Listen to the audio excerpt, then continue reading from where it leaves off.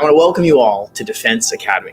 Capital Factory is the center of gravity for entrepreneurs in Texas, which is the #1 state for startups in the US. And it's one of the #1 states for defense innovation now, as we've seen with the Army Futures Command, AFWorks, and so many others coming to Texas.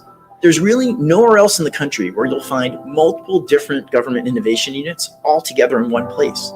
And that creates its own gravity. That creates this incredible opportunity to walk around and talk to many different people who could help you. It's not a high security zone. It's not behind a big wall that anybody can walk in and get exposed to what's going on and learn about what's happening with government and federal innovation. Now, Defense Academy, what you're doing today, is the starting point. It's a place for people who probably don't think of themselves as defense contractors, but are interested in these opportunities to learn about what are the first steps, what's it take to get involved, how do you make sure that you're eligible, how do you find out what you can apply for, and how do you go get contracts.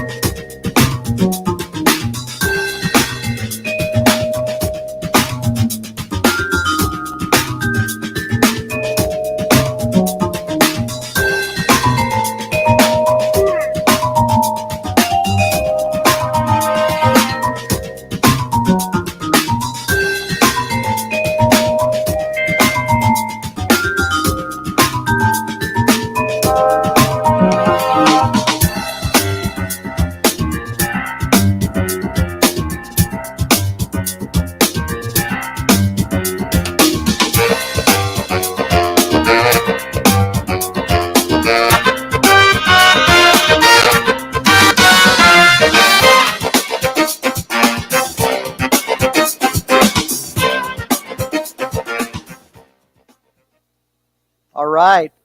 Good afternoon, everyone. I appreciate you guys all being here for the second day of Fed Supernova here at Capital Factory in sunny Austin, Texas. I just want to say today is going to be a super exciting day. You know, yesterday we had some great programming brought to us by Amazon Web Services, Deloitte, and IBM. We also had MITRE in the house, providing some just great content with our defense partners, DoDX community. We're talking about Army. We're talking about Air Force, Navy. We even have Space Force here. Imagine that. The Marine Corps is also represented from time to time. So I'm telling you, all the departments are here, right? And they are here in force because we are collaborating for good, the good of the nation, the good to bring national security objectives to bear in a more accelerated way, and also bring the new capability of America and how we come together as a family, as a force for good to really advance our capabilities and be able really to bring the whole world together with us. So this is a great day. I'm super excited. Going forward today, as a little bit, we're going to just highlight some of our other partners here that are here. Naval X is going to have their orientation, really talk about, if Captain Buskirk going to be talking more about Naval X and what they're doing. We also have Army Futures Command with Lieutenant General Todd. We're super excited to see him here today, among many others. So continue to go to the tracks and check out and learn everything that is going on right now in defense innovation. So really quick too, I want to just do another recap. If people didn't know, we are having the Academic Alley upstairs on the 8th floor. We have some great university partners, TCU, A&M, UTD, Utari, all really showcasing some of the work that they're doing right now. So go up there, check out what they're doing, and don't forget to vote. Which one is your favorite? The fan favorite is going to get some pretty cool special perks, I guess, from Capital Factory that we're working on. And then also our Innovation Expo, which is right outside. You're going to see several startups, a lot of companies that are there to help the startups. Get to know them and see how they play in this ecosystem and how they can help enable, again, national security and moving things forward quicker, better, and faster.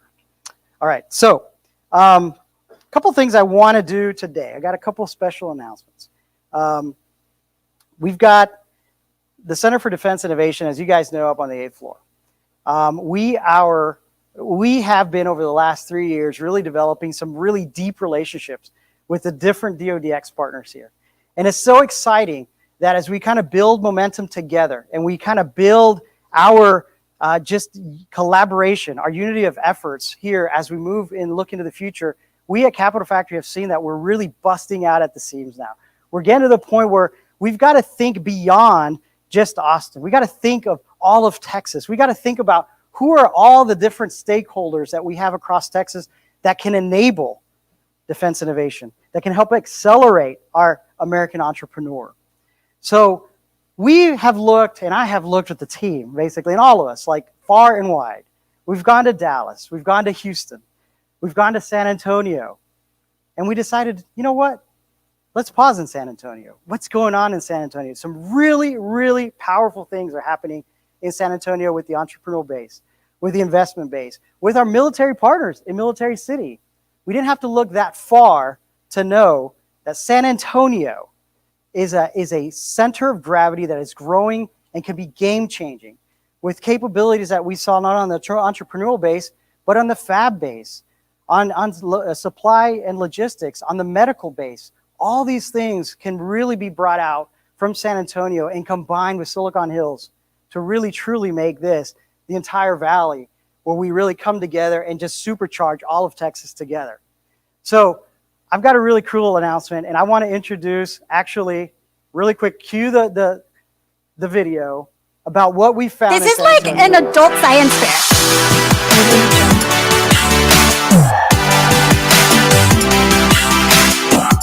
We have educational programs that are designed to inspire children. This campus is very quickly evolving into a world-class tech town square, showcasing our talent. Innovators here and throughout our community took big strides to advance technologies that are making life better for millions of people. I mean, you walk around here and you see virtual reality, augmented reality, other forms of mixed reality, and you see how they're utilizing it, and that just gets your gears turning in your head. And this connection strategy, connect people to opportunity, employers to educators, buyers to sellers. We are making great things happen here. We have our building right across the street. We've done a lot of work here in Port San Antonio. Thank you, for what you do every day to create thousands of jobs in this community. The fact that you guys put this on today and these exhibits here has been pretty awesome. The upcoming Innovation Center has placed Port San Antonio in a national limelight. Port San Antonio is where it's happening. All right. Well, Port San Antonio. So a cat spat out of that bag. I want to introduce Will Garrett really quickly. Again, as we went and scoured all of Texas, we came across Port San Antonio, the wonderful things they're doing and how they're going to energize. And I have a special message here that Will Garrett's going to provide us. Come on up, Will. Yeah, and he's going to tell us a little bit more about Port San Antonio and TechPort. So go ahead. Heck yes, thanks, Jorge. And for those in the room and those online, some of you may know us, some of you may not. But 90 miles south on 35, Port San Antonio, hold the joke about an inland port. But a 1,900-acre campus with just south of 15,000 people working in aerospace, advanced manufacturing, autonomous robotics, cybersecurity, and defense health. On that campus, the thing that's been lacking is what's right here in this room, right here in this building on the 4 floors activated for Fed Supernova, and that is that creative collision environment, that ecosystem that Capital Factory has built.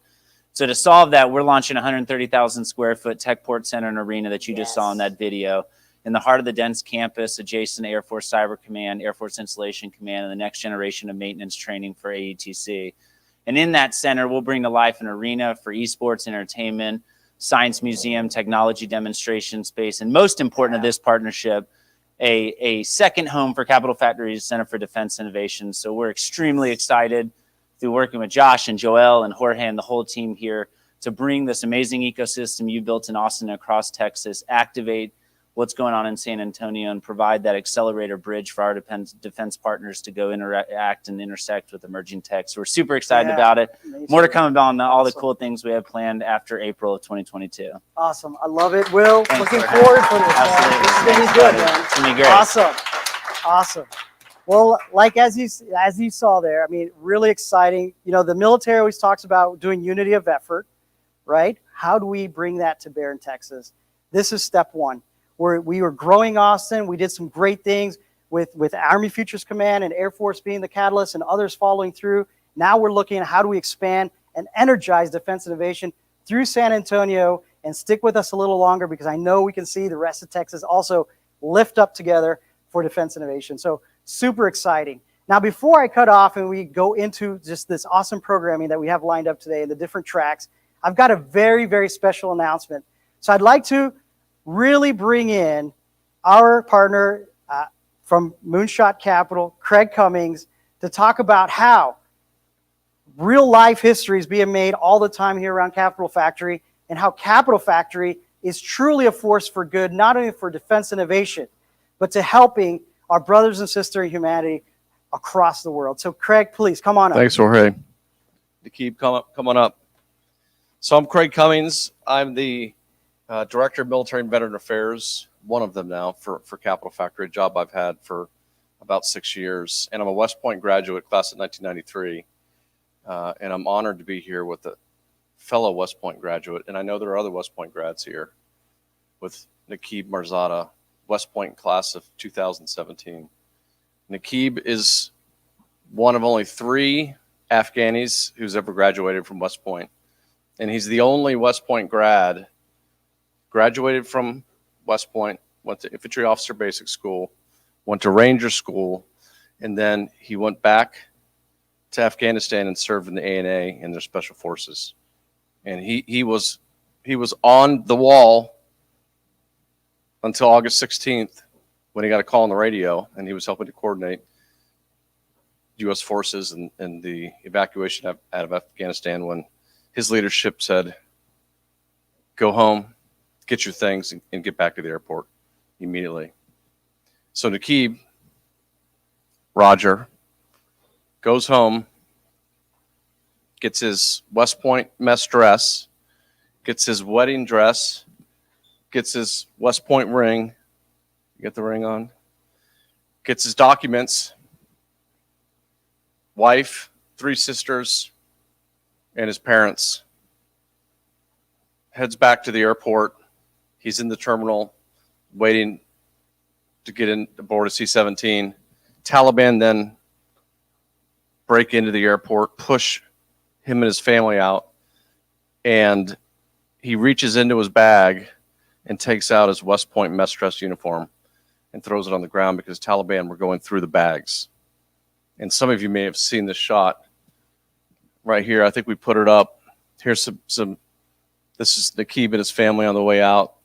A Marine found his mess dress because he knew that at that point he would be associated with the U.S. military, and that would be bad.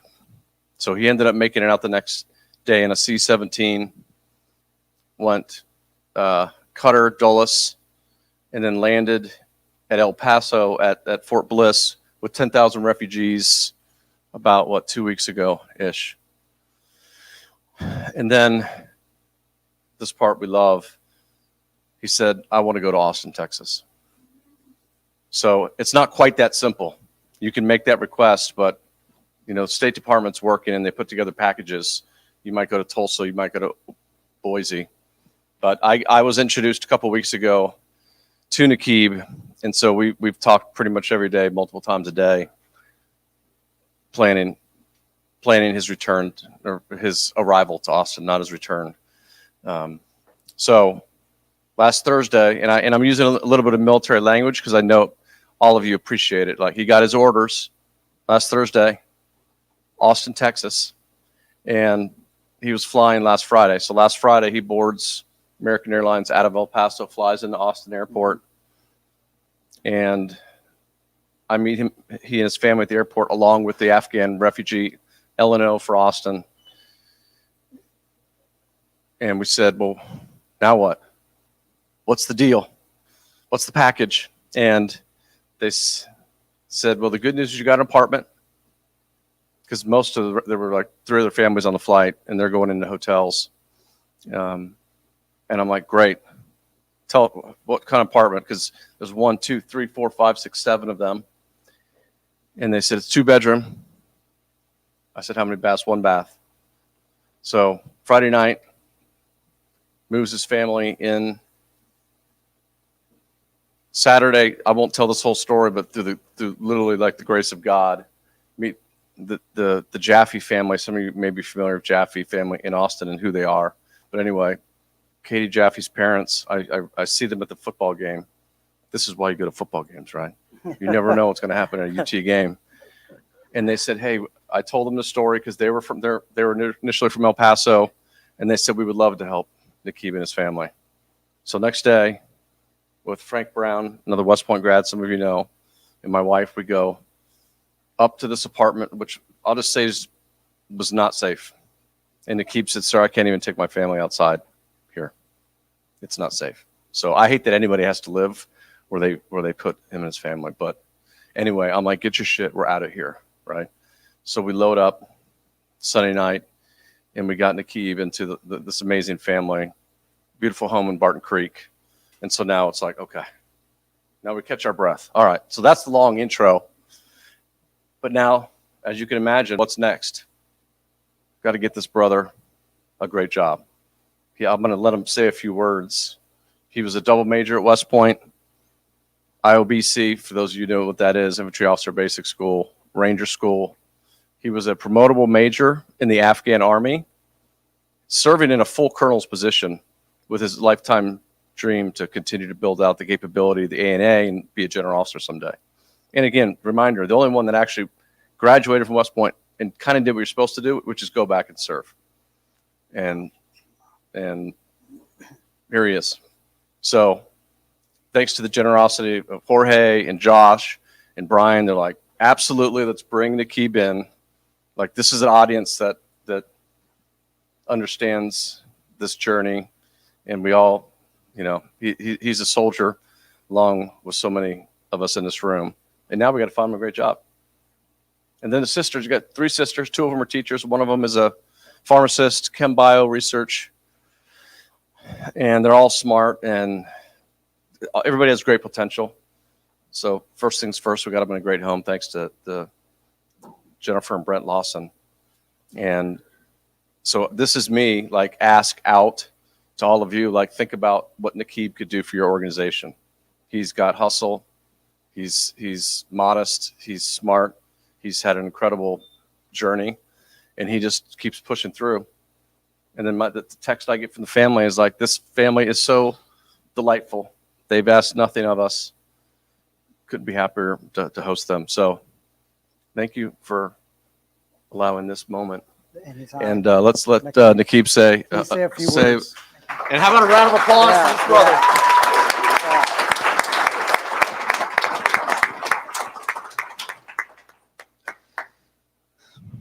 Thanks so much, Craig, and good morning, everyone, ladies and gentlemen. Is that as good as it gets? Is it good? That's good. Okay, thank you, Craig. Good morning, everyone. Very happy and glad to be here in Austin. First, I met Austin. This was like 2017. We came on a weekend with my roommates. One of them was from Houston and one from Dallas. We always heard good things, so we came down to visit Austin. And now I'm here again with my family. And so what happened in Afghanistan, I know there's so much into it. It takes so much time, and also it's great lesson learned in between all those series of events that happen. It can be from either side, from politics, from the military, and all. So it's worth of studying. The one thing that I always value in this ups and down is the human aspect and what happened to us and how we got here. I can never say or describe this by words that how much we are thankful of the people that they helped us in the process. We had friends and family here in the States, especially from West Point community, that they were accompanying us along the steps from making it I want to say minutes by minutes when I was at airport. And this was a hard time for us. And when I was going back from the US, looking all these great things here and learned from my great officers at West Point and their mentorship. And one thing I was trying to take back with me was a positive attitude to my people and to the officers that I knew that I was going to serve alongside. Because most people, when they come to the States or other places, especially from Afghans from that type of country, they would like to stay and not to take the burden and then go back, because those could be challenging. And even I had the chance to stay. Like I was here from 2012 all the way to 2018 for 6 years. I didn't go back home because I had roommates that their family was my family. Like I can always say I have a family in Houston, Texas. I have a family in Dallas. That was like my roommates' families that I came down to visit and spend time with them. But there was one thing I knew, that I'm going to go back to Afghanistan regardless. And I went back, and with the soldiers that I worked with, I was telling them that we can make this. And just looking back to the histories of countries, that where they are now, it did not come for free. They worked for that, and I had that positive mentality, and I started working as a intel officer, that Special Operation Corps, part of the mobile targeting training team. Initially, we called it MTT, and that was like an analysis of the enemy tactics. So we had to move out and see, and then come back, brief our leadership. And then we transitioned to this new job. For me, it was eyes opening. We call it Joint Special Operation Command for Afghanistan. It was basically partnering with Nasrat, that was Intel Fusion for Afghanistan, and a little bit further a step that we took with General Donnie was leading U.S. Special Forces Joint Task Force Afghanistan and INSOC Alpha. So we wanted to have this idea of counterterrorism and how we can work on the OTH over the horizon, and how we can basically cross some boundaries. That's how I describe it, because there are some cultural boundaries that are stopping us from be effective when it comes to in military. I think that's how I see it all the time. it's very difficult to break those cultures. It can be unit or agency. For Afghans, we were MOD, MOI, NDS, but we were all coming under the same floor, and everyone has to share, and everyone has to move out of their comfort zone.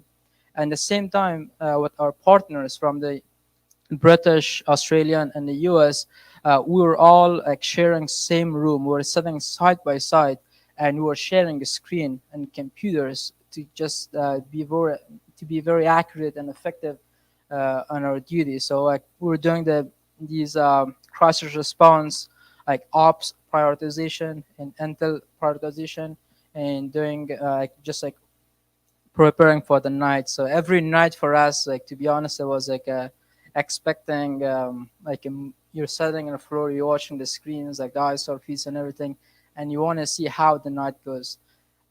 It was really sad to say this, but on a daily basis, we would like log in our system, like 20, sometimes 40 enemy initiated attacks.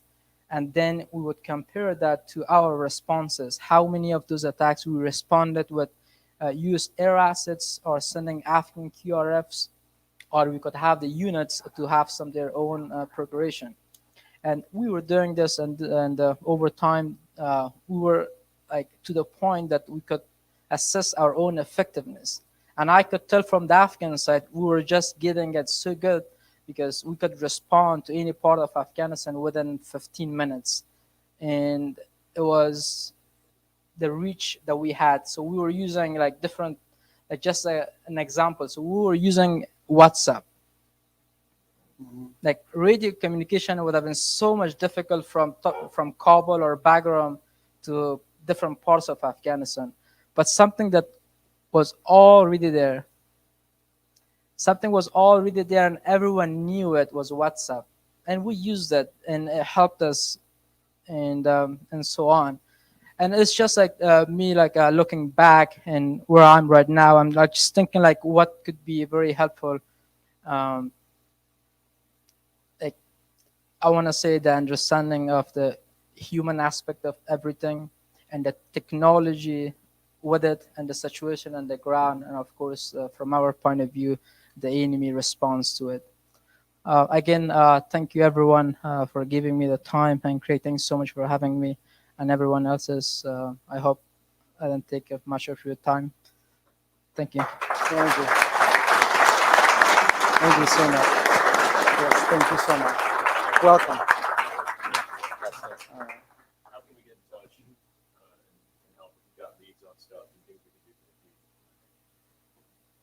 Do you want to provide an email? Craig at Moonshots Capital is easy. Craig at Moonshots plural. And then it is like the story of so many veterans. So now what? What can you do on the outside? Yes, right. Operations, sales, chief of staff. You know, he's well thought out. He has. I mean, he's literally right off the battlefield. He's fresher off the battlefield than anybody in this room, like literally. So. Thanks for the time. Thanks for affording the time to do this, and thanks to all you for thinking about this and keeping him and his family top of mind. Yes. Thank you so much. Yeah. All right. Well, thank you guys for that. And thank you, Craig, Nakib. Again, welcome. A hearty welcome from Texas. Welcome, and guys, you just heard that. That's what we do. We're in the military. We're a family. And not only whether we're doing defense innovation, we're on the battlefield, or we're here in Garrison, we take care of our own. So thank you, Nakib, for sharing that story. Now we're going to go ahead and get started with our Fed Supernova track. So break out your apps, look on your phones, look on your paper copy. Let's go to those Fed Supernova tracks and have another great day of networking and collaboration. Thank you, guys. Appreciate you.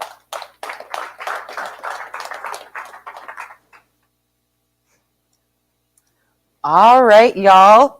We're going to get started here this morning. Please excuse my notes. I wanted to make sure to get the accolades for this tremendous person correct, and I wanted to make sure that I had them all down in my notes. So I'd like to welcome to the stage for our very first session, Lieutenant General Todd.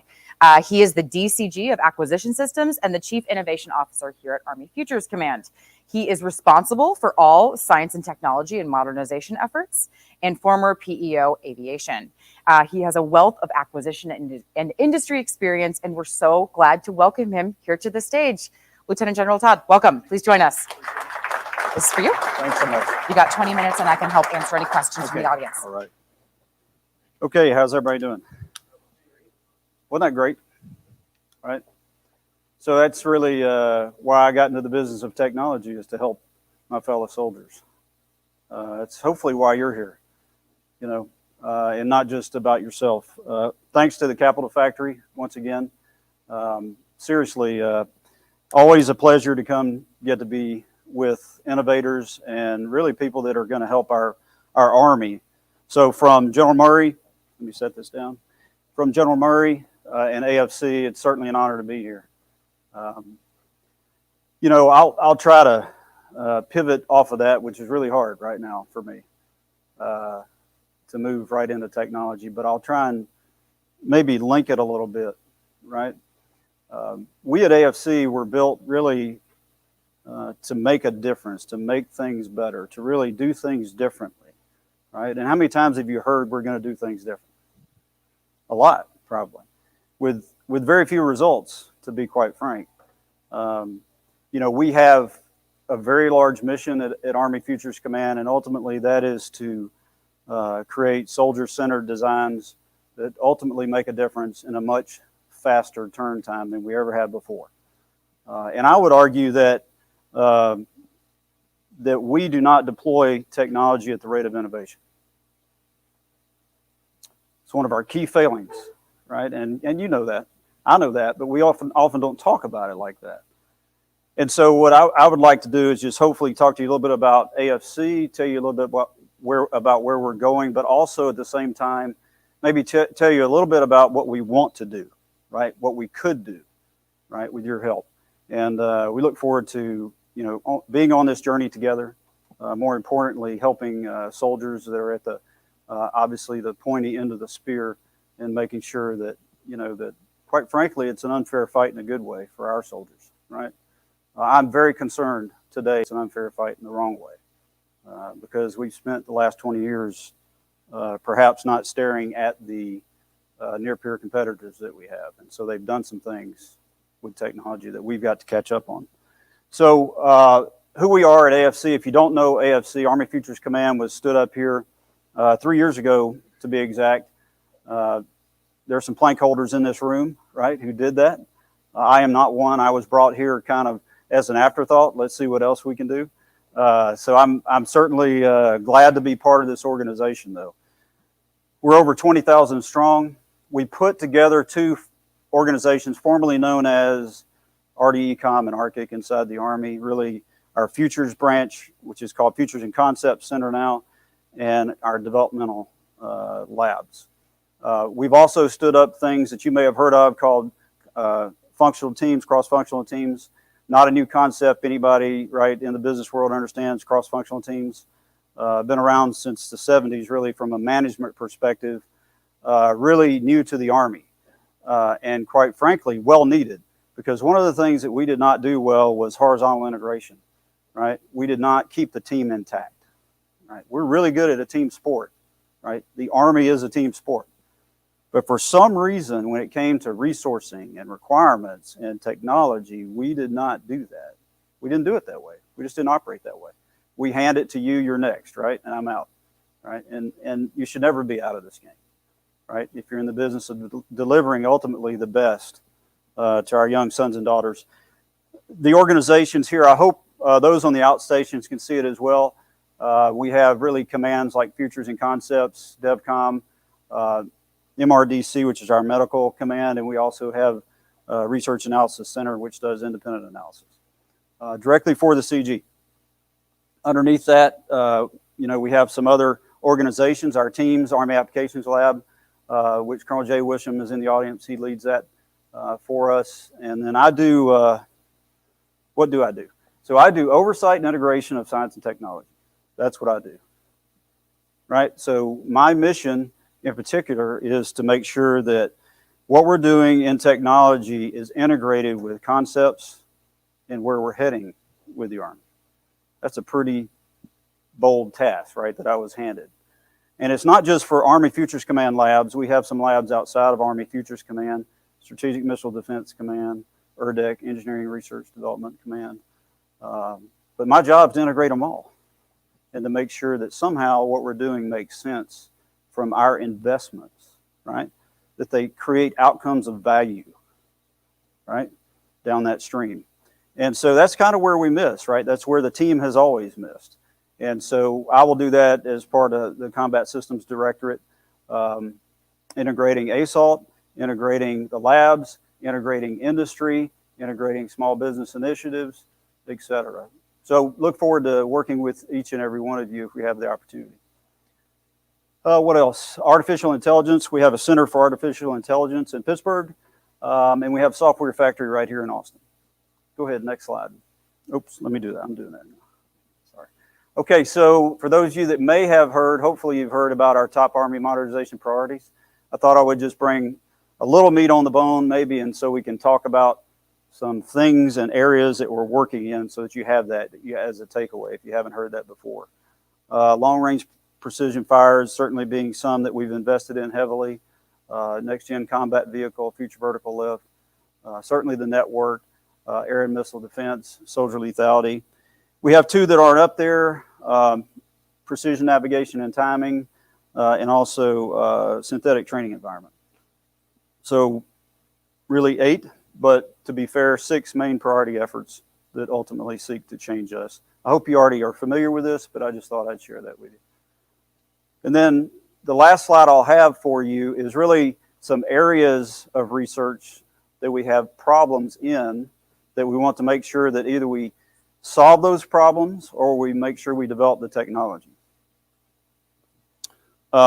Is quantum computing going to work out, for example, right? Is it going to yield the promise that it has? Big question. Right now, we're putting the first quad-core computer inside an Army aircraft, the first one to be certified by any of the services. FAA has not certified a quad-core computer to do actual quad-core computing yet. So we're really leading that effort. But when it comes to computing and computing power, right, that is a form of power on the battlefield, right? Energy is a form of power on the battlefield, right? Whether we can run the things that we're developing is a whole different equation for us, right? So we need help there. Autonomy, different levels of autonomy, right? Whether it be simple teleop, whether it be semi-autonomous or fully autonomous, right? There's whole different versions of that. And there's step approaches we need to take to getting there. So this is just hopefully a little bit of food for thought as we begin this discussion today. Back to my opening comment,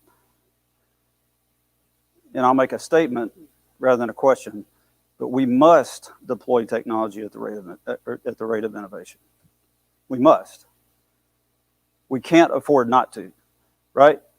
In the old days, the old analog days, what we did was we developed something that was relatively stable.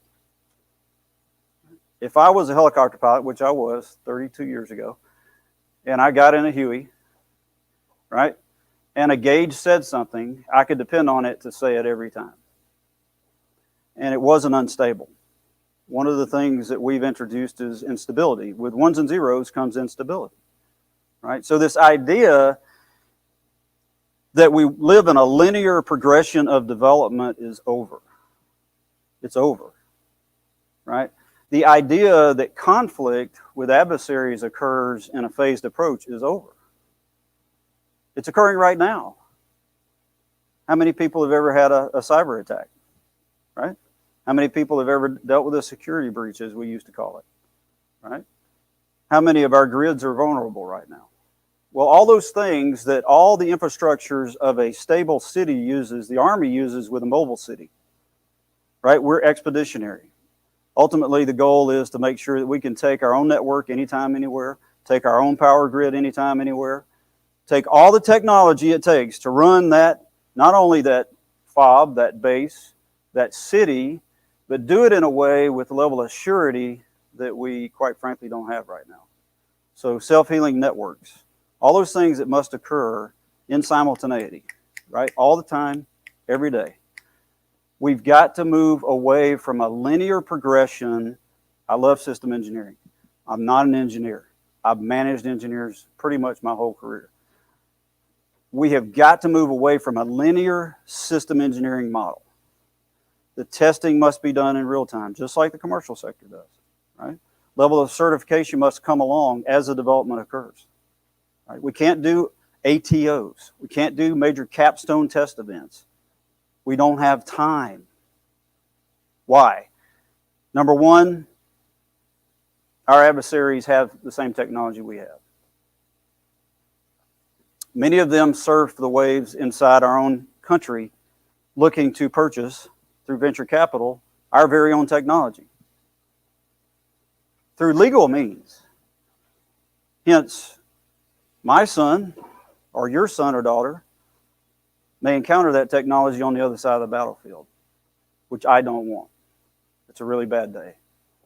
So how do we take what's a linear process, crash it, rebuild it, so that, again, the team is always conducting their function alongside their teammate at all times?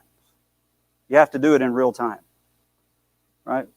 And so multi-domain operations for the Army is really all domain.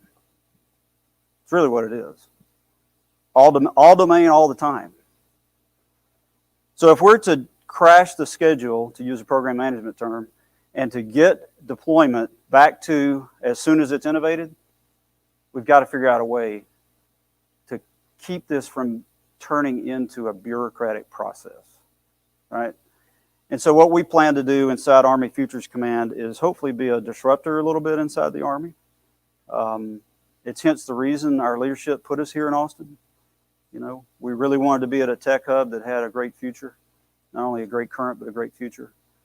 And at the end of the day, you know, probably give the Army some headaches on some things that really they need to consider. As a matter of fact, they must consider, right? So I don't know how many times I've developed program strategies and they've met with no end, right? And I know you know that if you're a business. I'm the son of a small business owner, right? I grew up in a business family, right? Hand to mouth, cash flow was king, right? I mean, we didn't sit at the table and talk about, congratulations, you spent all the money today. You know, we sat at the table and talked about, is the customer happy? Because the customer was lifeblood of what we did. Well, what Army Futures Command focuses on is the soldier, right, effective so that they can come home. It's not just are they happy, it's are they effective so that they can come home, right? And I would argue that's going to give probably some of the bureaucratic processes some headaches. How can we do that together? I would tell you that one of the main ways that we want to see ourselves at Army Futures Command is across the Army Modernization Enterprise, this thing that we call the Army Modernization Enterprise, which is the team, right? We are, hopefully, right, the people that call the signals, right? We are the people that say, you know, that worked operationally or it didn't.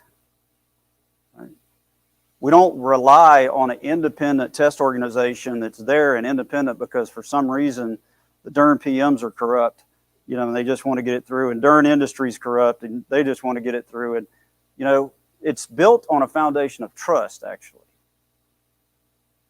And that's one of the things I personally think that's an Army value, despite the fact it's not listed as an Army value. Trust is the centerpiece of what you believe when you ask me to go do a mission. So as the leader of the Army Modernization Enterprise, General Murray has the distinct role of pulling that team together, keeping it together all the way across the finish line. How do we do that in small businesses, hopefully non-traditionals, and also the majors, the major defense contractors? We make teams operate where teams would not naturally operate. If you really, so almost every solution I've ever bought is proprietary. Almost every solution I've ever bought is proprietary. I want you to think on that for just a second. So what's the chance, I won't use names of companies, what's the chance a company that asserts that it can put the entire communications network together for all of DoD can actually do it? Right? I would argue it's your problem, not mine, right? If you're the one asserting that. And I'd love to see your analysis, because every time I've tried to get industry to work together, it's very difficult. And I'm just telling you the truth, whether you want to hear it or not, right? And if you're going to convince me that it can be done, then go spend your money and do it. Don't spend my money and do it. This is taxpayer money. I deal with public dollars, right? I deal with your tax dollars, and they will not be wasted, right? So how do we make something really useful where in the past it has been segregated, partitioned, right? We've lived in all our own little separate teams, right? In my opinion, that Army Material Enterprise, that AME, is the beginning of that. Now, whether it grows, whether it proliferates industry, whether it becomes more than just the Army, whether it becomes the other services, is up to them. But one of the things we won't do, right, is we won't allow stovepipes to limit us anymore, right? We won't just take assertions. If you say it, prove it. Fine. I'm agnostic, right? If there's value, we're gonna experiment with it from an operational perspective, and we're gonna let the soldiers use it. Have you heard of Project Convergence? I hope you've heard of Project Convergence. We'll make it happen in a contested environment, and we'll see if it works. We're not going to believe just modeling and sim, right? We're in the business of life and limb. We're not in the business of nice to have. We're not in the business of, I sure think it would be nice to do, right? We're in the business of what could we do for soldiers who are in contact. That's what we're in the business of. And then we work our way back to disaster relief, and then we work our way back into logistics, and then we work our way back, through the chain. It's almost like a blockchaining methodology, right? Right? Blockchaining, the beauty of blockchaining is 51% owns what goes in the ledger, right? I'm not an expert on blockchaining. But I think the beauty of blockchaining is it's uncorruptible to a degree. So if we then create this system that can produce output across that Army modernization enterprise, then hopefully some things will come out of those environments that we're working and researching in. Precision strike missile. I'll go ahead and give you that one as an example. People say we don't cross things across the Valley of Death. We do. It just did.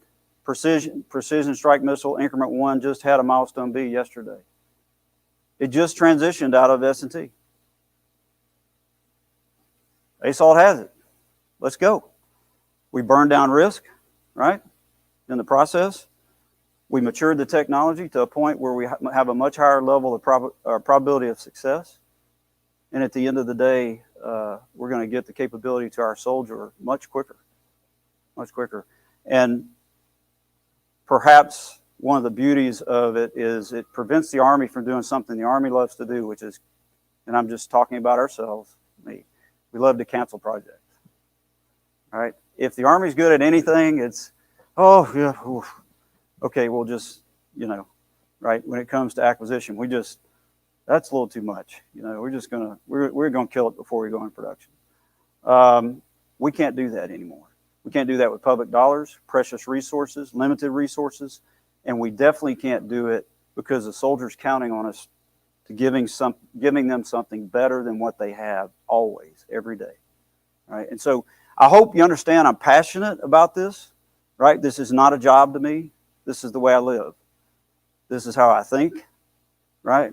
This is how I breathe. It's literally, did we do something today for the soldier, right, that they needed and that we got them to it, got it to them as soon as we could, right? I think sometimes we get bogged down by the process. Sometimes we get bogged down by, well, it's on a big IMS and sure it'll appear in 3 years. Why not today? Should almost always be the question we wake up with, right? Well, you know, it's really risky and it's not certified and we don't have enough money. Okay, let's go do all that. Why can't I certify it today? You know, why can't I have the money, right? If it's a priority, why can't I have the money? I'll just finish with this. We have a lot of ways to do business with AFC. You can come in traditionally, right, through broad agency announcements, right, requests for information, RFIs. You can go to sam.gov if you want to. I would encourage you to go to AAL's website. AAL is really our search engine, Army Applications Lab. And they live right here in the Capitol Factory. You can always access them. I think it's 8th floor, right? You're going to talk to them a little bit later. We have gotten, so if we're an incubator and we're a generator, then who's the accelerator, right? So I can actually help with accelerant. I have some kerosene. I can put some money on the fire. I can accelerate some things if what you propose has operational value. We'd love to see your operational analysis. Please don't bring it to me and say, you go do the operational analysis. That's the old model. We're not doing that anymore, right? And we're very proud of the industry partners we have today that have co-invested with us, have stepped out and taken risk. And I can tell you that General Murray, myself, the entire Army Futures Command, as well as I think the Army Modernization Enterprise is really committed to making sure those things end up meaning something, right? Don't get canceled, right? I can't guarantee it by any means. I'm not that decision authority. But what I can do is make sure, along with your help, that it is ready to be used by our soldiers at the earliest opportunity. And I appreciate and I look forward to being on that journey with you. I'll be here for another couple of years. So if you need me, unless I get another job. But I'll be here another couple of years. If you need anything at all from me, my door is always open. Please come through Army Future Command website or AAL. AAL is a great point of entry for really any inquiry. And I don't know if we have time for questions anymore. Yep. Okay. If there's not, you'll save time. Yes, sir. I noticed in your 6 pillars up there, and none of the subtitles have the state in it. That's always an afterthought and always bias in the ask again. Yep. When you're talking about going away from linear and learn to slice, so up through milestone B, you should have sustainable logistics. Are you planning on embedding a sustainer or logistic guide with the discoveries and operational needs? Good question. I started as a aviation logistician. So having been a maintenance officer, right, and obviously having a little bit of attachment to sustainment, right, joint logistics really, because the Army provides logistics for the Joint Force, not just the Army. One of the things, or one of the areas that we're looking at in what is the Army's Future Studies program, which Futures and Concept Centers here in AFC is running, is contested logistics, right? We're doing it in certain scenarios right now. It's very much in a modeling and sim type environment right now. But at the end of the day, I think it's going to be extremely revealing to us. I'll give you an example. One of the things we're trying to do is increase rate of fire of a particular system. I appreciate that, but you break the supply chain with that very model, right? So operationally necessary, okay, operationally necessary, but your magazine depth isn't enough, is really what it means. Now you can break that down into supply chain, transportation, all those things, right? But at the end of the day, it does no good to develop a higher rate of fire or a deeper magazine if it just causes you to exhaust your supplies sooner. Other things that we're looking at is obviously pre-positioning. There's certain things that are just going to pop, and we've got to have sources of supply elsewhere, other than maybe right here where we produce those things right now. But to be encouraged, I hope you're encouraged by this. So we have the CFTs, but we also have ISR task force. We also have a directive to work on basically joint logistics in those scenarios that I think will inform our investments for sure. And not to speak for new leadership, but they are very interested in that, by the way. Very interested in that. Another area we're looking at is protection, right? Protection of the force. And it can be everything from threats to a base to individual soldier threats, okay? And I think that's something that's real that we need to continue to think about. I'm glad you brought that up. It's one of the things we had to choose which are the CFTs. Several got left out that could have been there. ISR task force is still there because it could have been a CFT. Logistics could have been a CFT, some other ones, but no doubt about it. I think our analysis this year out of future studies program and what FCC is doing is going to be very revealing on logistics and where we need to invest going forward. So I hope that helps. Okay. All right. Thanks again. Thanks to Capital Factory, and have a great day.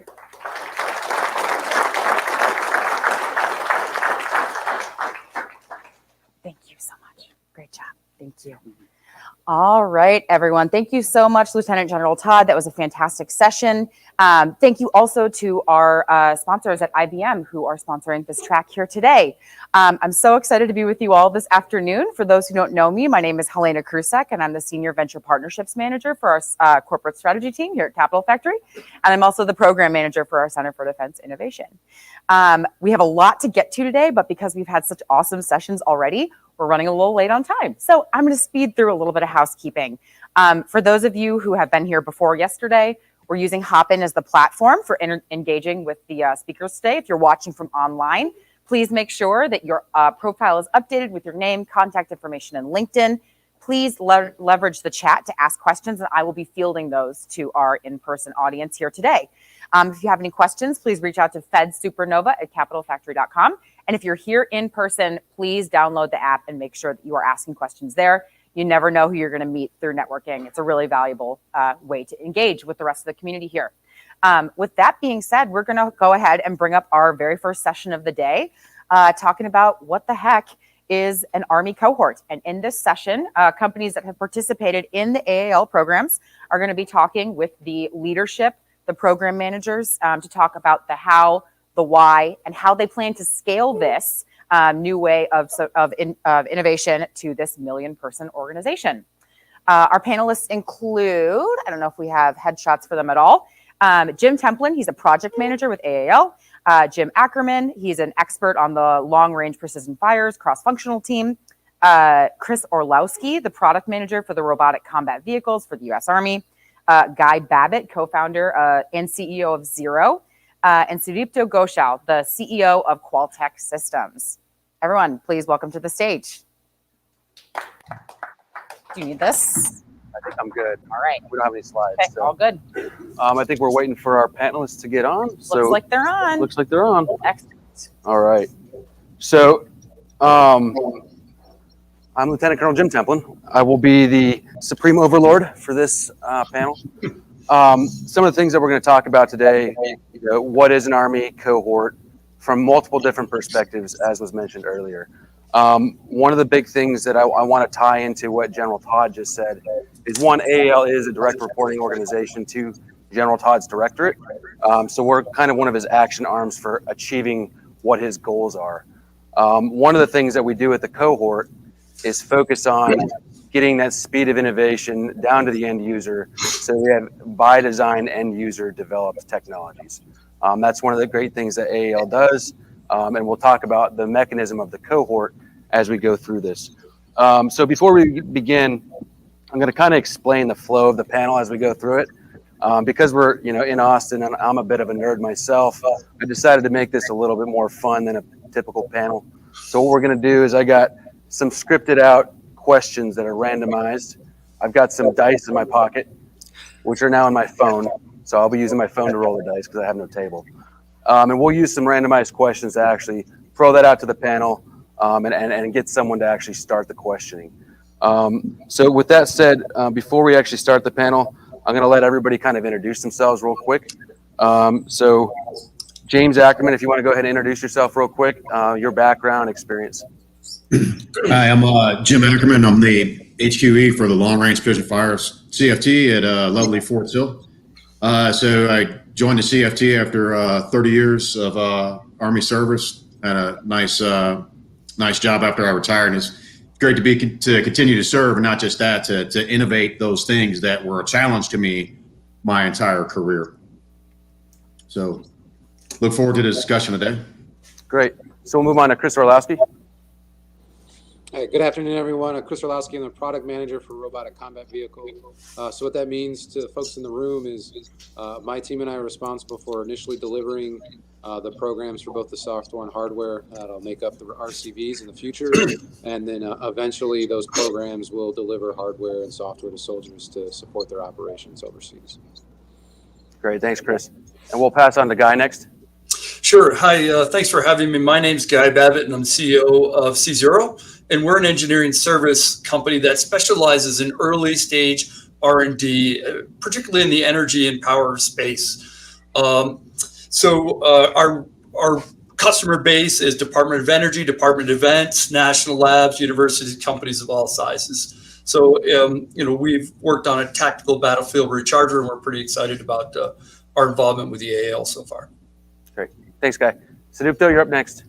Yeah, thank you guys for having me here. And I'm Sudipto Ghoshal. I'm the CEO and the Vice President of Engineering at Qualtech Systems, not the CEO, but we develop our capabilities and solutions in the area of remote health monitoring and guided troubleshooting. And our products we just call Teams. We have NASA and DoD and various commercial customers who utilize our tools. And I'm here working with Jim and Chris on an RCVS cohort on remote vehicle autonomous operations and their sustainment. Great. Thanks, Sudipto. So just to go back to my kind of background, so I've been in the Army for about 18 years. I'm active duty project manager at Army Applications Lab. Background with infantry, special operations, a special forces officer for the last about 9 years. And my background with project management and kind of solution innovation has really been in the non-material space up until now. I worked with Asymmetric Warfare Group for a while, working on getting end user perspective up to 4-star level commands. And now that I'm in the material space, a lot of those lessons learned have applied to this area as well. And we'll talk about that as we talk about the cohort. So the first question for the panel, and we'll start kicking this around. So what is an Army cohort? We'll just start with a very general question and kind of give some perspective from each person. So we'll start with Jim. Go ahead. So from our perspective with the CFT, the Army cohort process, as we posed what our problem statement was through AAL, and then they announced it, got quite a lot of interest from innovators and small businesses. We're able to take those 15 or so companies that we winnowed it down to and embed them into the discovery process of what the problem was, looking at it from another angle than kind of the way the traditional labs, Army labs would have looked at it, and then through a series of sprints and immersion events, help them as they build towards their materials or software solution. So I think pulling some threads out of there, one of them was a lot of user input and feedback very early in the design. And then that open communication flow are the things that we found were some of the defining factors of the cohort process from our CFT's point of view. Over. Great, thanks, Jim. So we'll pass on to Chris. What's your kind of perspective from the PM shop?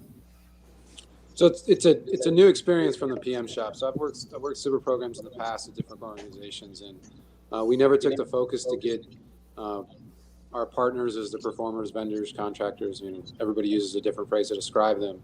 To actually interact with soldiers early on to help inform what their solutions are. A traditional path has been, hey, somebody comes up with an idea or a gap, we solicit for it, and then somebody proposes solutions, and we think the best ones, and if you could say within our bubble or echo chamber, are the best. And then this really helps from talking to soldiers, getting more practical examples and ideas to help fill their needs, as opposed to somebody who's sitting in a building doing everything every day, what their ideas on how to solve the problem.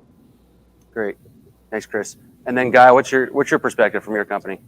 Yeah, I mean, from our standpoint, probably the biggest defining thing was just an amazing access to a wide range of stakeholders. Those are from the very guy in the field who's going to be using it, to the person who has to handle the logistics, the management, the procurement. And, again, that was really getting that information from that wide variety of people early was just absolutely invaluable. Great, thanks. And Sudipto? Yeah, I totally want to echo what Guy just said, that this is also very new and unique for us. This is the first time we are participating in a cohort, and this is just the access to the end users for whom the solution is eventually going to be built, or we are trying to build that solution for them. We never really had access through this civil related programs, and kudos to you all that we get so much access to them, that we have a much better understanding of what the problem solution space is and how to adapt our solution to help them meet their requirements or needs. Great. Thanks, Sudipto. So from my perspective, working as a project manager and being relatively new to this space, one of the things I looked at when we designed the curriculum for the last cohort for robotic combat vehicle sustainment is, how do we put the right people in close contact with each other? General Todd talked about, not doing the horizontal integration, and by design, a lot of the organizations being stovepiped and not having the proper linkages to actually solve towards an end user perspective. So by design, we try to get these curriculums to be focused on bringing a community of action together and identifying the right key and relevant actors within those communities to carry that, and identify those ideas early and carry them throughout the end of the actual project. So we spend a lot of time doing that and making sure that the right action officers are involved, and that they have common ideas and a common space to discuss those ideas with each other throughout the cohort. So moving on, I'm going to use the magic dice now. We're gonna move on to Nerdville, and I'm going to ask a question based upon what the dice tell me. Dice say 17. So this is the question, and this is going to go to Chris first based upon what the dice told me. So how does the Army cohort compare to other innovation experiences you've had with the Army or in private industry? So we'll start with Chris, and then we'll kind of move it around the circle. So the big difference is getting everybody, well, I've seen this in other places too, getting everybody collaborate early. But I think the difference I've seen from the cohort is the willingness of the companies to collaborate together and bring different pieces of parts of the solution. Jim, I think that's part of the credit to you and the team who've set the cohort up in that fashion and encouraged that.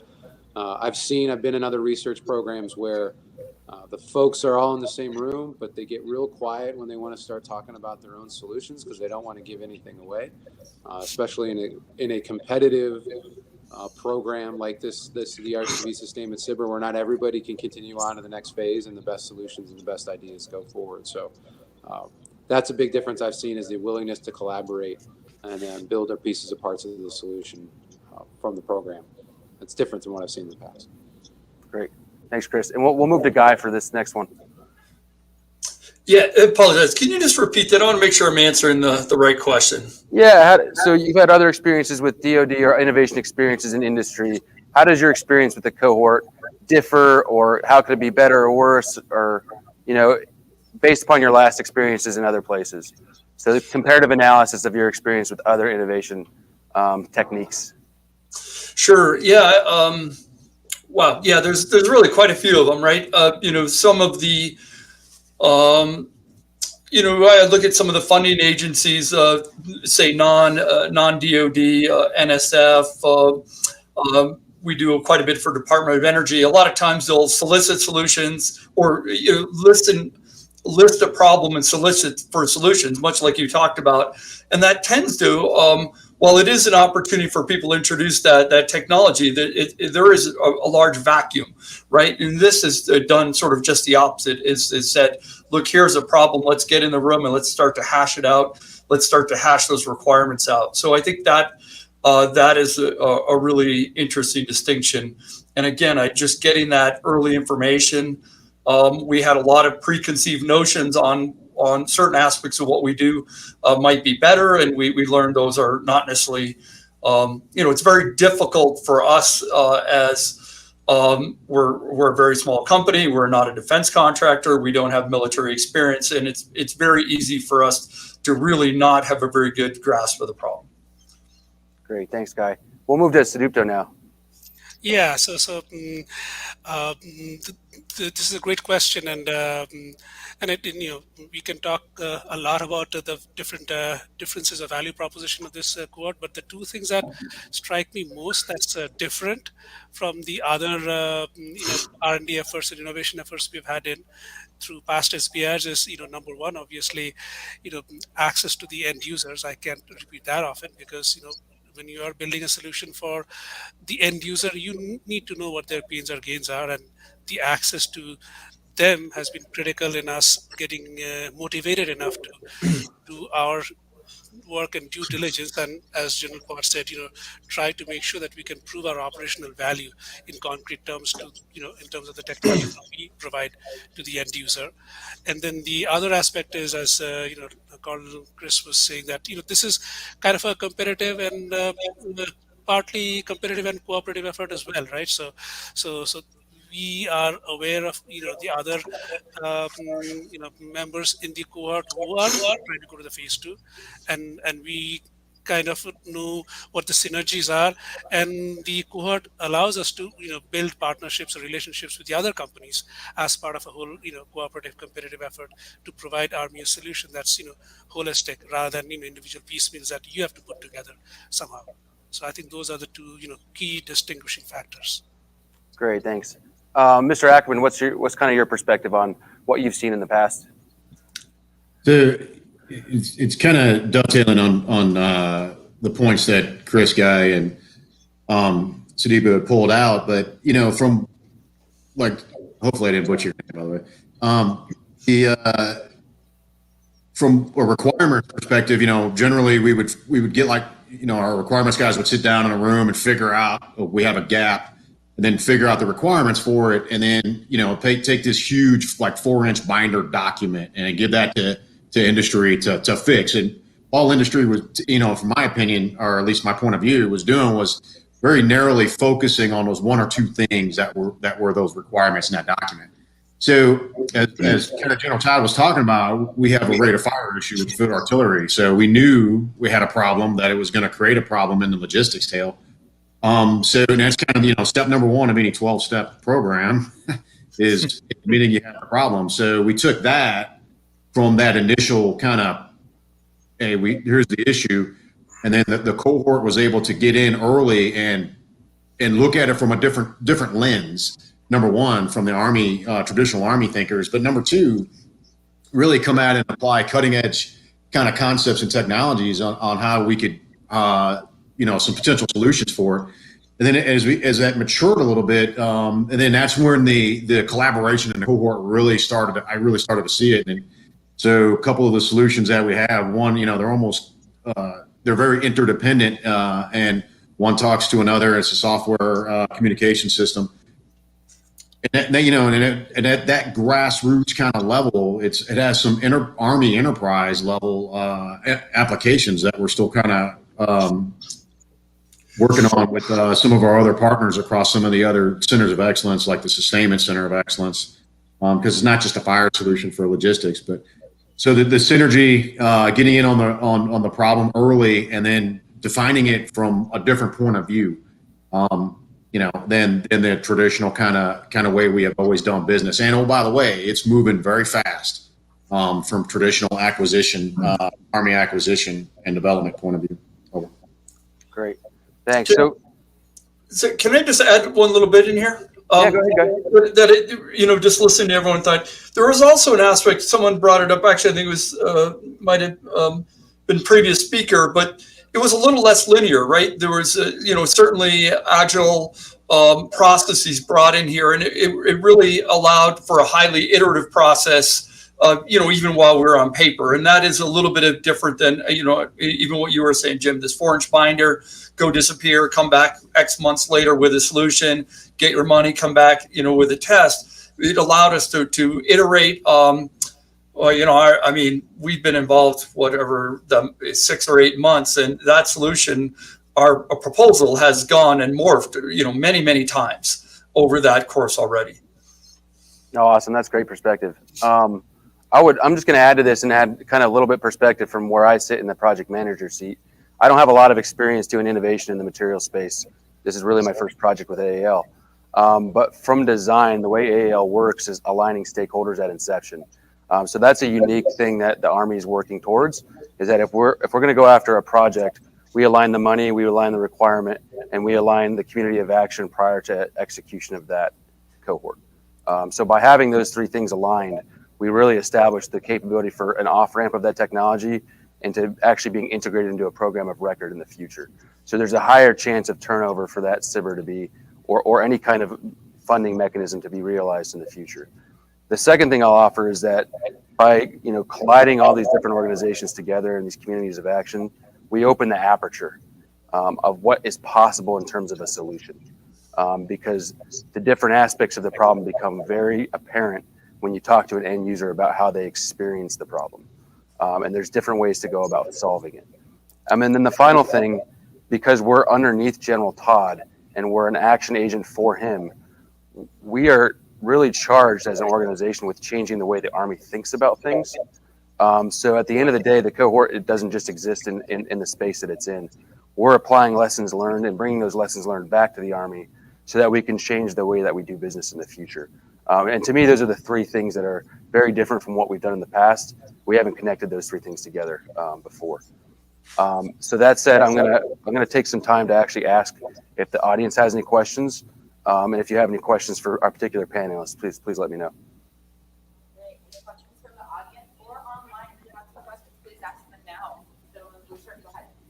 Yeah, so on the lesson learned part, is General Todd takes us back and you're talking about milestone 9 to be one of the pros up here that we're talking is you're able to change and finding mechanisms, not just to the ad hoc one they have now, but more of who's like you're the program manager and General Todd's the accelerator. A lot of times those programs are financial regulations allow you to do that. They're an action for you to take that back as a PM. Yeah, so I'll start this conversation off and I'll actually pass it off to Chris and Jim to finish it off. But so from my perspective, we're trying to create mechanisms for the Army to have a repository of the lessons that we learned from each of the cohorts. So that's kind of action number one. What's our off-ramp for these lessons? So we're working with the Center of Army Lessons Learned. We're working with other organizations to capture what we've learned throughout the cohort. With regards to your question about contracting, General Todd is very aware of the contracting problem.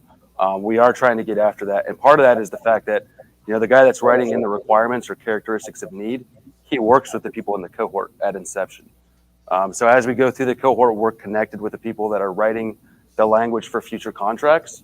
And we're also working with the people that are writing the tech requirements for the technology that will be pushed out in the future. I'll pass to Chris to kind of expand upon that, but that's kind of my perspective. So Jim, I couldn't hear the question. Could you repeat? Yeah, the question was, so as we look into the future, we move towards, milestone B, and we start looking at contracting mechanisms. How are we bringing lessons learned back about how to make contracting smoother and easier in the future? Is that generally the question? Yep. I mean, reference to RCV or just programs in general? Programs in general. I mean, I think RCV is probably a good case because we're left of program of record, right. But you can look at other ones as well. Ooh, we could speak the rest of the afternoon about that. I think, well, definitely. I think so. From a cohort standpoint, what it really can probably help us do is refine what'll go out for a request for proposal with whatever form an RCV program takes in the future. So that request for proposal will likely have some type of performance specification attached to it. Now the form of that may change. There's some interesting ideas. We're kicking around up in Detroit about how to approach that in the future in a new and novel way. But at least from us, it'll be a list of, hey, this is what we expect the system to be able to do with some threshold and objective requirements. That's kind of standard across the programs. But what the cohort can do, especially in terms of sustainment or other cohorts like with long-range precision fires, is help refine what that performance specification is, maybe update it based on some tribal wisdom or some older lessons learned, and provide some new insights into what that should be. And then that helps potential vendors or OEMs, original equipment manufacturers, perform better solutions. It probably refines what we're looking for in a source selection, so it makes the negotiations at the end of that source selection easier, because we've got a better idea of what we want. Proposers can propose a better solution to that, and then it makes the whole process after that more streamlined. At least that's the goal. We'll see how it works, obviously, but I think that's one that can help with that. That's awesome. And I'd say if you know people want to be contracting officers in the audience and want to do that work, we can always use more and motivated contracting officers. I mean, we get bottlenecked by people just like anybody else does, right? I mean, especially this time of year with the fiscal year closing tomorrow, we can always use more and motivated contracting officers. Not to say we don't have them. We have motivated contracting officers now, but we can always use more. So. Great. It takes a special person to do that. So that's why I'm kind of. He's in Detroit because he's in Detroit Arsenal. Yep. Jim, did you have any follow up from the CFT's perspective on? No, I think Chris nailed it. So one, it helps the cohort. I'm bouncing around a few of the concepts there, but it's not part of the informs requirements as we move forward with the program. We're able to get a little bit of success trying to speed up the contracting process from the traditional way, or traditional timeline it took. But at the end of the day, contracting, is going to be the long pole in the tent, especially when we're just firing up and starting up a cohort, trying to get it moving out. That seems to be one of the more frustrating things that we have to do on the government side as we're waiting for all the checks and balances to get put into it, and then contracting command to give the final go ahead. But well defining the contract and the sprints and what's the desired outcome. Between the two that we've had, I think the second one, when we learned our lessons from the first cohort that we did, on the second one, that contract mechanism's running a lot smoother, and it's a lot more beneficial to the vendors. And with that being said, that's not something that we keep inside just the CFT. Both of those we went through AAL on, and then we cross-pollinate that across the rest of the CFTs who are starting to work in the same space. So in that flattening of how we do business on the AFC side and the FCC side is great, right? That's something I hadn't seen my whole time in the Army, and just that cross-pollination of ideas just to make things work faster, because everybody has the same goal. Ultimately, it's for the best of the Army, and to make sure that we're taking care of the programs that are in our portfolio. Great. Thanks, Jim. Excellent. So it looks like we have a question from the online audience. Yes, we do, and I'll read it out just so that the online audience can hear the question. The question is, what is AFC's role in PPMX at the tactical level? Okay, so I'll kick that one off. It's very specific to kind of the problem we're working with on robotic combat vehicle sustainment. So, and I'll pass to Chris and Jim after that. So just starting out, the RCV sustainment problem is really focused on the tactical level. As we look into the future of multi-domain operations, the tactical level is really defined at the division level and below. So as we look at the division level and below, really the data coming from the field is what will fill in the gaps for PPMX technology to make decisions. So I feel like there's a natural overlap of the two technology levels between remote sustainment and PPMX on the backside.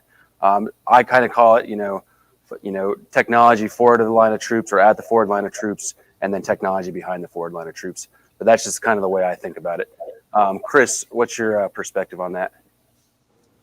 Well, I'm not going to speak for AFC because I don't belong to AFC or don't report to AFC. And from a PM perspective as a partner, what I'll say is, it ties into the comments I just made in regards to contracting is, we don't have PPMX in the field right now. I mean, none of our systems have it to a scale.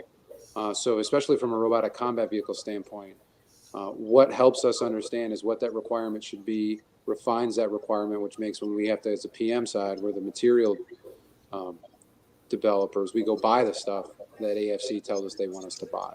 And with working in partnership with AFC on the cohort, we can work together to refine that requirement. And then the engineers traditionally will take that and turn that into a performance specification that goes out. So, but how it's done, across the .mil PFP, which is doctrine, organization, tactics, leadership, all those things that go into determining what an urban program should look like. It helps, and then we'll learn more as part of the RCSB experimentation plan as well. Where is that done? How is it done? Had a senior enlisted. He's a new advisor to the PEO Ground Combat Systems where I work. Has done multiple jobs along in our Army career, and he's like, "Well, how are you getting the data off these platforms?" Like, we don't know yet. And he had ideas, right? But it's both from a technical standpoint. We need an idea of what the technical capabilities are or could be, and then that helps us understand that we're not just tactics, but just even, I wouldn't say quite doctrine, but how organizationally we're going to pull that data off and use it. Because it may not always be viable to push all this stuff to a cloud in the middle of an operation. You may have to think of other ways to get the data off, collect, and do things like that. So, yeah, thanks, Chris. So in the interest of time, I'm going to actually switch over and ask a question that's more focused towards our commercial partners, industry partners. So one of the things that I know I experienced with the companies in my cohort, it's 12-week period of performance, and there was a lot of anxiety, particularly in the first 2 weeks with the amount of information that you got. I kind of want to throw it out to Guy and Sudipto. Can you describe like what a company needs to be prepared for when they come into an Army cohort and what to pay attention to and be focused on? I'll start with Sudipto. Okay. All right. Sure. Yeah. Well, Chip, I think the company who's going to come into a cohort like this, first of all, if their experience, if this is their first cohort, they should be prepared to be amazed, to put it lightly, because as I said, there's a lot of data. There's you're drinking from the fire hose at some point, but it's a good quality of drink. The kind of data and the amount of information we get in our past experiences, we have been seeking those, right? And they were hard to come by. They would come in drips and drabs, right? But having more of a good thing is not a bad thing. It's a good thing. So in terms of the amount of information and amount of commitment that a company must have to participate successfully in this cohort, there has to be significantly more commitment, but it's for a good cause. And I think speaking for myself and my company, we didn't feel bothered by it at all. We felt that it was our privilege to make sure that the end users we saw and we talked with and who told about their problems, I want to be absolutely sure that I focus on those guys and those people out there in the soldiers, and make sure that whatever I provide does help them, right? I don't want this effort to go to a waste like the others do, unfortunately. Great, Sudipto. We'll pass the ball over to Guy. What's your perspective on that? Yeah, I mean, first of all, I think you did a great job of summing that up. It's quite a bit of workload. I think everyone on this call and room is used to a lot of work. We were caught a little off guard. We just weren't quite ready for how much it was going to be. But that was a great problem to have, as Sudipto said. And one of the other things I think was a little interesting is you ask a lot of people a question, you're not necessarily going to have answers that fall on top of each other, right? You have various stakeholders with different needs and stuff. And so there was a little bit of work in sort of, I don't want to say triangulating, but understanding that all of those answers were right and valid, but it wasn't a nice, clean, crisp box that sometimes comes out of that. Some of these problems, they're early stage. The solution space is still pretty wide. And again, it was invaluable help working through that, but it's a little bit like making sausage. It was a little bit of a messy process, but move forward. And the other thing I'd tell the teams is have some flexibility. We had access to some very, very high level people. And sometimes those schedules changed on a dime. And again, just having access to those people was invaluable, but sometimes that meant last minute things were moving around a little bit. But I think it's a great experience. I would encourage anyone else to do it, but sort of fasten your seatbelt. Great, thanks, Guy. So are we running out of time now? Or are we still? So we have time for one last question, and I want to keep it short and sweet because I know we've got some entrepreneurs in the audience. So my question to you is, when and how do you leverage this cohort model? Do you use it for everything, or how do you decide to leverage this? Yeah, so I can start off with that, and then I'll give the So from my perspective, the reason that we do the cohort is because we have a very wide open problem that has lots of different facets. So if you've read the book A Wicked Problem, it's complex, it's complicated. There's a lot of pieces to it. So you need everybody in the community of action to be involved with understanding the different perspectives of that problem. That's the first thing. Two, it's got to be something that you can align stakeholders on. So this is what the nature of the problem and then the nature of getting people behind solving that problem. If we can achieve those two things, then I think that's where we start looking at, hey, this is an Army priority with stakeholder alignment, and we have a problem that can't be solved with just throwing a solicitation out to a company. We have to figure this out together as a team. And that's the whole purpose of the cohort, is to build that team, build that community of action, and get after that problem set in a considered way. So that's been my perspective of it. I hope that everybody in the audience and the team that's been brought here on the panel sees it from that perspective at this point. Do we still have time to throw it back to the panel, or? If they have quick parting words, yes, but we got to get moving. I'll just give everybody last parting words. We'll go around the horn. Jim, you got anything parting words for the group? Appreciate everybody's time and attention this afternoon. Great event, and hope to see you soon in another cohort. Absolutely. Thanks, Jim. Chris? To say thanks everyone for your time today. I just say that with the hope, the theory for the cohort, right? Well, it'll take some time to see if this proves out. Is that it helps us get closer to buying the right thing the first time. So we're getting the right thing in the hands of soldiers in the future, and giving them what they need as opposed to what we think they need. All right. Sudipto? Yeah, thanks everybody for participating and Jim and others, allowing us to participate in this panel. And our experience has been great, and I'm sure it's the same for the other cohort members. I can speak for them. And I hope as Army and AAL, you guys can push this cohort format and make this the norm rather than the exception of doing these kind of projects. All right. Thanks, Zupto. And then Guy, finally.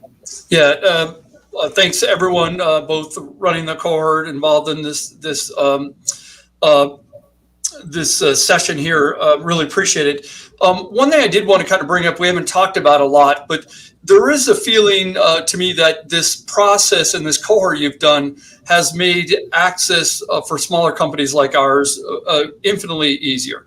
Right, we are a 30-person company, and I think that benefits everyone. It allows us, it opens up the solution space for the Army, and we haven't talked about that a lot, but I think the barriers to entry on contracting and everything were just much lower than other programs we look at. And many of them we just pass over because we don't think we stand a chance to be competitive or even can absorb the overhead of even trying to apply. Thanks, everybody. Appreciate it. Thanks to the Capital Factory and the audience that joined us. Hope everybody has a great day. Thanks so much, Jim. Appreciate it. Thank you.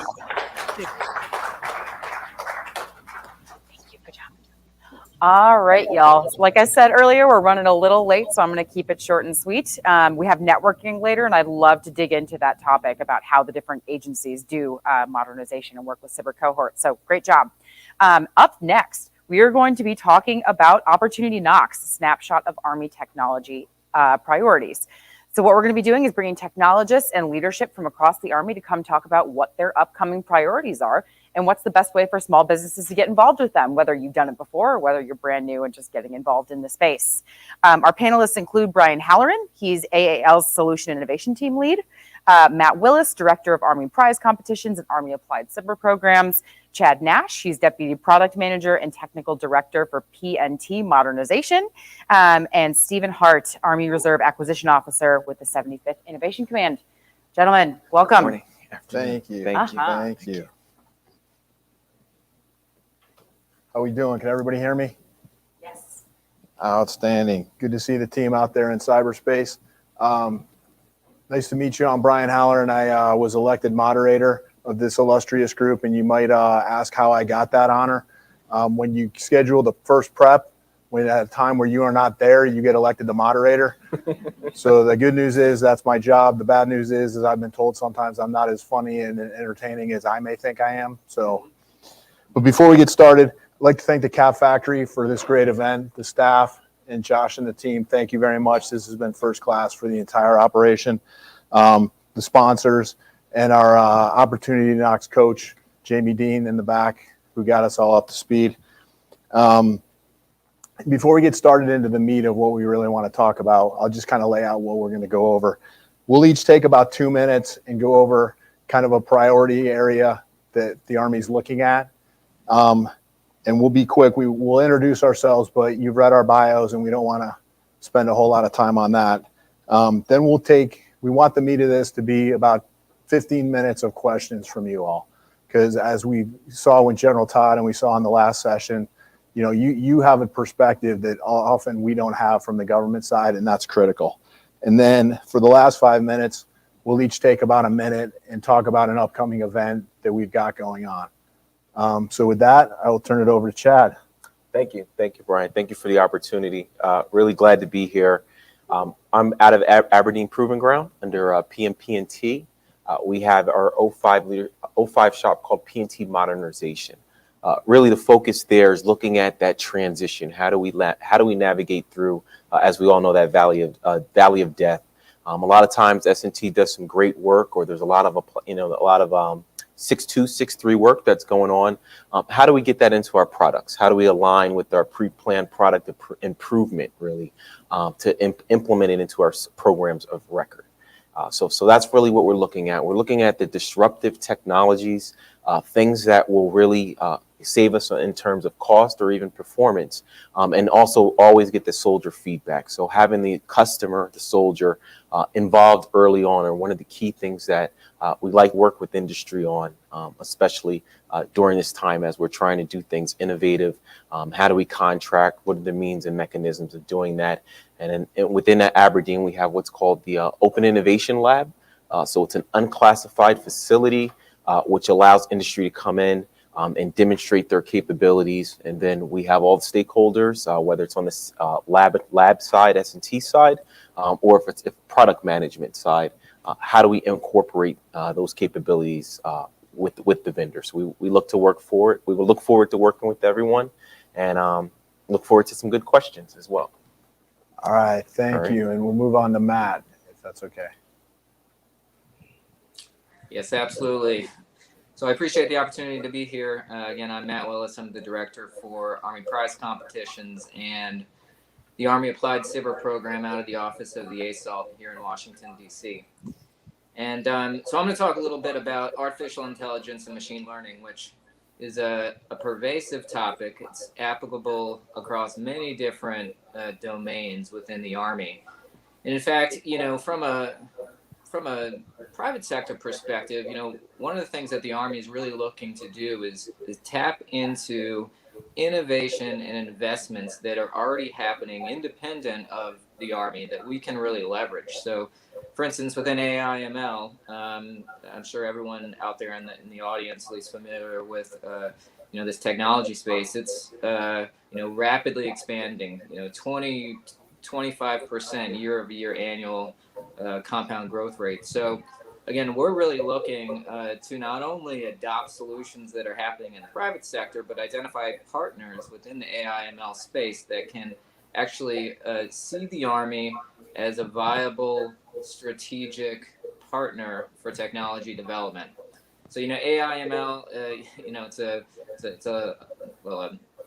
short acronym, long term, but you know, there's many different applications across the Army ecosystem, from synthetic data generation to natural language processing, image analysis, biometrics, supply chain resilience, targeting, many different potential applications for AI/ML. And again, looking forward to you know, continuing to work with the small business innovation community on how, again, we can adopt all these great innovations that's happening in the private sector to Army systems and Army use cases.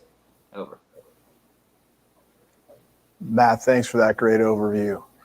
And we'll go to Steve, and you pop back up on the screen, so good.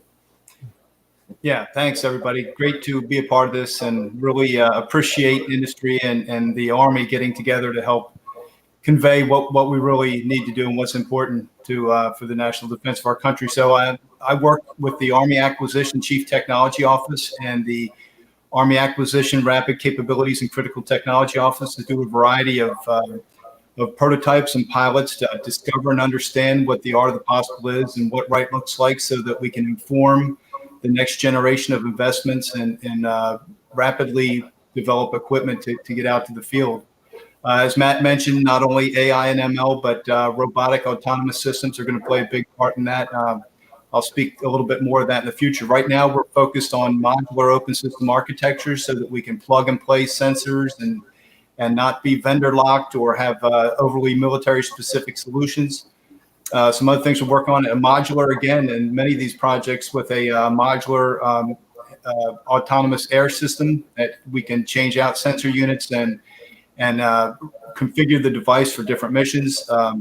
Another modular area we're looking in is the wearable technology to help us detect and prevent illness, and getting that integration correct so soldiers don't end up with 3 devices on their wrist or they're on their bodies that are working for other purposes. So there's a lot of space right now in the sensor fusion and big data, how we can share data. So there are a lot of opportunities, and I think that's right in the sweet spot for many of our industry partners. Over. No, Steve, thanks for that. That's great.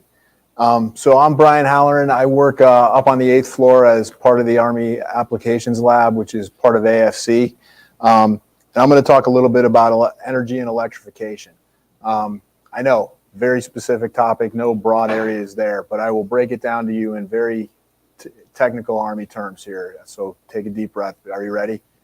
We're looking for stuff that they can power things that soldiers carry, ride in, shoot, move, or drive. Okay? Second bucket, stuff that powers everything I just mentioned, either power storage or power generation.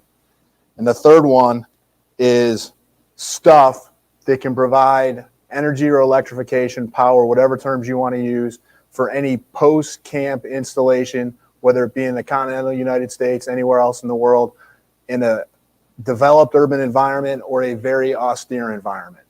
And if those 3 buckets were not broad enough for you, I will throw out a 4th that my boss has taught me lately. I'll call it the emerging opportunities bucket. If you think you got something that I didn't just cover, we'll put it in bucket 4. Because there's a lot of development, a lot going on in this area, and we don't want to try to limit what you bring to the Army and what we can take, because sometimes we tend to put the answer in the question, and we tell you we want X, and X was the coin of the realm like 3 years ago when I saw it, when I was in some cool event like this, but we didn't link back up until 36 months later. So we want to get the cutting edge technology in operation in the DoD, in the military, as soon as we can. And with that, I think we will circle into questions. And if there's one in the room, we'll start off with that. If not, we'll go to the cyberware. Excellent. Yeah, please raise your hand if you have a question. I have a microphone for you, and I'm happy to bring it to you. Anyone? Anyone online with questions as well, please feel free to put your questions now in the chat. Anyone be brave? First question? Sure. 1 second. Let me get you the mic. There you go. All yours. Thank you. Hey, good afternoon. Thank you all for taking the time to come down here and for having all of us. This question is for Mr. Willis. He mentioned AI, ML, and natural language processing, specifically with respect to supply chain. So kind of curious what his thoughts and perhaps also the other panel members, what the thoughts are on, just extracting data from whatever the use case may be, right? Whether it's locked up in ERP systems, documents that you have out there, right? We're all swimming in paper still, even though we're in the digital age, right? And what that means for predictive analytics. Thank you. Good question. Well, great. Yeah, no, I certainly appreciate that question. And I mean, you're right. Unfortunately, the Army is a very complicated machine. There are many different systems. None of the systems talk, well, some of the systems talk to each other, but we're really interested again in how we can apply some of these next generation technologies to really not just evolutionize the way we do business, but really revolutionize it. And supply chain management or sustainment management might not be the sexiest topic of the day, but it's absolutely important. And if you look at the curve in terms of cost expenditures across the Army, sustainment is extremely cost prohibitive. So anything we can do to inject innovation and drive efficiencies is absolutely worthwhile. Are there any other comments from the panel? Sure. Yeah, I'll jump in. I'll say on the position navigation and timing side, right, where you are relative to where you're fighting, it's a challenge with legacy systems. How do we do that? How do we incorporate sensor fusion? On the battlefield, how do we incorporate situational awareness in a dismounted form factor, right? So we have, what else are we going to put on a soldier, right? They have a lot of kit already. So how do we leverage what's existing? How do we leverage any of the sensors that are already available? These systems are proprietary, right? I think the baseline is really opening the architecture. And that's the starting point. So as you see the big pull for modular open systems architecture, both on mounted and dismounted applications, we're looking to really leverage what industry has, what open standards are available, using open standards, not a proprietary DoD specific type of implementation, really to leverage what's already out there. Steve, do you have any thoughts? Not to put you on the spot. Yeah, I do. We're currently doing a project to look at the combat training centers and the data, the rich data we're getting from these training events. And up until this point, we really hadn't been able to extract that data and share it and store it in such a way that we're able to manipulate or understand the data. So I think a big part of that is understanding the use cases and curating the problem, identifying that stakeholder network where the data can be of most value. And then that helps us iterate and getting to the right algorithms or the right processes to really make that rich data powerful for what we needed to do. Over. Thanks, team. And the only thing I'll throw out is I think most of the people in the room heard what Jim and the RCV, the What is a Cohort group talked about. But although the RCV sustainment cohort focuses on RCV as a test case and how you sustain an unmanned system, it really feeds a broader question that the Army's got to deal with. Is there is huge desire for unmanned air and ground systems on the battlefield. There is significantly less desire to grow the amount of sustainers we have in the Army, or even frankly maintain the amount we have. So this is a problem we're going to have to enable what Matt talked about that goes directly to your question. In order to be successful, we've got to crack this code and we've got to solve this issue. Absolutely. Thank you guys for answering the question. Thanks for asking it. The pressure's on everybody else. Here, let me bring you the microphone. One moment. All yours. Hey, thanks everybody. Just a quick question since we're on MOSA.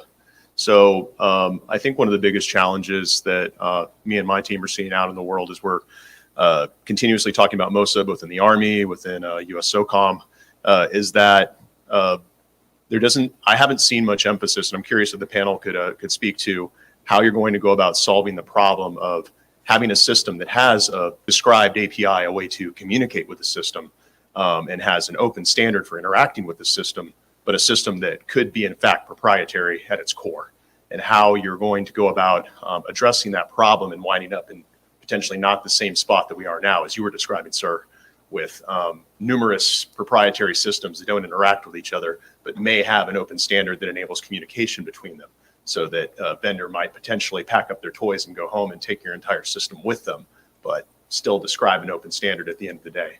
Hopefully that made sense. That makes complete sense. I'm glad it made sense to you. Makes complete sense. Yeah. So we interact directly, in terms of market research in partnership with AAL, right? And a lot of things we get back, I'm an open system. Open system means that can mean 1,000 different things to each person. So how do we do that? We first start by trying to build that baseline really in terms of profiles. So the profiles are where we're seeing the ability to really emphasize this is the data that we want, right? And whether we have to build an adapter, there may be a plugin that we need to build, but it's a crawl, walk, run type of implementation. We're not, right off the bat, there's a challenge there. We work with the vendor, we work with each capability really on what open means, and then how do we implement it in the system. It may first be in the form of a plugin, but the next step really, the next iteration would be focused on the data form factor, data transmission to the other systems. So through standards like Victory, for example, at the networking layer, we've seen that's kind of been the baseline on the ground application side for PNT anyway, PNT specifically. Did that answer your question, sir? Absolutely. Okay, thank you. And I want to throw out to Steve or Matt if you have anything to add or throw out on there. But again, I don't want to put anybody on the spot. Well, I'd just like to give kudos to Chad for the work his team's doing there at Aberdeen Proving Ground in the position navigation and timing space. And I think the lessons he's learned there are now applying more broadly to the Army. For example, the optionally manned fighting vehicle. We're currently doing a government-managed modular open system architecture for the next request for proposal that will enable industry to understand how they're going to compete for that, and we won't be vendor locked or have a overly military unique solution that causes the problems that you mentioned. So it's not easy, but it's where we need to be, and we're getting there. Excellent. All right, we have a question from online. I'd like to take a moment just to address everyone that's watching virtually. Question from the audience about waste management solutions for their bases. I'm sure that's something you're looking into. Can you speak a little bit to some things like that are a little bit more mundane? I can't speak specifically to the answer is yes.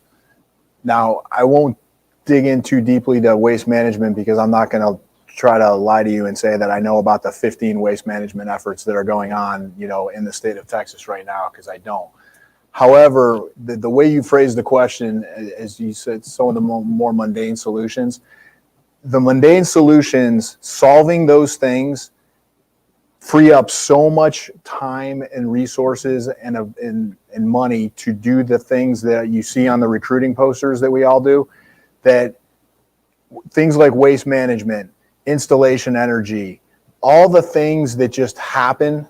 Those of us that are in the state of Texas, we had a power ice incident, in this winter, and a whole lot of things that we all took for granted just kind of went away for about 5 days. If we can make those problems in an austere environment go away, we free up soldiers and leaders time to do what their mission is. So we have got to get after things like waste management. We have got to get after those things that you may not think of as typical military mission sets. A good friend of mine was a recruiter, and he used to say that the only civilian job he couldn't find the equivalent of in the Army was actually a bartender. And he said that didn't really matter because everybody in the Army thinks they're an amateur bartender anyway, so he thought we had it all covered. So if you have a solution or something that can save us time and effort, that no problem is too small to solve. And if we can solve all those smaller problems, then we can free up time, energy, and resources to fill up some of the bigger problems like you just talked about, because I understood about 5% of what your answer was. So, and I don't know if anybody else has anything to add to that.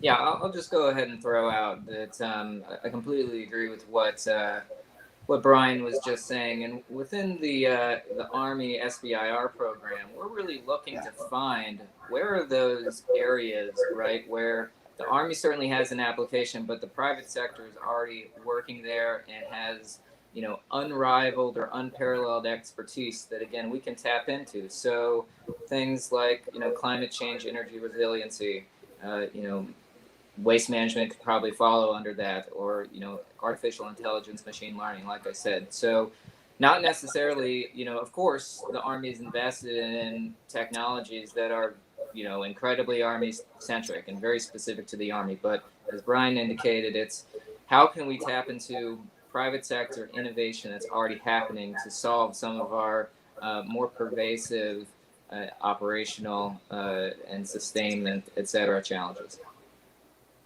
Over. Thank you. Thank you. Excellent. Any questions in person before I keep going? All right, here, microphone for you. Here you are. Thank you very much to all for this enlightening conversation. I have a question for Mr. Willis. For an innovative company developing new AI technology with dual use potential, who's looking to partner with the Army, potentially through SBIR, where do we start? How do we get in touch with you or your team to learn more and start a dialogue? Thank you. Great question. Thank you. That is a great question. So there's many different opportunities to get engaged with us. So I would of course start with the Army SBIR website, armyciber.army.mil, which we recently just updated to be a bit more user friendly, provide a much broader perspective on Army priorities that we're pursuing through the SBIR program. I'd also point you, of course, to the AFC's website, Army Application Lab website. All of those different websites have resources and opportunities where you can reach out not only to a mailbox that doesn't seemingly have a face behind it, but I promise you, we are all here. We do want to help. We do want to have those conversations.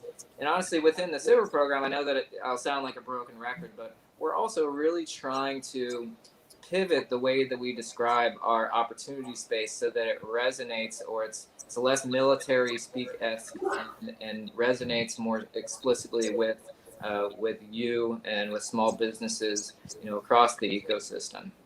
So again, there's a tremendous amount of opportunities, and we are trying to streamline it and make it easier for small business to engage with us through mechanisms like that, or through like the X-Tech Search Prize Competition, which we also run out of ASALT, or the Rapid Capability and Critical Technologies Office. I won't steal Steve's thunder, but I know they're executing a number of other initiatives, really again aimed at how we can break down barriers between us, the Army, and you small businesses that are really, again, on the leading edge of technology innovations. Over. No, thanks. And we got time for one more quick one. Time for one more. All right, question from online from Mr. Hart. Can you discuss how you're using immersive VR technologies to assess, evaluate, predict human safety behavior? Predictive safety data would certainly be key in reducing safety incidents in the field and workplaces. And Steve, no pressure, but you got 2 minutes and 8 seconds. Okay, No great. But, yeah, currently it's a big effort that we're first we have to collect the data and have the capability to do so and effectively manage the data. So we've got several efforts underway where we're employing sensors on soldiers, both in a training environment and a research environment, and we're able to fuse the sensor data and add additional information to what we were previously using by having that additional VR data. Some of the other programs that we're looking at is the future of the soldier is going to have like a heads-up display, and I think that's all being worked in a rapid fashion. Understanding how these uses will be employed in the future is a challenge, and getting that to work properly in a combat environment. But I think we're getting there. We're making progress. Over. Wow, Steve, as the moderator, I had the kind of power I could have given you an extra 30 seconds, but you didn't. You answered it too quickly. But thanks for that. And I think we'll kind of go into wrap-up mode of we'll go around the horn, starting with Chad in the same order we started, and just talk about an upcoming event that kind of links with either our organization or the Army priority that we discussed. Okay, thanks, Brian. So really for us within PMPNT, we're partnered with Brian's team on the Army Application Lab. So look out on the website, in terms of for potential opportunities there. Those opportunities will reside on, in terms of alternate PNT capabilities, complementary PNT capabilities, both on a mounted implementation and dismounted implementation. What can we provide to the soldier in a degraded GPS environment, right? So those will be some of the hot topics that we're looking for. Also, AJ, anti-jam capabilities, both mounted and dismounted. Thank you very much. And over to Matt Willis, please. All right, yeah. So again, I really appreciate the discussion today, and one of the things that I wanted to highlight was, again, some of the changes that we're really making in the Army SBIR program, and that we're we're shifting the program from, a construct that has a lot of random topics to a more coherent model where we're actually bringing together stakeholders from Army Futures Command, from the program executive offices, from the user community, and centralizing them around certain technology ecosystems to really define what the needs are, translate that into more plain language topics, and ensuring that as they go out, we have a user and a transition opportunity in mind. So one of these areas does, shockingly happen to be AI ML for our program, and we're going to be releasing the first 7 tranches of topics, the first 7 topics under AI ML next month, so in October. So if you keep your eye on armycyber.army.mil, our website, those opportunities will be out there shortly. Over. Thank you, Matt. And over to Steve, please. Yeah, thanks. Just one more pitch for one of the technology areas of interest across the Army's robotics and autonomous systems to help protect soldiers and help with resupply, help with lightening the burden on the soldier. The intelligence, surveillance, and reconnaissance aspects. We already have systems like this in the field, but I think we all believe that industry is perhaps outpacing some of the use cases that the Army has. And so if you're working in those areas, please keep an eye out. One of the events I like to speak about is it's called the ASTRA event, and it is sponsored by the Rapid Capabilities and Critical Technologies Office, our next iteration of problem statements, as we work with program managers that will pick up these prototypes and work them into a program of record.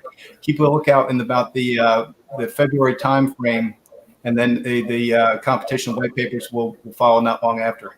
Over. Thank you, Steve. And I will touch base real quickly on what's going to be called Army Vertex, which is going to be an Army electrification event on 8, 9, and 10 February 2022. And we'll have topic areas for each day. I believe it'll be here in the Cap Factory, but that's still being worked out. And the purpose is to bring industry, academia, and DoD and the Army together to kind of lay out and continue the conversation of what the state of play is in the energy and electrification field, where the Army wants to go, what the outputs we were looking for. We'll bring in the OSD team to make sure that we're nested in, because sometimes focus is different between operational energy and installation energy. But sometimes we also pull those apart like they're mutually exclusive. And there's a lot of things that if it works in the remote environment of pick a place, it's probably going to work at Fort Hood, Texas, or Fort Riley, Kansas. There's a splash page forthcoming, so I got to get my plug in to follow AFC on all social media, as well as ASALT and these other organizations, because there's a lot of things that come out in more non-traditional ways. Something we're getting a little better at is keeping you informed without having to have a PhD in beta.sam and all that other stuff. So thank you for your time. Thank you for your questions. They were obviously very well thought out. And we will give you back 1 minute and 3 seconds. I appreciate it. I'll take that time back. Thank you, gentlemen. Thank you. Thanks.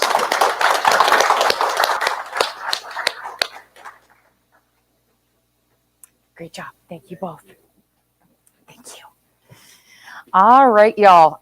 We are really close to getting caught back up on time. And in order to get us there, I'm unfortunately going to have to skip the networking portion that's supposed to be happening next. And we're going to jump directly into a video message from our sponsors at IBM. Why should your business go hybrid?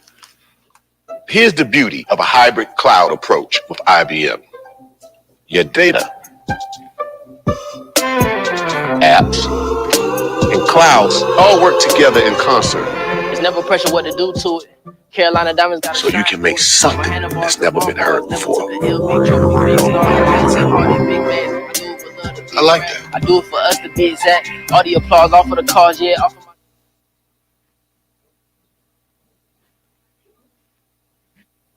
All good? Okay. All right.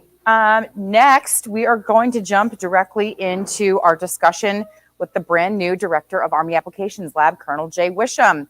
He's going to be talking today about his observations of what he's seen about defense innovation, share some of the successes that his team has already achieved, and share his vision for the future. So everyone, please welcome to the stage Colonel Jay Wisham.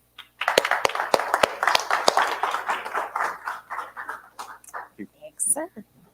Hey guys. So good introduction. I'm Jay Wisham. I run the Army Applications Lab for Army Futures Command and really for the Army. So what I'll do real quick, I'll kind of go big to small in our time. I'll give you a little bit of kind of current direction, kind of what we do at AAL for the Army. And we'll kind of drag that down a little bit, and we'll talk a little bit about sort of the state of defense innovation and kind of what does that mean and the sort of the direction that we all want to go. Now, I am very much speaking from a perspective of the Army. However, as you'll see as a theme throughout kind of the conversation, the Army is a part of defense innovation.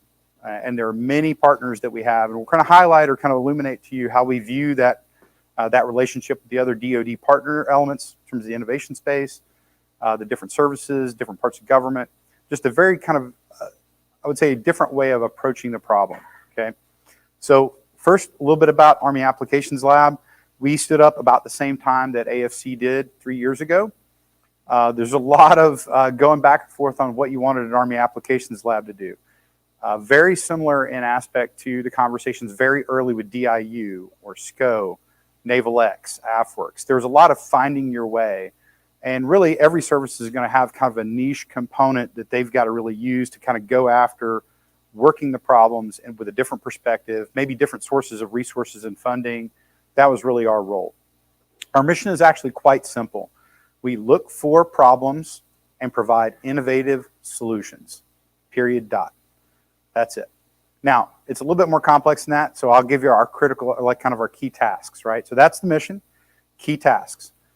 Number one, we support the Army modernization priorities, the 31 plus programs, which everybody hears about. Now, let's be candid here. If you're in the Capitol Factory, you're probably not making the next airplane, tank, helicopter, right? What we try to do is the BASF route where you want to make the thing better. So we start looking for very specific technical friction points, whether that's a bespoke technology or a capability that they're trying to develop or been struggling to develop, looking for an alternate perspective on that. That's where we'll come in. And generally, our customers focus around the CFTs or your classic PM or PEO. That is that's something that we can attack very quickly, and we can go outside the normal chain of solvers in the defense space and provide some alternative solutions to the government. General Todd, when he was on earlier, a few of you may have heard, he kind of mentioned the problem of how do you make a thing fire faster. I'll kind of speak to that very directly. That's actually an activity that we do. The fundamental problem that the LRPF team had is they were trying to figure out how to increase the effects over time from some of their cannon systems, so the ERCA, the extended range cannon system coming out. There's a lot of different ways you can do that, but it does lend itself to an interesting look. When you want to solve a problem and you've been looking at the same problem for 20 years, how innovative are you really? Are you really framing that problem, or are you breaking it apart and reframing it and really understanding what the real way that you want to find a solution is? Well, short answer, they were stymied a little bit. There was some really good work going on at the labs. There was good work at the PEO. That program is actually moving out quite well. It's probably going to, I think it is still the first actual thing that you're going to see in the new modernization tranche of vehicles that will come out to units. Well, fundamentally, they wanted to increase their rate of fire. Well, is that simply as making the thing shoot faster? Is it replenishing ammo faster? Is it finding a different way to view your supply management systems? All of those things were kind of at play. So as opposed to a single mechanical solution of, let's say, an auto loader that you would place in the vehicle, we were asked to come in and take a little bit different perspective. So here's what we did. We brought in a whole lot of people on a SIBR, took them into the field with soldiers, embedded them with the end users, the people closest to the problem, and just had them watch.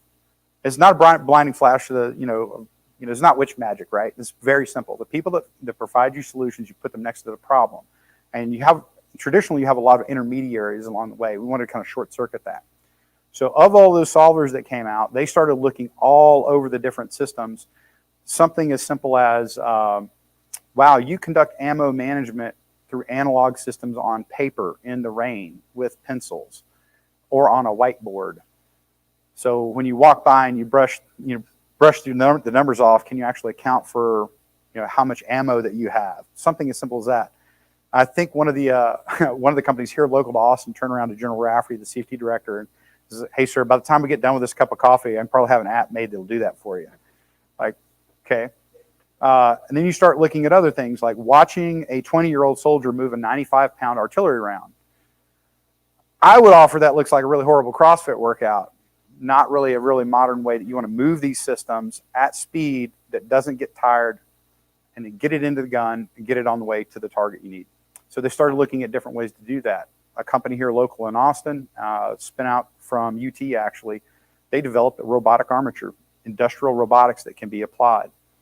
That was not a perspective that the traditional defense industry space had looked at. That was not a perspective that the labs looked at.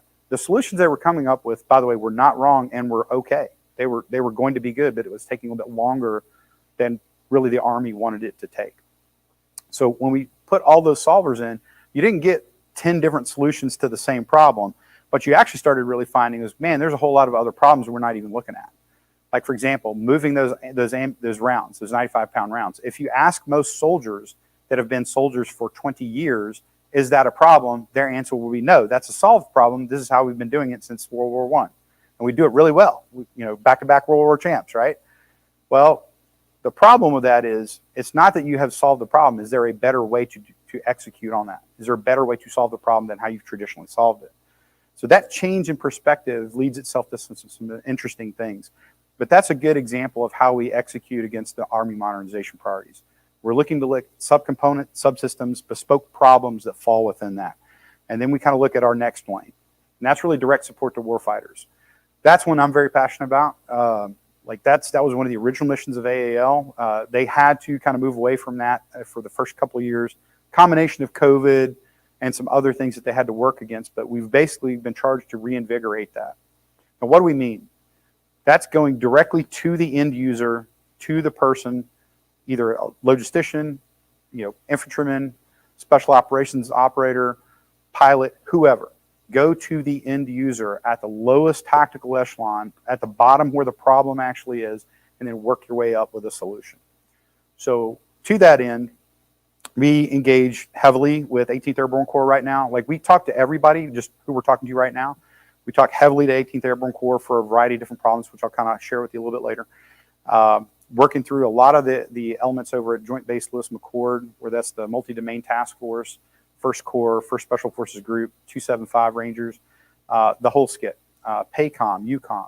Where are the end users? Where are the people with the problems? We go there, we talk to them, we figure out what those problems are, curate those problems, come back, and we have a conversation with their command.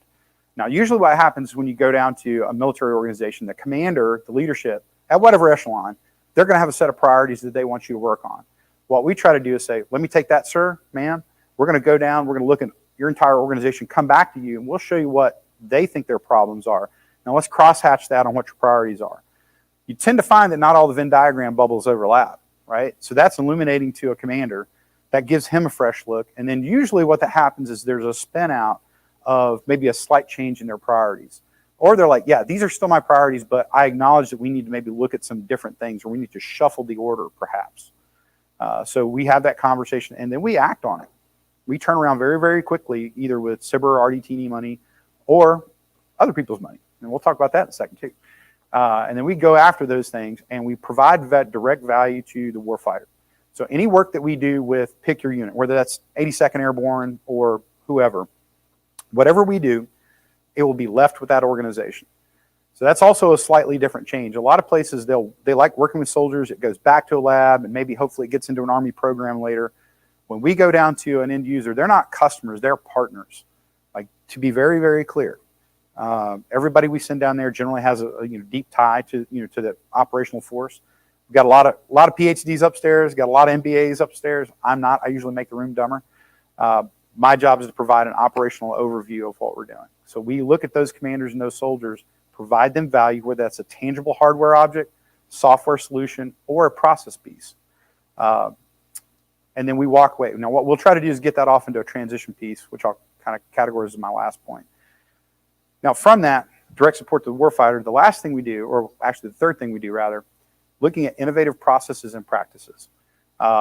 That is kind of a cultural activity that we do for the Army. And it's something that you don't really think of when most people like throw around the terms like we're in the innovation space, we do innovation and acceleration business. Everybody tends to think of technology.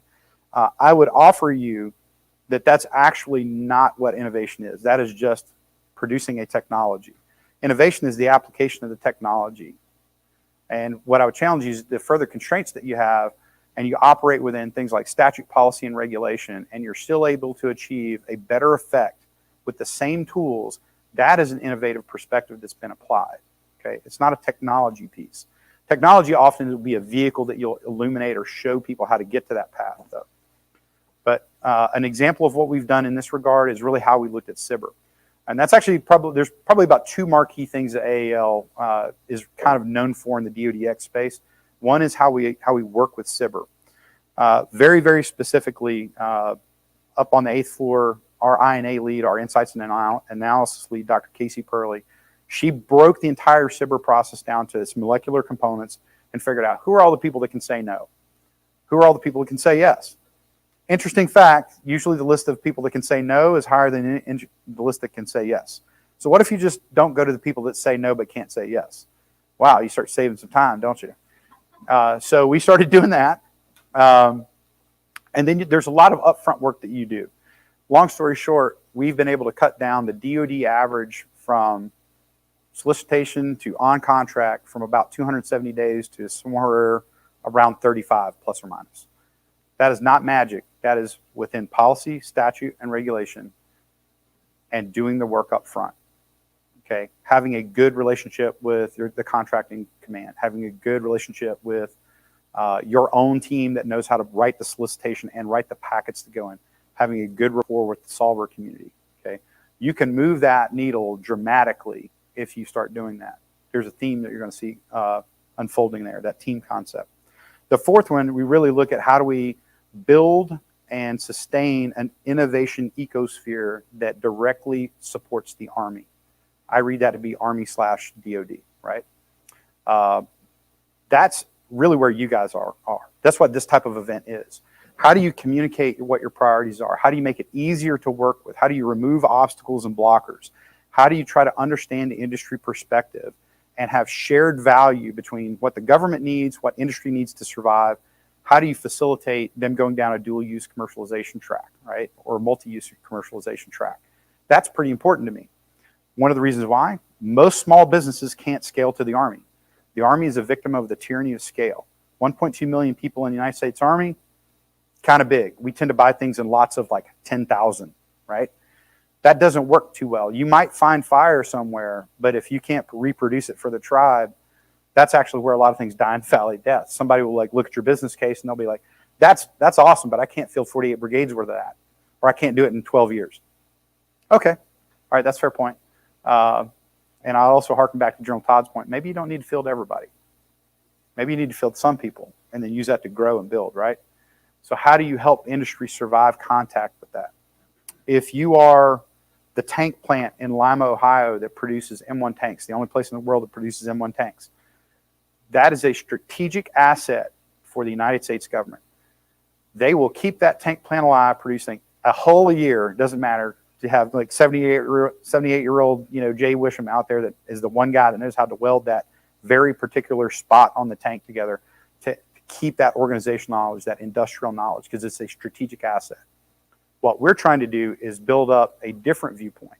There are strategic assets in the non-traditional community, the small business community, a variety of different places where innovation and emergent technology actually come from. That's a strategic asset. So how do we highlight what that is, help it survive, because there's a lot of small businesses that may not be here next year, but if you're defense prime, you're probably not going anywhere in the near future that you can possibly foresee.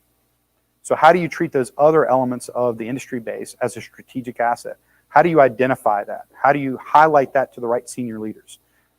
Or how do you help them partner with larger entities that can bring things to production scale that's relevant to the Army? That's a critical thing. That's what one thing, by the way, the Capital Factory really does very well here. They partner with smaller, innovative businesses that produce emergent technology and then partner, not serve them up to be eaten, partner with these larger corporations, then they help you scale in an appropriate way. So those are kind of our 4 key tasks. Support the Army modernization, working with the warfighter, trying to come up with some new ways of doing business, and trying to figure out a way to make industry really, really attracted to doing business with us and making a mutually beneficial activity. That's really what AAL does, okay? Now, I would offer there's clearly some things that we don't do awesomely, but we try every day. And we do, I would say we are a learning organization. We get better with each rep. Quick shout out to what our current priorities are, and then I'm going to kind of give you a little bit of some thoughts on how innovation works in the DoD space and where we want to go. We have 4 priorities right now that's going to last for about 18 months. Energy and electrification. You heard Brian talking about that a little while ago. And that's, and to be just real upfront with you, we're interested in all facets of that, whether that's installation activities, whether that's air, ground, manned, unmanned. We're kind of all in on all of that. The one area where we probably have less interest is anything that like drives on the ground, like a battery and an engine. You know why? Everybody's working on that. Like I don't need, that's not a space I really need to be in. There's a guy like about 10 miles east of Austin. Maybe you've heard of him. Like owns a small city out there, sending rockets up. He's pretty good. So they've kind of got that covered. The other area we look at is robotics and artificial intelligence applications for tactical units, aka all the way down at the end of the spear. Okay, think that very, very low level guys in contact with the population, in contact with the enemy, trying to deal with things. How are you helping them with different unmanned systems, robotic systems, or data-enabled applications that are helping them see and make decisions faster and better, okay? So that's a critical piece for us, and we actually spend a lot of time there. We can go into a lot of these later in the Q&A if you ever want to branch into these. The third one is a bit of a diversification for AAL. It's human performance optimization and soldier readiness. Consistently, when we talk to our end users, our customers, if you will, the people that we are here to serve in the Army, every commander, command sergeant major, all the way down to very, very low level leaders, the consistent number one thing they ask for isn't a drone. It is not give me an AI this or give me a network that. Consistently, how do I make my people better and have them here when I need them? That sounds like a very fundamental question, but it's one that kind of you struggle with a lot. So human performance optimization from our lens, that's a unique challenge for a couple reasons. Number one, not only is there a high demand signal, but there's an incredible amount of data that you can pull together and start building these really interesting data fabrics on to help you understand the individuals in your formations. Who are the people that make them up? Like where are we at? Not just medical issues, but their operational history, their performance history, and you're going across all domains of fitness, you know, physical, mental, cognitive, spiritual, the whole thing. And you're looking to assess that and build that data fabric out and then apply really targeted analytics to that to help inform decisions, get left of problems, you know, start to look for trends. And then over time, what you start doing is you start taking objective performance data and you start applying that and trying to like marry that further. Then your next phase out from that, you're probably going to start looking at the collective level, like not just how do I look, but how do we look? How's that feeding into a bigger component into the Army? That is a high demand signal right now in the Army. Like literally, we have not talked to a single organization in the last 3 months. We've talked to quite a few that are not very, very interested in that. So that's one piece. What that also drags you into is a couple interesting things. Wearable technology.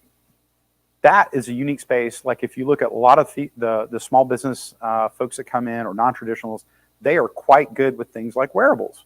Like, you know, a lot of us wear these kind of watches right here, Whoop straps, R rings, things like that. It's a ubiquitous activity that's out in the commercial sector. The Army has not really instantiated and understood what it could get out of that.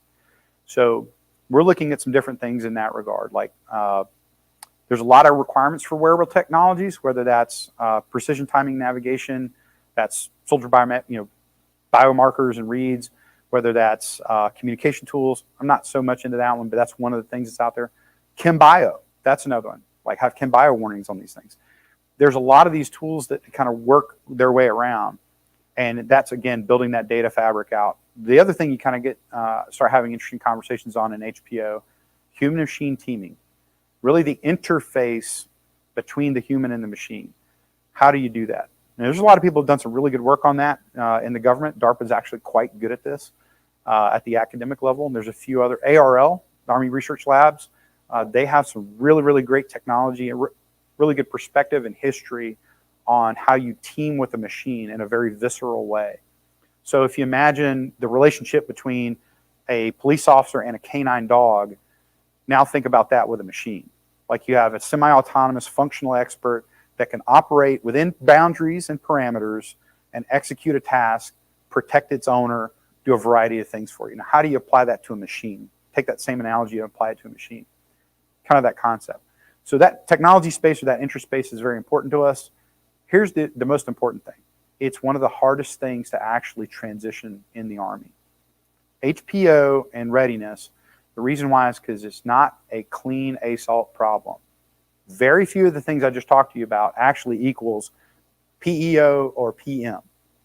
What they equal often is going to be an Army program, an initiative.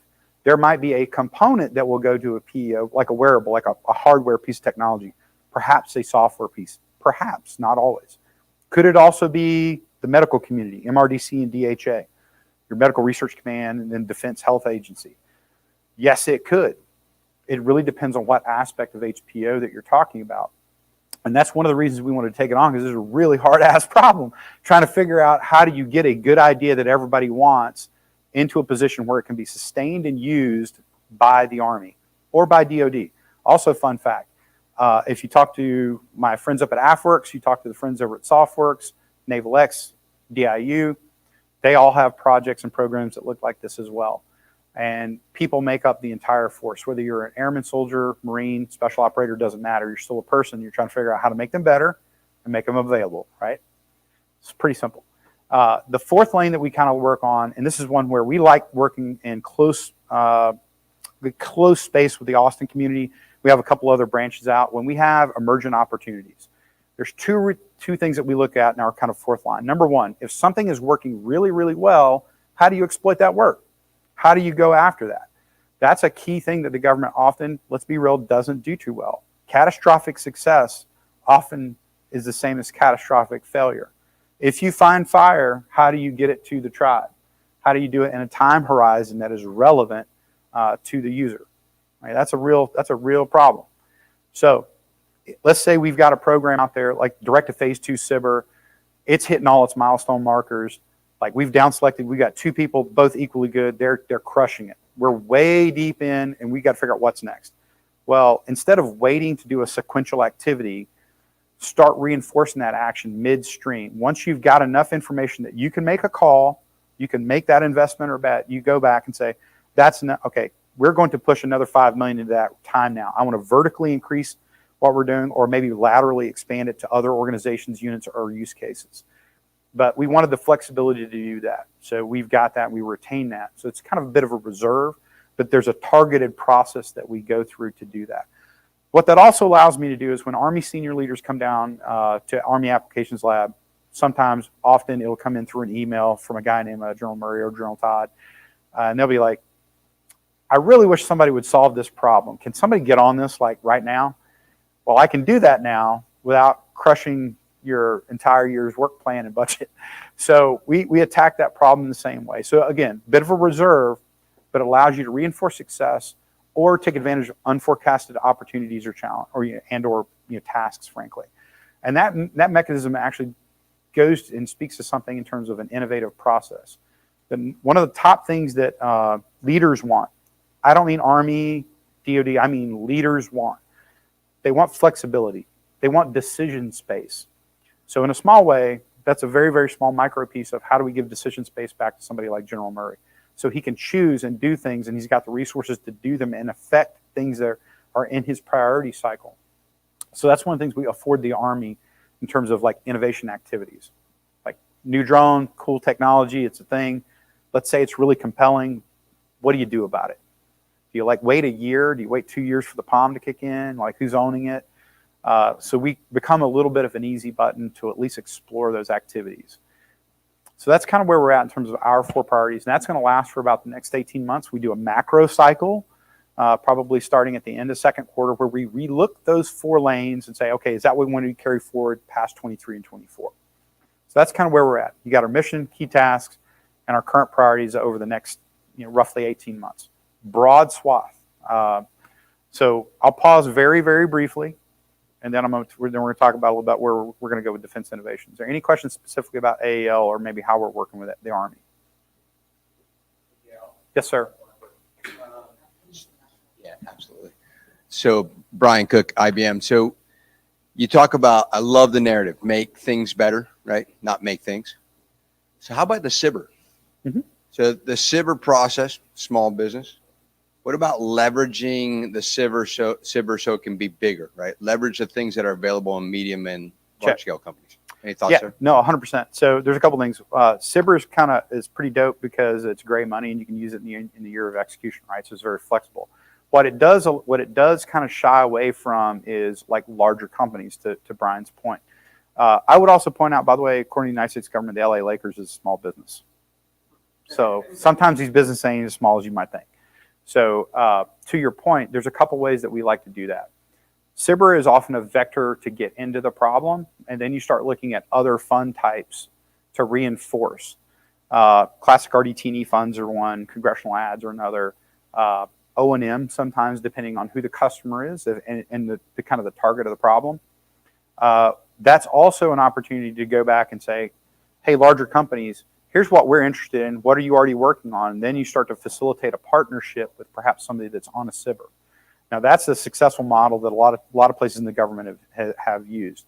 So it's less about, do I direct fund a larger company, which there are ways to do that, and we will take advantage of that on occasion.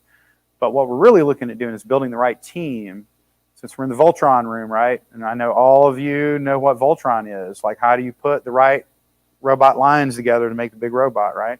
That's kind of how we approach that, Brian. So again, there's either a direct piece where we're like, you're the right performer if you're a larger company to go after this. We have mechanisms to do that. What we like doing, though, is finding who are the best athletes in a space.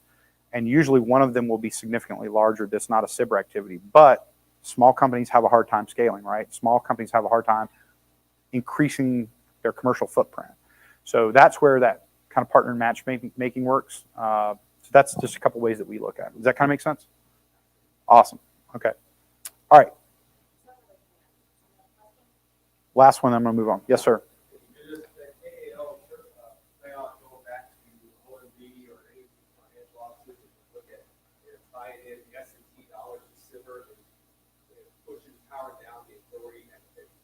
We already do that. So now, to be very candid with you, we do that at a very, very targeted way. And there are specific funds tied through S&T that work for innovation organizations across DoD. We operate against that. So the short answer is yes, but it's not going to be a wide swath activity. And we work back through General Todd on that, all that as the integrator of those activities. So he looks across things like DevCom and all of those kind of assets and us, and then we operate against like 6123, or you operate with a PM for 6-4 and above. So we can work through all of that activity, but it just kind of depends on the specific problem that we're working on. Does that kind of make sense? Yeah, and I'm just trying to do this. Perfect. All right, so let's get back on track. We'll talk a little bit about where we're at with defense innovation. Now, I'm going to tell you right now, innovation, again, is not technology, right? I think everybody generally would agree with that. What I will offer is it is a difference in perspective and application. That's kind of one observation. The number one impediment or blocker to quote unquote innovation that I have seen anywhere in any problem solving mechanism ever, industry, in the government, different countries, doesn't matter, is imagination. That's the number one blocker. It's often not actually resources. It's often not actually, there is a statute, policy, or regulation problem. It is somebody's ability to imagine a solution, right? Understand the problem well enough, curate and frame that problem down to the point where you actually understand what you're trying to solve, and then applying some imagination. That's the number one blocker that we've seen just consistently. And a lot of people will go bananas about like, wow, holy crap, man, you get this huge bureaucracy, the United States Army or the government, like you can't fight through that. Yes, you can. Sometimes you need to know the system so well that you're not hacking the system. You're actually making it work like the paper says it's supposed to work, but it never does. That's how we did SIBR. That's how we relooked the Spartan Cyber program. We changed nothing. I have no special authorities. We had really smart people break down that problem and then attack the system with its own tools. Okay? That's not witch magic. That's just looking at a different way of solving the problem with the tools that you have. Sometimes resource constraints are actually a driver of innovation. I would cite the Marine Corps. I will never say this in another public forum under any circumstance under pain of death. The Marine Corps is really good at this. Why? They don't have a lot of money. So they got to make really good bets. So here's how they do that. They take the problem, they take a lot of time to figure out what their problem is, not what the technology they want is. That's what the Army traditionally has done and done not well. What is my problem? Who are the people who can solve my problem that are already trying to solve the problem and using their own money to do it? That's what I said there. And then I won't give you any money, but I'm going to give you Marines. I'm going to give you all the time in the world. You want to be with MU, Marine Expeditionary Unit, for 9 months, put you on a Westpac tour? Great. We want you here. Can you live with us? Awesome. You want us to fill out reports every day? Yes, we're there. And they'll do that for a while. And then what happens? Every time you bring a solver into that, whether it's a government lab or an industry person, they love that because now you're making the product better. And they're like, this is awesome. Like, I got direct access to the users. I got the command on it. This is great. We got field trials all the time. Our guys are in there happy. The people that do the work are happy because they will come in. The Marines will come in covered in mud. They're like great haircuts, as they usually do. And then they're out there going, hey, I wish this thing would have done X, Y, or Z. And those kids, the actual people slinging code, turning wrenches, bending metal, doing the work on the product, they will take that and run with it. They will crush through that for 2 or 3 days straight, turn around, give that right back to the Marine. Marine goes back out, thing now does X, Y, and Z. They're happy. And you keep that cycle going over the course of like 9 months. That's phenomenal. Then the Marines at the end of that, they're like, you know what? That was phenomenal. We had a great experience. We would love to partner with you. I shall give you this much money. And then, because you got a good relationship, and that's all the money they had probably, they're like, yes, I want to do that. And they jump on board for a second year. So now you got one MU. Think about what I just said. You got one Marine unit with that tool. They're like, but let's do that with a different unit because we kind of got these guys. And that's okay. Let's leave that capability there, and we'll just start with a new unit fresh, right? So they go through that process again, and then they're like, this is awesome. 2 years, we've got one MU, they're doing great. This one's even better. I'd like to give you this much money. Right? Think what I did. Here to here, 0 to this to this. And now they're on their third. What did the Marine Corps just do? They made an entire operational rotation of a capability. I'm operating, I'm training, and I'm recovering from the prior operation. Because you need sets of 3 to do everything, right? It's phenomenal. I give them this credit in public once only. I will not say this again out loud. But they do it really, really well. SOF does this. Special Operations Forces also do this really well. They do it in a very different way, though, because their scale is dramatically different. The Army needs 10,000. They might need 10 or 100, right? So it works in a different methodology, but they're also willing to invest and put people on these problems.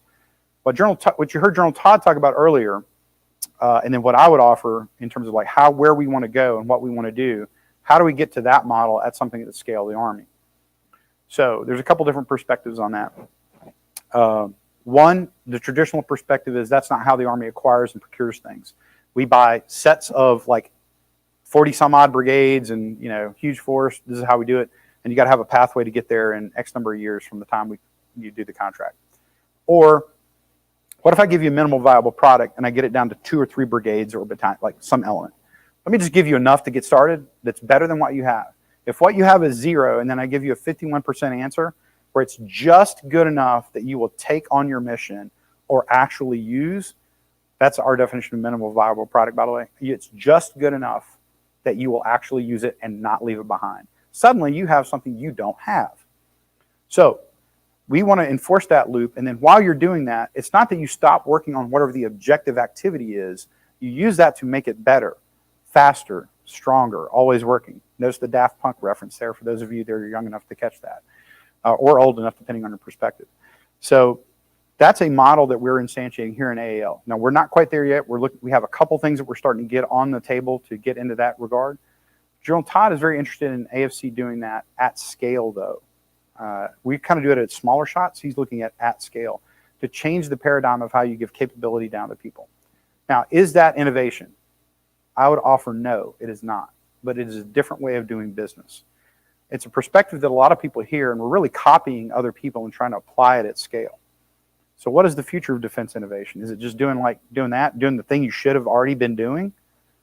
No, not really. Defense innovation, at least in the regards of our peer organizations, DIU, Ensign, AFWorks, JSOC Gap, ACD out of Bragg, all those guys.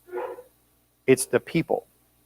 The network you build is actually what supplies innovative solutions. There will be solvers that come up with a legitimate, innovative, emergent technology or perspective on solving a problem. Knowing who they are, how to get to them, and how to capitalize on it, that's what innovation is from a DoD perspective. The bespoke technology is not the answer. Understanding the problem, identifying the opportunity, and then exploiting it, that's actually where defense innovation needs to go. And you have to do it at speed and at scale, okay? So, probably legitimately one of the only superpowers that AAL has, a really kind of a model of working that is not typical to the DoD, more typical of how industry works, private industry works. We have a stakeholder build process that starts very, very, very early. And this is something we share out to a lot of our partners, and a lot of people are starting to pick up on this in the space. So on day one, when a user comes to us with a problem, we spend a lot of time really breaking that problem down and understanding what do you mean. And by the way, most people say, can you just buy me this thing? I need this. Here, I found it on Amazon. I need this, but I need it green, that kind of stuff. I literally had that conversation the other day. So that's not really what the issue is. That's like buying aspirin, right? But what is the problem? So we go through that, curate that, break it out, and then we have a ruthless process of building a business case before we spend a dime or like operational time on a problem. We start executing corporate reconnaissance throughout the market. Like, where is the market space in this? Who is working on it? What other governmental entities are working on it? What private entities are working on it? Who's the best? Who do we think is the best, at least from what we can capture? Accessing our network of other people that work on these things. Call DevCom, call ARL, call DARPA, call whoever. Call people we have on contract also doing work for us. Hey, who's the best at this? Who's in the space? What's happening here? You build out that kind of corporate, that industry reconnaissance piece. Then you look at the technologies, not the one. What are the different technologies that might apply to that problem? And then you do come deep dives on all those. And that's just not our own people. We reach out to our network of folks and figure out who is the world-class expert getting a check from the United States government right now in, let's say, UAV navigation. Who is that guy or that gal? Great. Get that person on the phone. Let's talk to them. I don't care where they're at. So we go through that process. Then we do this other thing, which is actually probably the meat of it. Who are all the people that care about this problem? Not just the guy or gal that brought it to us. Who are the actual stakeholders? Who are all the other users? That's number one. Number two, who's all doing this work that has a vested interest? Who's already put skin in the game on this problem? Okay, let's get them on board then. Who are the transition partners? A lot of times that's going to be an ASAult person. Is there a PM or PEO that we believe they have a mission to do something like this, deliver something that sounds like this? Who is that person? Okay, great. And it might be more than one. Often it usually is, by the way, particularly with kind of emergent technologies or newer technologies to DoD. You might find you have 2 or 3 potential PM partners, and then you want to bring all of those guys in. So you build that out, and then on day one, you're trying to make this their problem too. You're trying to build a team, not just I want to build a solution, then bring it and shop it to you. What we want to do is make you understand that I'm here to solve your problem too. Like, we all want to collude on this and execute together. And then you give them legitimate agency inside this process. So if we go to a PM or we go to a unit or whoever, guess what? When we're writing a solicitation out for it, you know who's got a chop on it? They do. Like, they get the vote too. Okay, now we keep 51% of the vote because at the end of the day, it's our money and our time, but we give them a lot of license inside this process. Like, you get a chop on the solicitation. When we get the feedback in, we get the proposals in, guess what? The selection committee Hey, you, everybody that signed up to be a stakeholder, you are now part of this process, selecting the performers. Do we all agree that this is what we want, right? Everybody's good with this. This is what we're going after. When we go after, the assessments of the actual project, like what are the metrics we want to go for? Everybody in that stakeholder list, you got to cut on what those markers are. So when we're delivering at every point, we're reading out to the entire stakeholder group, is this what we want? Is this where we're at? Is this hitting the KPPs that you care about? And at the end of that process, when you want to start talking actual transition, like where does it go? How do you exploit the work? That conversation is far easier. So now, is that a crazy business process or practice? Is that a crazy technology? Is that innovative? No.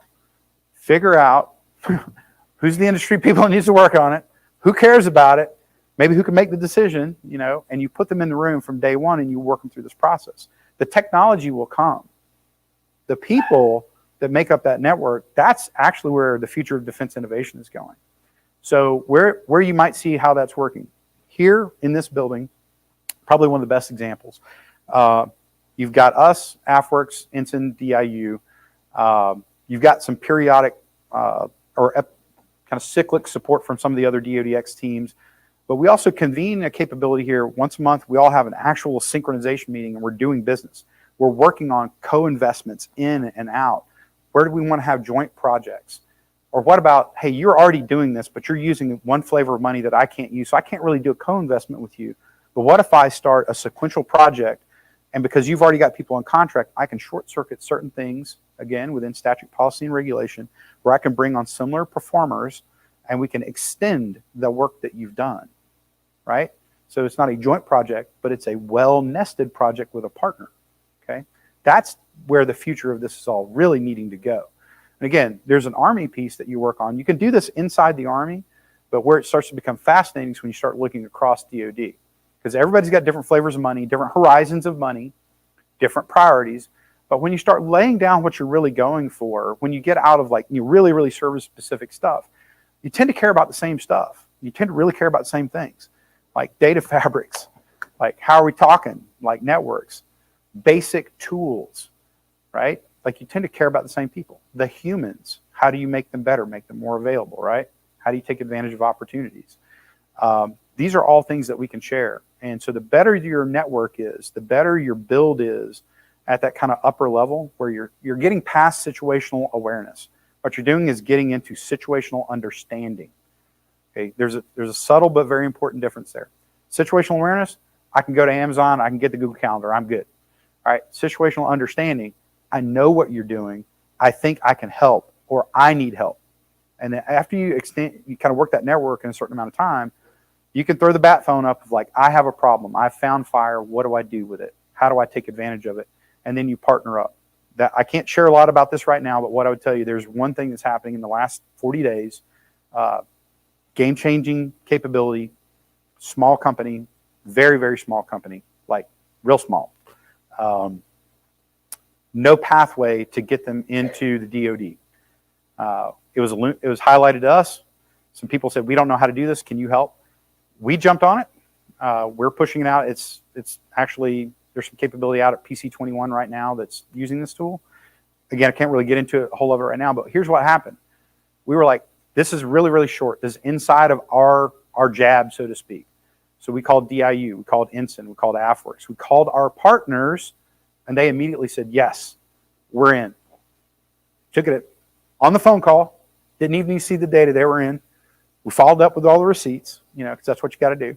But because we'd built that network, they were able to follow on, immediately reinforce what we're doing in real time. And now there's a very real chance that you have a game-changing capability coming out. Okay, that's probably going to hit maybe before Christmas. Very small, but it'd be important. Probably a lot of people will pick up on it. You'll know it when you see it. So that's a little bit about where we think we're going with defense innovation. It's not technology. It's the people, the networks, and how you do the business, how you actually generate change. And a little fun fact, if you can pull up that picture real quick, I'm going to show you something. I don't do slides, by the way, so this is not a slide. Don't be afraid. Some of you may have seen this picture before. This is the picture that actually got me in the Army. This is the only reason that I'm here in Austin right now, like literally this picture. So if you look on that guy's face, this was on covered the book, We Were Soldiers Once and Young. Probably have heard of that. So that's the cover snapshot you usually see. When that happened, probably 50 years ago now or more, there's a lot going on in his head. He's scared. He's trying to figure out what's happening. He's in a fight. He's literally in a fight when that picture is taking place, by the way. He's moving forward. He's trying to get better. He's trying to protect his force. He's trying to lead his force, okay? But there's a lot of things going on in his head. And if you look at what he's wearing, looks a lot like what some guys out on the street wear that are like, you know, like hanging out in the sleeping bag, right? He's got a helmet and a rifle. That's it. He has a guy with a radio behind him you can't actually see in this picture, but there's a different one you can see it. And then he's at the point of basically a wedge of people walking through the jungle trying to make contact with a force that's been attacking them. This is about day 2 of that big long fight they had. You know, it took about a week to fight through it. That guy, everything that he's facing, you're facing now. Like every lieutenant that looks like him, that was a lieutenant. Every lieutenant that you have now, 22-year-old graduate of the United States or University of Texas, joins, deploys. Every problem that he had, that lieutenant still has. That has not changed. All right. Now, here's what has changed. Our ability to help him at speed with protection, situational awareness, lethality, all of those tools, the ability to talk and understand. But can we get it to him? That's what you want.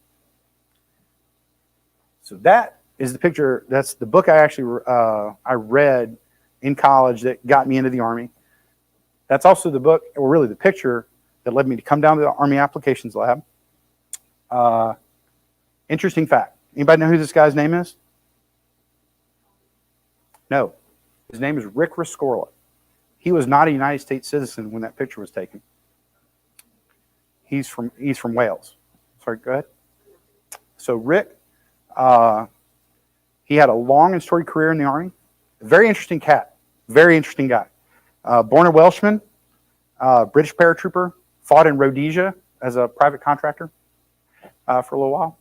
Came to America, lived in the I believe the YMCA, and then enlisted in the Army at the height of the Vietnam War. Goes through boot camp, basically goes straight from boot camp into basically OCS because he had some prior military experience. Was a natural leader. Hal Moore said he was the best lieutenant he's ever seen, best platoon leader he's ever seen. He died on September 11th, 2001 in World Trade Center Building 1. Rick, he was the head of security for Building 1. Tower 1, he actually ran drills for years after the first World Trade Center bombing, kind of in the basement where they tried to blow the truck up. So he started running drills to how to evacuate the building. He is routinely credited with saving probably north of about 4,000 to 5,000 people. Because the minute the first plane hit, they told him everybody to stay in place. He's like, nope, we're leaving. He was also famous for singing. So in this battle, he routinely would sing to his soldiers in Welsh. Like, go figure that out. If you ever heard a Welshman speak, it's pretty sporty. And he was doing that up and down the fire escapes in Building 1. He was last seen going up the building. That is the kind of dude that you want to help. That's what we're here to do. All right. So that's where I look at defense innovation. How am I innovating and thinking to help that guy? Who's the next Rick Rescorla? There's a million of them. A million of them. Met one today from Afghanistan, if you were here earlier. Okay? So I'm going to get off the stage with that one, unless there's any like last minute questions, but that's why we do what we do, and it's all about people, not technology. All right? Dope? No. Good to go. Thank you so much. Great job. All right. Thank you so much, Colonel Wisham. Just a quick anecdote. I don't know if y'all are paying attention to the Twitter feeds for everything that's going on right now, but the AAL account was tweeting the other day and has a curse jar up on the 8th floor. And it says, instead of a curse jar, it says acronyms. And I think that Jay did a really good job of avoiding the acronym bungle. He's really great at telling stories. He's really great at making sure that people understand what he's talking about, even if they're not in the military. So I always enjoy listening to him talk. I had the pleasure of sitting at happy hour with him on Monday night, and the man can tell a story. So I'm super glad we all got a chance to hear him talk today. Up next, we're going to keep it moving, and we're going to be discussing how AAL is working to level the playing field for small businesses at the speed of business, also deploying capital and leveraging that. Our panelists include Anne Laurent, Director of Professional Practice and Innovation at the National Contract Management Association, Laurice Sosa, APG Program Integrator at Army Contracting Command, Matt Willis, Director of Army Prize Competitions and Army Applied Cyber Programs, Dr. Casey Purley, Director of Insights and Analysis at AAL, and Brian Cook, co-leads for ABM's AFC and ForceCom's account. Team, come on up, join me on stage, please. Let's give them an applause. Here. Gotta get you some clapping. Yeah. All right. Which side? Nothing? Go ahead. So we've also got some colleagues joining us virtually, so I think they're gonna pop up in a minute. I think we have 3 at least. We can see you guys back there. Are they coming up on our sides too? I don't know. They're right there. Okay. Only there. There's Ann. Fantastic. There's everybody.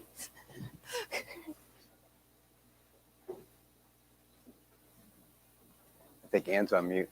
Yeah. Everyone, can you please unmute yourselves? Do we have to That's unmute because them? I'm muted, of course. Hi, everybody. I'm Anne Laurent. You just saw me, heard me introduced along with the rest of the team today. I'm going to be the inquisitor for our group. I wanted to just clarify a couple of things real quick. One is what is a director of professional practice and innovation? What's pertinent for today is that I run the National Contract Management Association's Acquisition Innovation Weekly, which is an online newspaper that curates dozens of reports and articles and other sources of information about acquisition innovation. And then I also curate the Acquisition Innovation Hub, which is our online place for not just the weekly newspaper, but also all of our innovations columns from our magazine, Contract Management, a blog called Outside the Box, and lots of other cool, groovy stuff. So that is why I think folks asked me to come and participate with you guys today. Another thing that I'm hoping is that Casey will actually explain why she is called doctor, because I want you to hear what those degrees are that she has. They're truly scary and frightening. I think she may be a bio warrior in disguise. So I wanted to share with you just a quick couple of anecdotes before we start, just for fun, because we ran stories in our magazine I just referenced that are very pertinent to what we're doing today. One of them is by a guy by the name of Andrew Boyne. It's called Making the Pentagon an Even More Attractive Customer for Artificial Intelligence Upstarts. That's pretty counterintuitive nowadays when everybody thinks that nobody wants to work with the Defense Department in the world of upstarts. And so I wanted to just give you a couple of quick findings from that study. It was a study of a survey of 370 U.S. artificial intelligence firms. And it revealed that despite all of the things that those companies don't like about DoD's procurement practices, the intellectual property requirements, the length and the cumbersomeness of it, limited collaboration, impenetrable jargon, and the fact that there's a pretty low level of understanding about startups and emerging companies.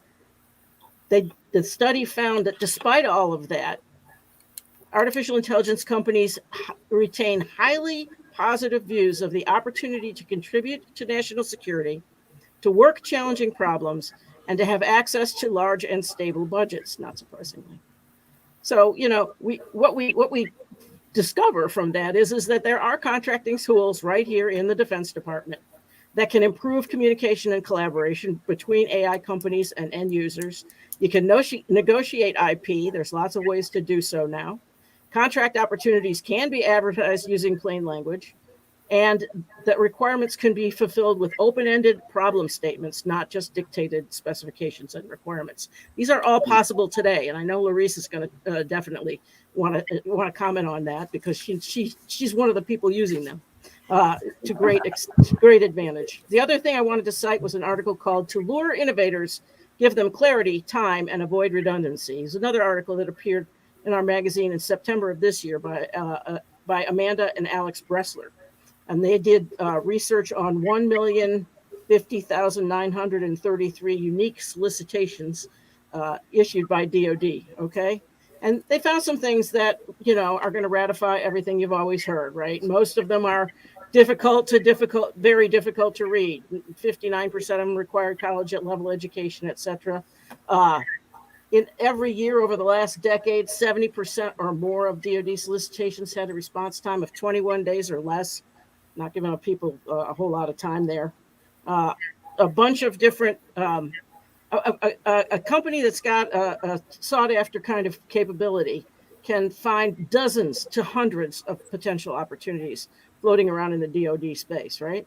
But what the Bresslers said was, okay, we found all of that, but you know what? Here's what DoD needs to do. Companies have to know where to go to search for opportunities, and the search process needs to be user-friendly. They need sufficient time to identify, assess, and respond to opportunities. The customer requirements must be easily understood. All solicitations should include an estimated value and a period of performance, which they aren't required to do today. And DoD needs to coordinate its marketing and outreach efforts, especially for those high demand capabilities. So, there's been actual studies that show many of the pain points that we all know about exist, but that's not what we're here to talk about today. We're here to talk about what's being done about that. So I'm going to toss questions up kind of basketball style. We'll have tip-offs and everybody can jump for the ball and just and start talking. My first question is going to be an Army question because, of course, this is an Army session, and I like the question anyhow. And it's going to also give me an opportunity to call on Dr. Purley so she can tell you what her degrees are in. So the question is, how is the Army working to make contracting easier for my company? And, there's an observation that she makes basically saying the things I just told you about that are the hurdles that companies have to overcome to get in. So Casey, Dr. Casey, over to you. So I'm going to start. First of all, Casey is totally fine. Second, I spent about a decade before I joined AAL studying emerging infections, things that were beginning to jump from animals to humans. See? I wore the big spacesuits in biosafety level 4. I worked on the hemorrhagic fever viruses. You never want your skill set as an infectious disease scientist to be in demand. You want to get ahead of Mother Nature. I'm really sorry, just on behalf of all of us. We clearly didn't do that this time. So Brian, excuse me, just a second, Casey. Brian, if you want to move further away, from us, that's really okay. We can see there's a lot of room in the camera. I'm all right. So how is the Army making contracting easier for my company, right? I think everybody on this panel, we're all trying to get after it in different ways. From an AAL perspective, one of the biggest things for us is speed. We know that a lot of times it can take forever for you to even find out if you won an award. Casey, get on contract. Yes. 50 cents into the jar. What the heck is AAL? Oh, come on. There's been 4 of us on stage today. That has been well defined. We need to get you money faster. From an Army perspective, that gets us capabilities faster. From a company's perspective, it makes it feasible for you to work with us because you're not paying out of pocket. You're not wondering, do I devote resources to this or not? You heard Jay mention our Small Business Innovation Research, or SBIR program. One of the things we're really proud of is that our average notification time for that is 15 days from the time the solicitation closes. And our average time to a phase 1 contract is 42 days. So that you are beginning work with the DoD quickly and in a manner that gets money through the company much, much quicker than some other avenues. So with that, I will turn it over to my awesome colleagues who are doing things other ways as well. How about you, Matt? Sure. So I'll hop in here. Mr. Contest, right?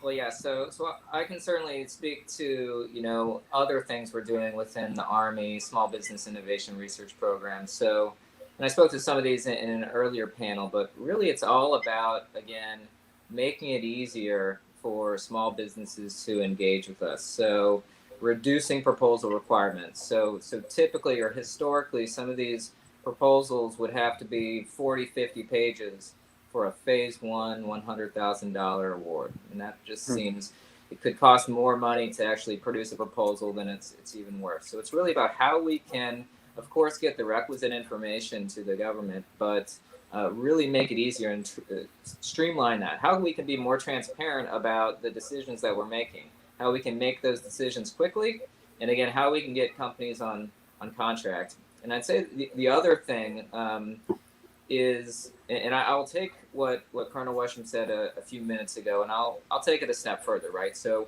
certainly we need to be as innovative as possible as we can be in our business practices.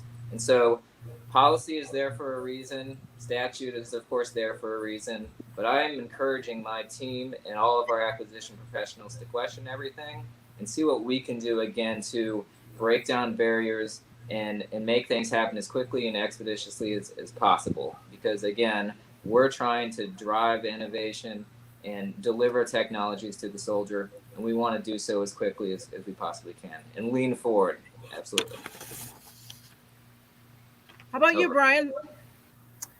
So I come from a different space. So 30-year retired Army colonel, now working for IBM. So I have a new perspective that's happened during the pandemic. Got to retire in 2020 and reversed roles a little bit. So when I think about what Jay just said, he said it was about the people and not the technology. What a medium-sized business like IBM can lend in is that situational understanding he talks about. We are really good about talking about what AFC is about, but what they're doing in a strong narrative, how we can get involved and quickly, is hard to figure out sometimes, especially for small businesses. So we find the opportunity to team with them, strengthen the alliance, get some situational understanding, and then we team together to go after great opportunities. So that seems to be very successful in this ecosystem. So, Larice, you're out at Aberdeen Proving Ground, actually with boots on the ground, if you will, every day doing contracting work. Can you talk about this, a little bit of the specifics of how Army is actually undertaking to make it easier? Absolutely. So as from a leadership perspective, we are working very closely with our contracting professionals to ensure that they understand that, you know, we need to be transparent in our process. We need to be involved early in the process. And we need to allow our customers to know that we need a mechanism to actually get after these technologies. And so when we have engagements with industry, it's important and critical for us to be as transparent as we can, as well as let them know that these are the different ways that we can actually get after these technologies. And so we want to make sure that when we're doing acquisition planning, or our customer is trying to have a meeting or a conversation with industry to get after innovation, what things is contracting doing to put in place so that we can actually get something on board, whether it's another transaction agreement. So you're trying to get me with the OTAs and good work. Ooh. or broad agency announcements, or someone already defined SIBR, so I can say SIBR. But you know, what mechanisms are we going to leverage to actually get after some of these technologies so that industry doesn't feel the pain of kind of wasting IRAD dollars, and there's nothing kind of maturing from those conversations, except for, I mean, I'm not gonna say wasting, but there's transparency.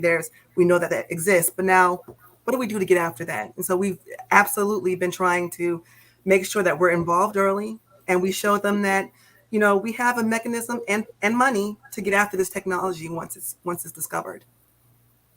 So for everybody, as I just mentioned earlier, and as we all know, and everybody in the audience knows, there seems suddenly to be like a million different ways or places to go and to knock on doors to find some help getting into the federal and particularly the defense market.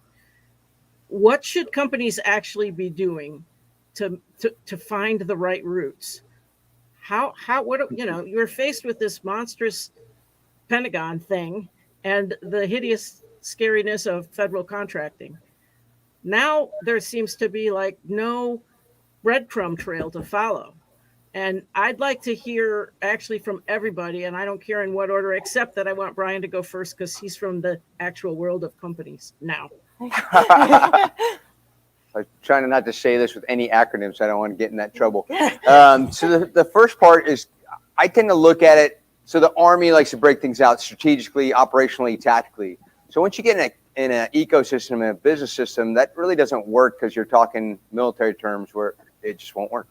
So I talk about national networks, regional networks, and local networks. So you can see it's happening. All those three are right here in Capital Factory. So where can you tag into that if you're a small business, you're a medium business, you're a large business, and forge relationships? Stop chasing the lottery ticket transaction of the unified network operations that's going to be a $500 million contract. Stop for a second and ask yourself what relationships and what networks would build an exquisite, beautiful team that would crush anybody that's in the competition. So how do you do that? And so that's a lot of the conversations I'm having with our partners in the space. I'll tackle it next since we're sitting next to each other. If you're new to working with the federal government in general, there are two websites that I would encourage you go to. One is the DoD Cyber Sitter portal. If you just Google that, it will come up. The other is beta.sam. That one is not the most user-friendly of places. Some of you are laughing. I guess that means you've been there. So at AAL, and I know Matt does this as well, and other entities are working on this too, we try to post our opportunities elsewhere, in addition to all of our legally required obligations to post on beta.sam, right? So from an AAL perspective, we use LinkedIn, we use Twitter. Follow us there. Like you'll definitely know what we're working on because we leverage those sources heavily. So I would encourage you to find organizations. Maybe I'm going to use the network space. If you're in the network space, find the Army people that work on networks and follow them on social media, because this is becoming a new trend that we really want to go after. And it'll have the link to the big solicitation document on beta.sam, so you don't have to go find it yourself. Matt and Larice. Yeah, so I'll go ahead and echo what Casey was saying. We can also look at the Army Cyber website, armycyber.army.mil. We recently updated it, make it a little bit more user-friendly. And also the X-Tech Search program is another program we run out of my office, which is a huge acronym. I'm not even going to say it, but it's the Office of the Army Acquisition Executive. And that acts as a friendly front door for small businesses that might have a technology and they don't know if it has an Army application, but if they submit it through this X-Tech Search prize competition, we actually rely on Army subject matter experts to not only see are these technologies potentially viable, but connect them through mentorship and networking opportunities to really find the right customer within the Army. So look at those different websites, follow us on LinkedIn, Twitter. We actually even have a Facebook page. So certainly connect there. And again, it's all about networking. And again, we are trying to be more cohesive, more coherent, and more transparent across the Army for all these different opportunities. So Larice, I have a specific question I'd love for you to address. Okay. Everybody here is saying network, right? I have heard it said, maybe it's an exaggeration, but I've heard people say they've never actually been able to network with a contracting officer in the government in their entire lives. What about that? Well, I don't know I can't speak for them, but recently there's been contracts that I've signed when I was a contracting officer that people are still contacting me on. So, I don't know. I mean, I feel like I have a very open relationship with a lot of people. So I believe that we can, we have to watch that line. It's a fine line to skirt. But I feel like you can have, conversation, and we can point you in the right direction. And we know the limits of what that relationship can be. So there's no perceived, wrongdoings or conflicts of interest as we go through procurement. And echoing my colleagues or the colleagues on the board or panel, we're looking at different ways. And what I've seen with program executive offices now going through Twitter and Snapchat and Facebook and some of the things that I don't even know how to use because I feel like I'm starting to get a little old. But it's like, but I love where we're going. with regard to just doing those non-traditional ways, because beta.cm is not the most user-friendly. Sorry. I have to do it for my entire career. Had to spend a lot of time on it and its predecessor, and there were many times when I would look at something on there and say, I actually don't in any way know, having read this title and this description, what on earth it is that this program is trying to purchase at all in any way. So I am not going to spend any time trying to do that. I'm just going to move on. And I guarantee you there's a whole mess of small companies who've had that experience as well. As a matter of fact, at that time, I was really small. It was me, a small company. And having covered procurement and acquisition for more than 30 years now, being on that side of it, Brian, is a real different experience. Yep. So I think we have a ways to go in figuring that one out. I wanted to throw another question out here, and of course it's going to start with Brian, which is how can medium and large companies assist small business and startups when they're in getting into business with DoD? I think that's a really good question. We tend to be real pro innovator, pro non-traditional government supplier, pro whiz bang cool, and forget about the fact that there are companies who've made, among other things, boku money, and also, long and storied reputations selling to the government. And they're still out there. They're still out there, guys. And IBM being one of them. And so it would be interesting to know what it is that they're thinking about in terms of, we got to get some more innovation here. They seem to like these other companies. What do we do to help them out? So, first of all, I think it comes at the hand of intellectual humility. So any one great company like IBM or any of the bigs, you've got to have the humility to know that you have to change over time, period. So you're probably not going to get that inside your bias-laden bureaucracy. It's not going to happen. I mean, in some cases, you'll have innovation hubs and those types of things. But what you get when you work with a small business is somebody who thinks different, maybe even somebody who changes your mind. But the nice thing we can provide is we spend millions and millions of dollars on research, hardware, software. Oh boy, expertise. I mean, talk about PhDs. We can go up to New York to our research labs. Geez, just PhDs for days. So what are those burden costs that a normal small has to go, wait, can I spend a couple more dollars to get another data scientist on this team? Or could you maybe team up with IBM and we can team up and do that data science part, a PI part of an AI exploration and some work there. The other part is the hardware and software.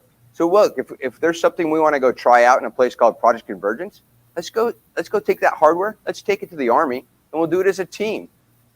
Benefits the small business, benefits the Army, benefits IBM. It's a win-win-win. So those are just kind of, it's really taking the burden off the small business, laying on, 100+ year company to take the burden, and take some risks. Allow us to take some of the risks for the small business. So I'm interested to know, I'm a small.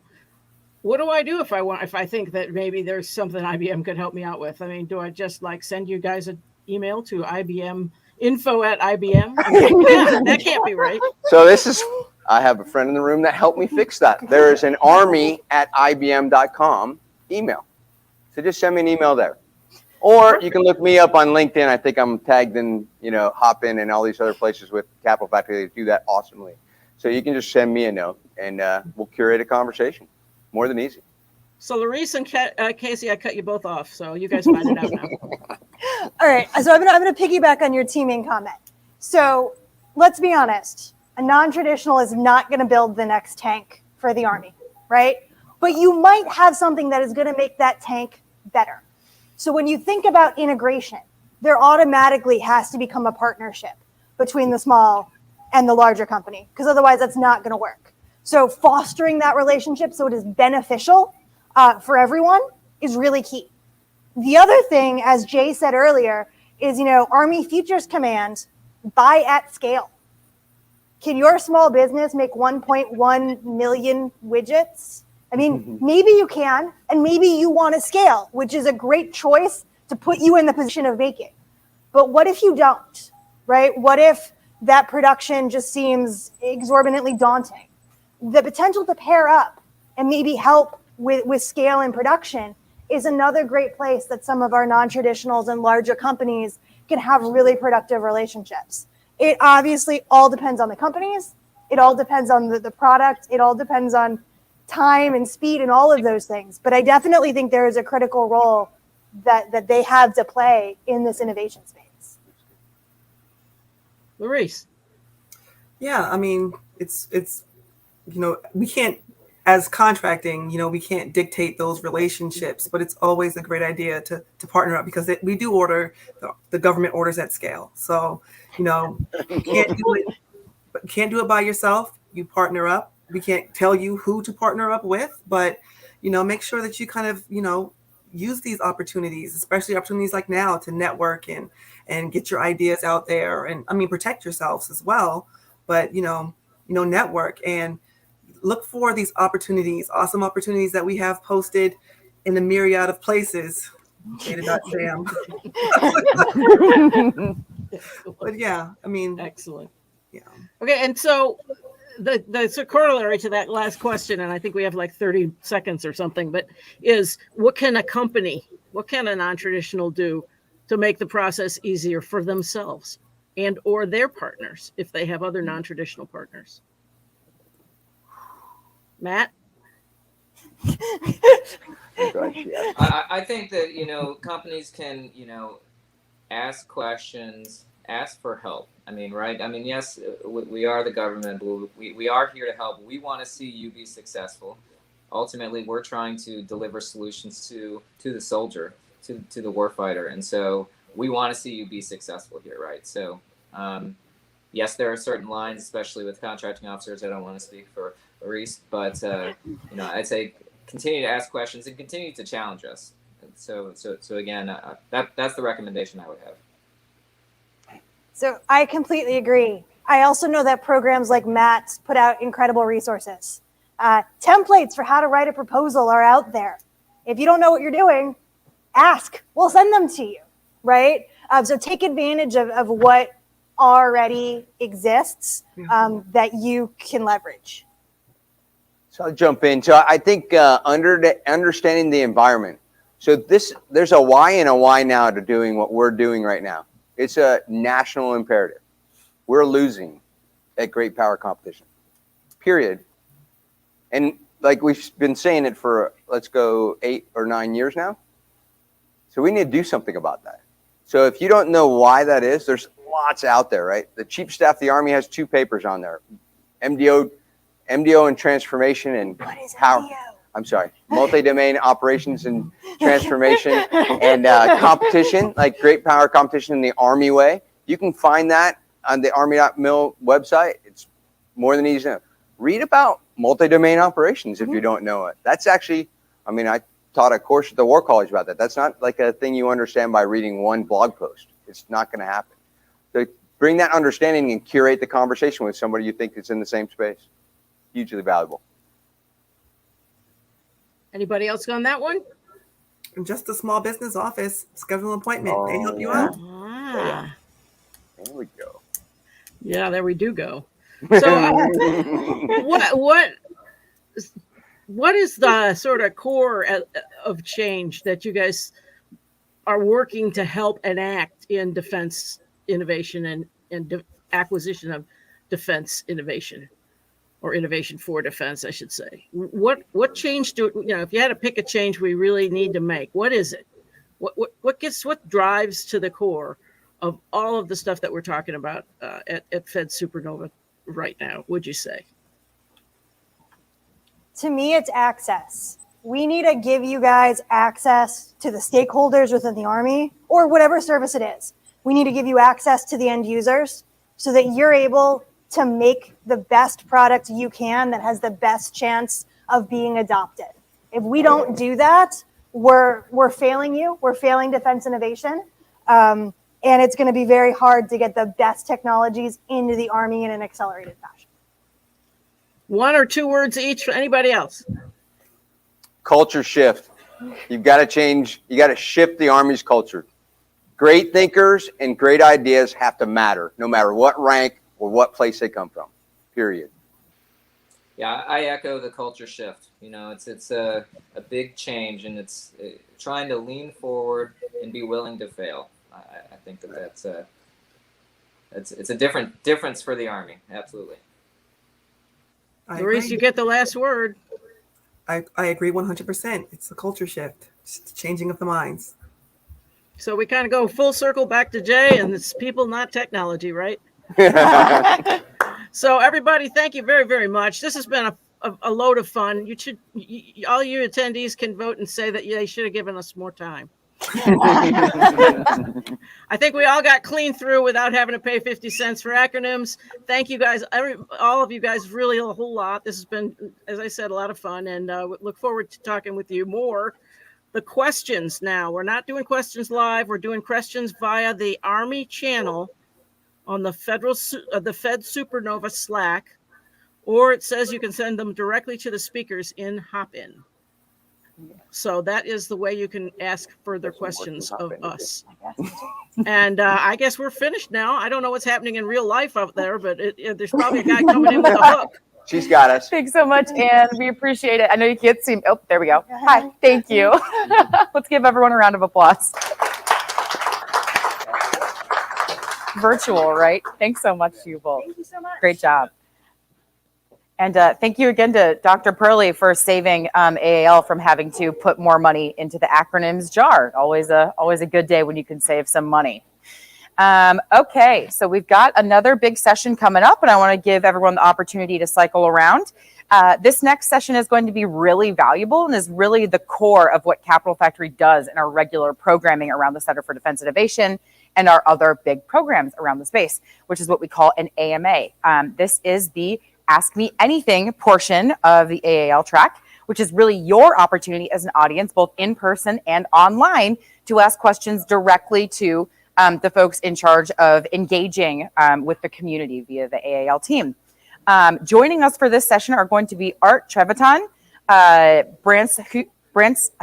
wow. This is funny, by the way. I can say this because I've known Brance for 3 years now.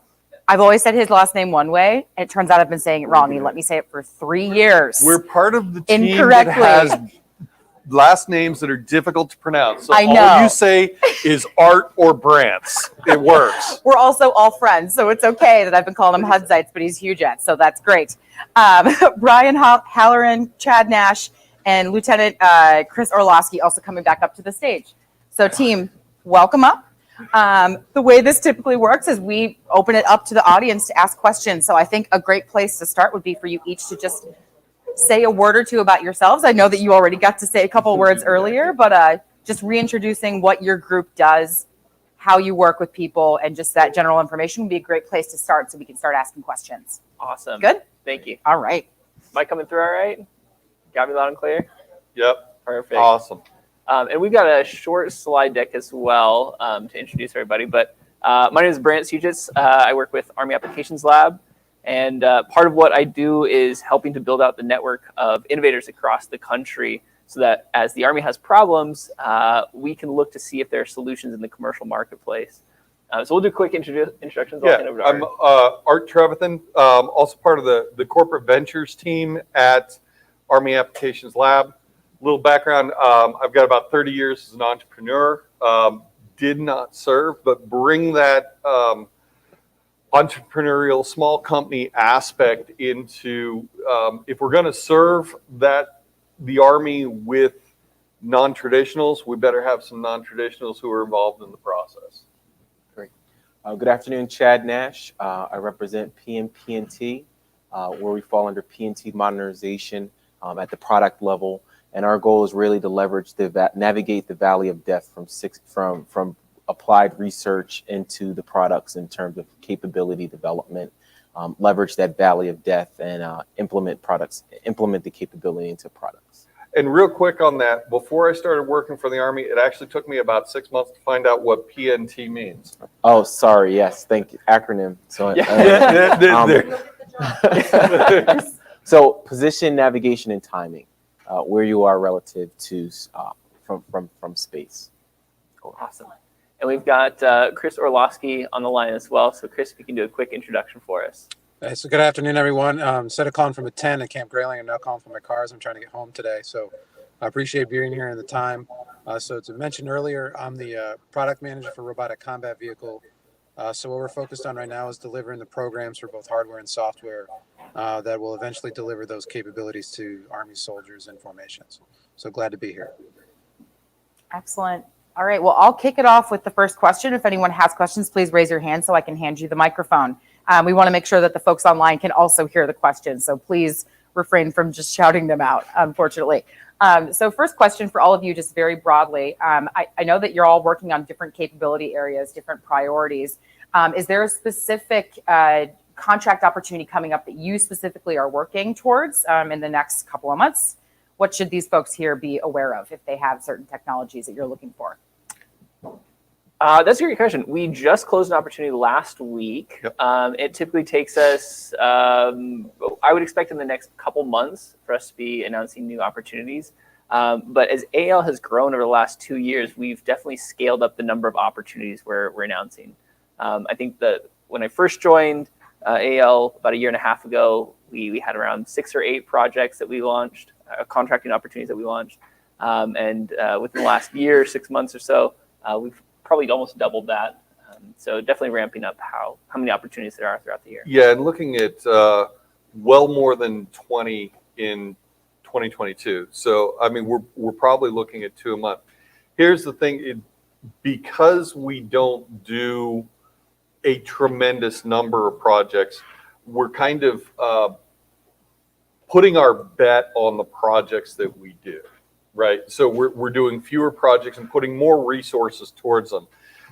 Those are resources from Brant's and the rest of the CV team going out and doing research into an industry so that we get the best solvers. It's from our tech team. Casey just left here.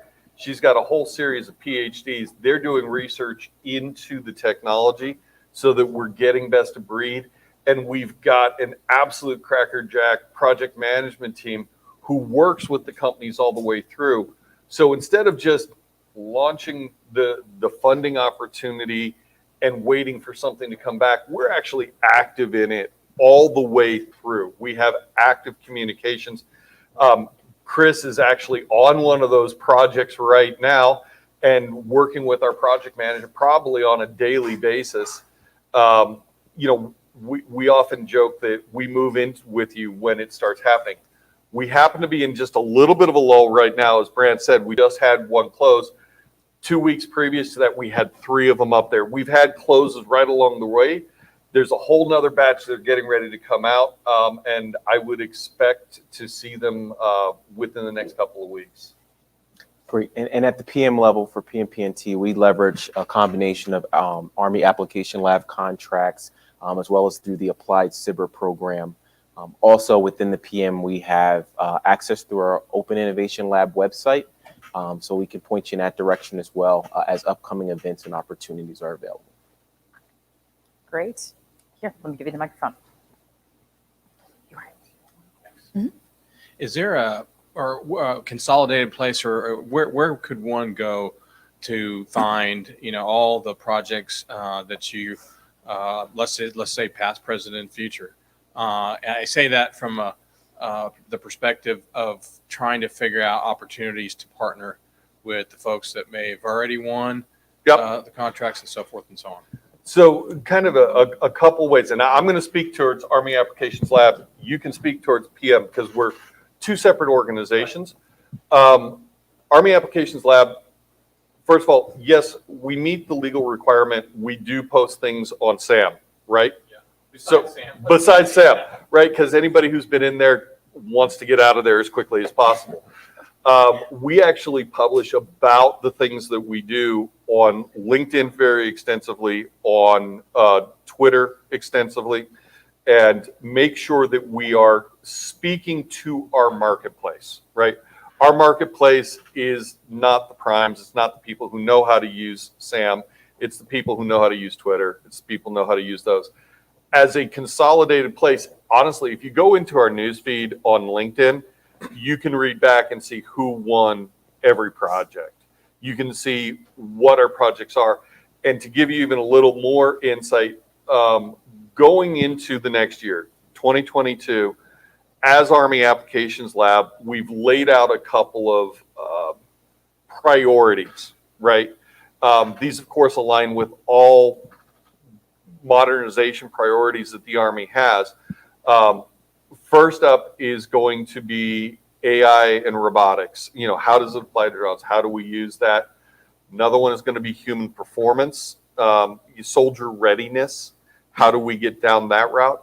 And then, of course, the really highly defined electrification, right? Electrification is a huge issue. It deals with green elements. It deals with, it's not just batteries, but how do you use them? What is the infrastructure required? How do we get through to the end of an electrification process? What do we need to change to get there? And that's kind of our 22 priorities. I'm sure some of those will carry on well beyond 22. We also, of course, have that fourth lane, which is if we find something amazing, we can chase something amazing. Shameless plug as well, on the AAL.Army website, there's a little form at the bottom where you can enter your email, short description of what you do, kind of what industries you align with, so that when we have opportunities in relevant industries or technology areas, we'll send you a note via the email and to let you know about new opportunities. Shameless plug there. And then another shameless plug on the PNT side, if it's specific to navigation, so position, navigation, and timing, I'd encourage you to go to our Open Innovation Lab website. That's apntoil.army.mil. And we can provide that address for you as well, and you can see what contracts we're currently going, you know, what opportunities are currently available and past contracts. And I don't want to forget about Chris. So we got, as Art mentioned, we're working with AAL on the sustainment SIBR. I'm sure we'll be talking about AI and robotics as well, since we got to figure out how we're going to do lots of robots for the Army and big robots with guns. Applied SIBR office as well, we're looking. And then if things go well, could see maybe not contracting opportunities, but some opportunities to help inform what the RCV programs will look like in the form of RFIs, at least in the next year. After that, we'll see about when actual solicitations for programs come out. To be determined. Chris, where's the best place to see those RFIs as they come out? We will likely post them to betasam.gov, but maybe I can get our PAO to start, picking up some of the best practices from AAL as well. And we can definitely complement that as well. And Capital Fact is also happy to help signal boost those things. We can tweet out those links so people can find where to access them. If you have our Twitter account, we will certainly help you to find those resources. Next question is from the Hop-In chat. How far ahead do you lock in your budgets, or when specifically should small businesses start the business development process? So I'm going to say start your business development process now, not in terms of a specific opportunity, but in terms of learning about us and how we work, right? For a small company coming and working with the Army, there's that culture shift, right? Because we are big Army ultimately, and learning how to work with the Army, reading up on it, finding the resources who can help you get ready so that when a solicitation goes out, that's something that's in your lane or your lane adjacent, you're ready to move. Also, don't buy the hype. We don't always know what we need. We know what we want. We don't know what we need, right? The Army's been around for a very long time and has certain ways that they say, we do it this way. Does that mean it's the right way? No, it means the way that's written into the book, right? So if you have a better way and we're saying, hey, we want something that improves the process of firing a howitzer, it might actually be an inventory management system instead of a robotic arm. It might actually be something else in the process that we've been doing it on paper. We've been doing it with abacus forever, and that's not the most efficient way to do it. So being solution adjacent and improving process improves what we do. Chad, I'd love to know your perspective from the PM side. How early should small businesses start the biz dev process? So you see, I was smiling and laughing because your team would do all the work really for that. For us, I would say align your planning to the your calendar year planning to the government fiscal year. Yeah. So if you're going in an August or September timeframe at the end of the government fiscal year, that's not a good time. Start in October, and start planning from October and beyond. That way, the budget team has a timeline in which we can build you in, and definitely not towards the end of the year though, and end of the fiscal year. So aligning it to the fiscal year would be good. That's awesome. Does that make sense? Yeah, Okay. absolutely. Chris, do you have how's your perspective on that? I thought that was a gem right there. So any other gems that you'd like to add, Chris, on how companies should approach BD or biz dev from the PM side? No, I don't think I can top that one. Just talk to us. We'll especially if we don't have solicitations on the street, we can definitely sell these things straight, right? What we think, and we'll answer the questions you have the best we can about future opportunities and what we think where programs are going, and just have a dialogue. But rule of thumb I always said is if you're going to talk technical as a business development person, bring the technical person with you, because it's Great advice. Great. It's always good to have that person with you to ask those technical questions, because we like to dive deep when we can. Nice.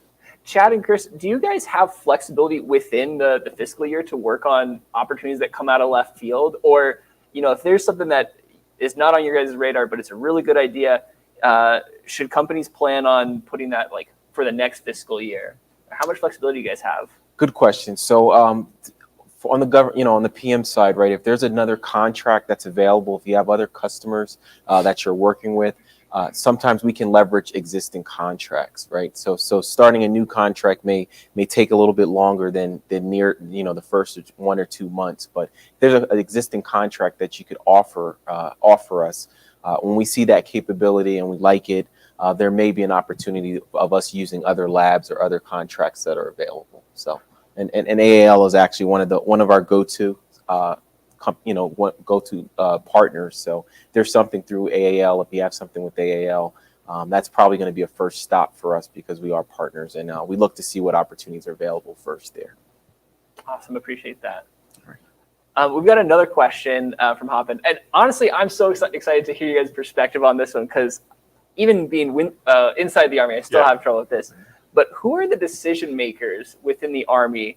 Who needs to sign off before you guys can buy something? So let me jump in just a second. In that, I've actually been asked this question a whole bunch today and yesterday walking around. I kind of came up with the thing is we pulled together the butcher, the baker, and the candlestick maker, right? That's the guy who wants it, the guy who has the contracting ability, and the guy who has the money. This is the guy with the contracting ability, or the guy who wants it, right? This is the butcher, right? Right. So how do you make that decision? Okay, so we have a host of levels of approval we will need to go through as well. Probably at the PM or the acquisition side, we're at the lower level. Through our AFC, through Army's Future Command, we would bring the project across their plate, for consideration. And if we have the funding, if it's there's a line between research and development, right, and also production. So understanding the maturity of the technology, the maturity of the capability will be one of our first questions. How mature is it? Is it something that we can use our research and development dollars for, or is it something that we can use as production? So determining that is one key piece of it. The other approvals obviously are at the program executive office. So getting the approval at that level as well. So once we get the okay, usually things will move through over the next few weeks. But getting that concurrence really is probably one of the key pieces of that. So it sounds like, reiterating here in dummy English here, it sounds like there's the PM shop, understanding if there's funding and where the TRL levels are, and then the PEO side as well. Roger that. And I'd be remiss if I don't mention the schedule. Yes. So aligning it with the budget process and quarter by quarter, will allow us to make sure that we have the proper planning and time for paperwork and those types of things. So you mentioned a couple things real quickly that are interesting rabbit holes to go down. You've mentioned applied cyber a couple times, and you mentioned the distinction between R&D and production funds. So can you help our audience understand a little bit about the TRL or the stages of technologies that you work in? And do you work primarily on production? Do you work primarily on R&D, or is it like an equal mix across all of those? Great question. So typically within the PM can only accept technology readiness level 6 and above. Thank you. I owe the acronym jar some money. Yeah. So what that means is you're in the prototyping stage. Breadboard capability is typically TRL 5, right? So if you bring us something and it's not ruggedized, that's okay. But we would have to partner with a lab-based organization that can handle that is responsible for the research and development piece of it. So on the PM side, we typically have to take something at a higher maturity level, and then we all have to plan how does it make its way into the product. So there's things what we call pre-planned product improvement. That's a specific time in which we will implement the capability into an existing product. So once we understand that, that's where we have to understand from an engineering perspective the maturity, so that we can look at the manufacturing readiness level. MRL is another thing, because we're dealing in larger quantities. So for small businesses, that may mean partner with the larger business, but again, us understanding the capability, and that's kind of the path along. Does that make sense? Absolutely. Okay. I appreciate that. What's the timeline of that? Like from on the integration piece, especially, if you're working with a company that's TRL 6 and you mature it to a TRL 9, I know that's going to take a while. When does the integration start into the larger product or platform? So on the product level, right, we have the pre-planned product improvement. So it all depends on what the capability is, and then assuming that the maturity level is at a high enough level, as it's emerging capabilities, right? That path, really, our acquisition path right now is about 18 months from the time we see something to the time we can implement it from a software perspective. Hardware perspective, that number doubles. So it all depends on what it is, and then how we can test, how it can be tested. That's awesome. Chris, are you seeing similar timelines on the hardware side? I can imagine working in the RCV world, there's probably a few more complexities on the hardware stuff. Yeah, it's I don't think we're as mature as Chad's programs are in terms of how we're integrating software and hardware. We're still working through a lot of prototyping phases, and Chad mentioned there's different even colors of the research and development dollars and what you can spend it on. So there's little different shades, but yeah, I mean, we sometimes have that challenge of looking at a platform. It's like, well, you should be able to turn these things fast, and between long lead items and COVID supply chain disruptions, it's, we're looking at least a year before we can get new hardware. Sometimes, if it's pretty much based off something we already have. So that's another, and let alone the design time to cut something else in. So yeah, I would say those are pretty good rules of thumb for now. We'd obviously like to go faster, but there's a lot of factors that go into going faster. Awesome, I appreciate that. So hopefully this doesn't put you guys on the spot, but I always love this question. So whoever asked this, thank you. Chad and Chris, what are success metrics for you guys? Like, what does a great success look like when you guys are working on a project? So I'll say from a technology perspective, the first one is if we have an actual injection into the product, right? That's key metric number one. If we have the ability, the time, and the schedule to implement into the product, that's a success. The other piece of it is testing. How do we test it? And if we're able to get that measurable data that will be required. And last but not least, probably the most important is soldier feedback, customer feedback. As we get a lot of the human factors and human understanding, the ease to incorporate it in the soldier understanding it. That for us is key success.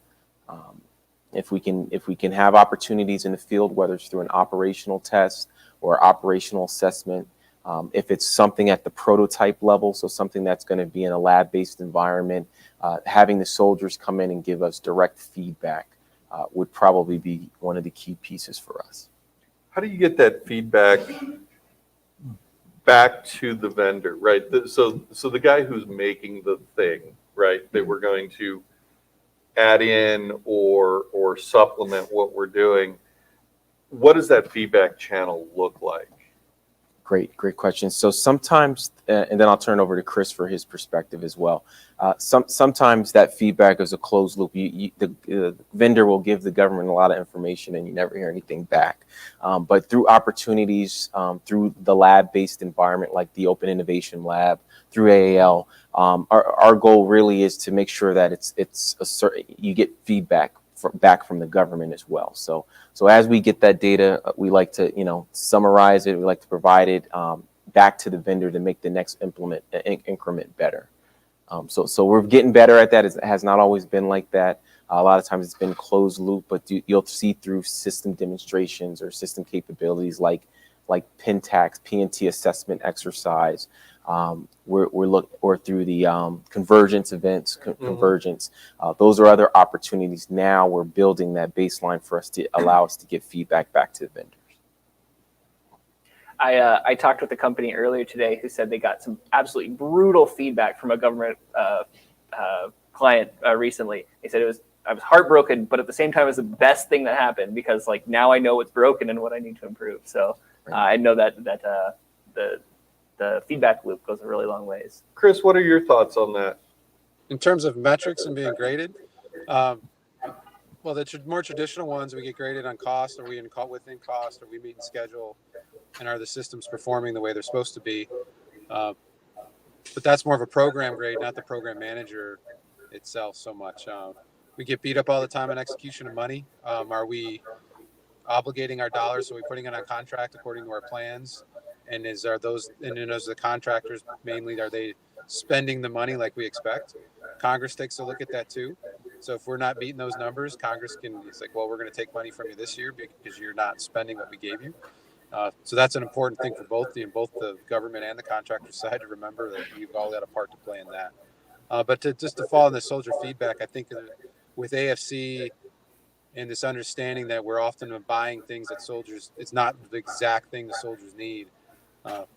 The number of soldier touch points and number of soldier interactions is also something that we're being, I don't want to say maybe necessarily graded on, but a thing that people are definitely looking at is are you getting these systems, whether they're hardware or software, both in the hands of soldiers and gaining their feedback and incorporating that in the program. So it's definitely an emerging, I don't know if we've got a metric for it yet, like you must do so many, thou shalt do so many, but it's definitely something senior leaders in the Army are taking a look at. So outside of that, so there are some, of course, official metrics, official things you look at. How do you gauge success, Chris? What to you is success? So I'd say a couple things. One is making sure that the RCV experiment next summer goes as best as it can, and we can get as much soldier feedback and learning from that experiment. We take those lessons learned and incorporate it in the next, and then just delivering the best programs we can in the near future. So making sure that we're working with our partners in AFC and the development command and contractors to really define what those programs should be and deliver them near term. And then we won't know. There's a bit of a lag in that system, right? By the time you build and integrate and test to see if you really did the right thing. But in the near term, that's our goals in the organization. So there's several channels into for small businesses to connect into PM shops, and obviously AAL is one channel, but we're not the only channel. What are the best ways for small businesses to get into contact with folks like yourself? And I'm thinking in particular some of the testing and evaluation opportunities where companies can demo and showcase their products. How would you recommend small businesses get in contact with you guys? For PMPNT, our front door is our OIL website, our Open Innovation Lab website. So again, that URL can be provided, and through there you would actually fill out a vendor template, basically, or a vendor profile. When you fill out that vendor profile, that's behind the scenes, it's passed to our Open Innovation Lab team, and they're able to make sure that your profile is complete. They're able to get you a one-on-one interview with the government team for PMPNT, and also other stakeholders as well would join that call for a technical interchange meeting to further understand your capability and potentially demonstrate it at Aberdeen Proving Ground. That's awesome. So AAL, we've been leveraging a lot of SBIR grants so far. And I'm curious, it sounds like somebody online is curious that they've done an SBIR so far. What can they be doing right now to prepare themselves to be working at the PM level? Is it just introducing themselves and saying hello, or any pro tips that you guys would recommend? I would say the first thing is, working through that phase 1, phase 2 SBIR, right? During that time, there usually is a government PM stakeholder involved in that process as it matures. Being able to make sure you have that network or that interface with that PM is critical. So having the PM contacts, those acquisition contacts, would be one probably good method as you're maturing your capability through the SBIR work and ultimately looking for a successful implementation into a product. And then if there's something that you want to get directly to the PM, again, that face-to-face is important, providing that technical capability. So for PMPNT, it would be the website, but I'm sure there's other venues as well out there. Chris, how about your perspective? Yeah, it's a tough. I mean, I think unfortunately, we don't have that cool website. I mean, it sounds like we need to build it. Especially when we start thinking software for RCVs and all the things that are needed to make these things go. Yeah, I think primarily it's through there's a public-facing PEO ground combat systems. That's as Chad mentioned earlier. That's my program executive office I work for. We tend to primarily interact through requests for information and other things like that out to industry, and then follow-on engagements from that primarily. But obviously, lessons learned, we probably need to improve some of our processes, especially as we need to start moving faster on certain things. Awesome, I appreciate that. What are some of the pain points that you guys are feeling right now? Like, are there any processes that you think could work better as far as how you engage with small businesses? I'm sure Chris has a list of this too. So for us, the challenge really is legacy sensors. How do you integrate with legacy platforms or legacy sensors and bring an emerging capability, something that's disruptive? How do we get into the field? How do we get it into it? We're not, the days of just swapping things out, swapping boxes out due to budget constraints, timing constraints, you name it. That's a challenge now. So we're looking to leverage what's already existing, whether on a soldier's person or integrated into a vehicle. How do you leverage existing sensors? Really is probably one of the big gaps, to your point that we're trying to address. And then there's a big push for open architecture. So following modular open suite, modular open system architecture, leveraging industry standards is where we're all heading in order to pace the threat. So being able to show a pathway or a path to an open system and open standards really will be one of the gaps that we're trying to fill now. Okay, Chris. So I would take that I agree with Chad, but I think it's a process thing too. So even if you've got a very successful SBIR or a small business, or maybe they didn't do it through a SBIR means, or they did it through an OTA or what have you, is being able to quickly get them working on your program is non-trivial sometimes, right? If there's not an open contracting mechanism, we can't always just say, yes, we want that. We've got to go compete it. And then that just adds lag and time into the system, and obviously puts a burden on that business because now those team members now need to go do something else, right? They can't just be overhead and not be producing for the company. So we've talked to some other folks, some other organizations, both in and out of the government in some ways. And so we're thinking through how that process works, especially talking software for RCVs in the future. So if there's folks with ideas or feedback on how we can improve that, I'd definitely be open to hearing it, because especially when it gets to autonomy and artificial intelligence. We can't wait 12 months to award something for something that we know is, somebody's already moved past that by the time we get that awarded. So we got to figure out how to move faster on that standpoint. Be careful what you ask for, Chris. I think asking a room like this for feedback, you just might get it. Similar question, but as a PM, what keeps you up at night?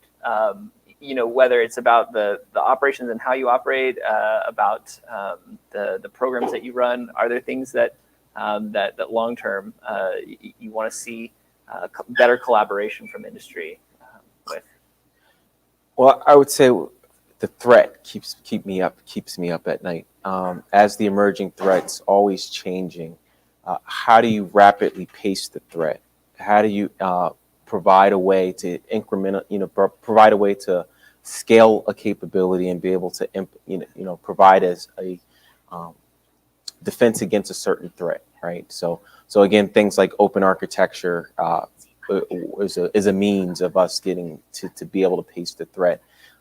The other one I think that keeps me up is if a vendor brings a great disruptive capability and we have no contract to get to them. So that also costs time developing a contract. How do we get to the non-traditionals without having a contract in place already?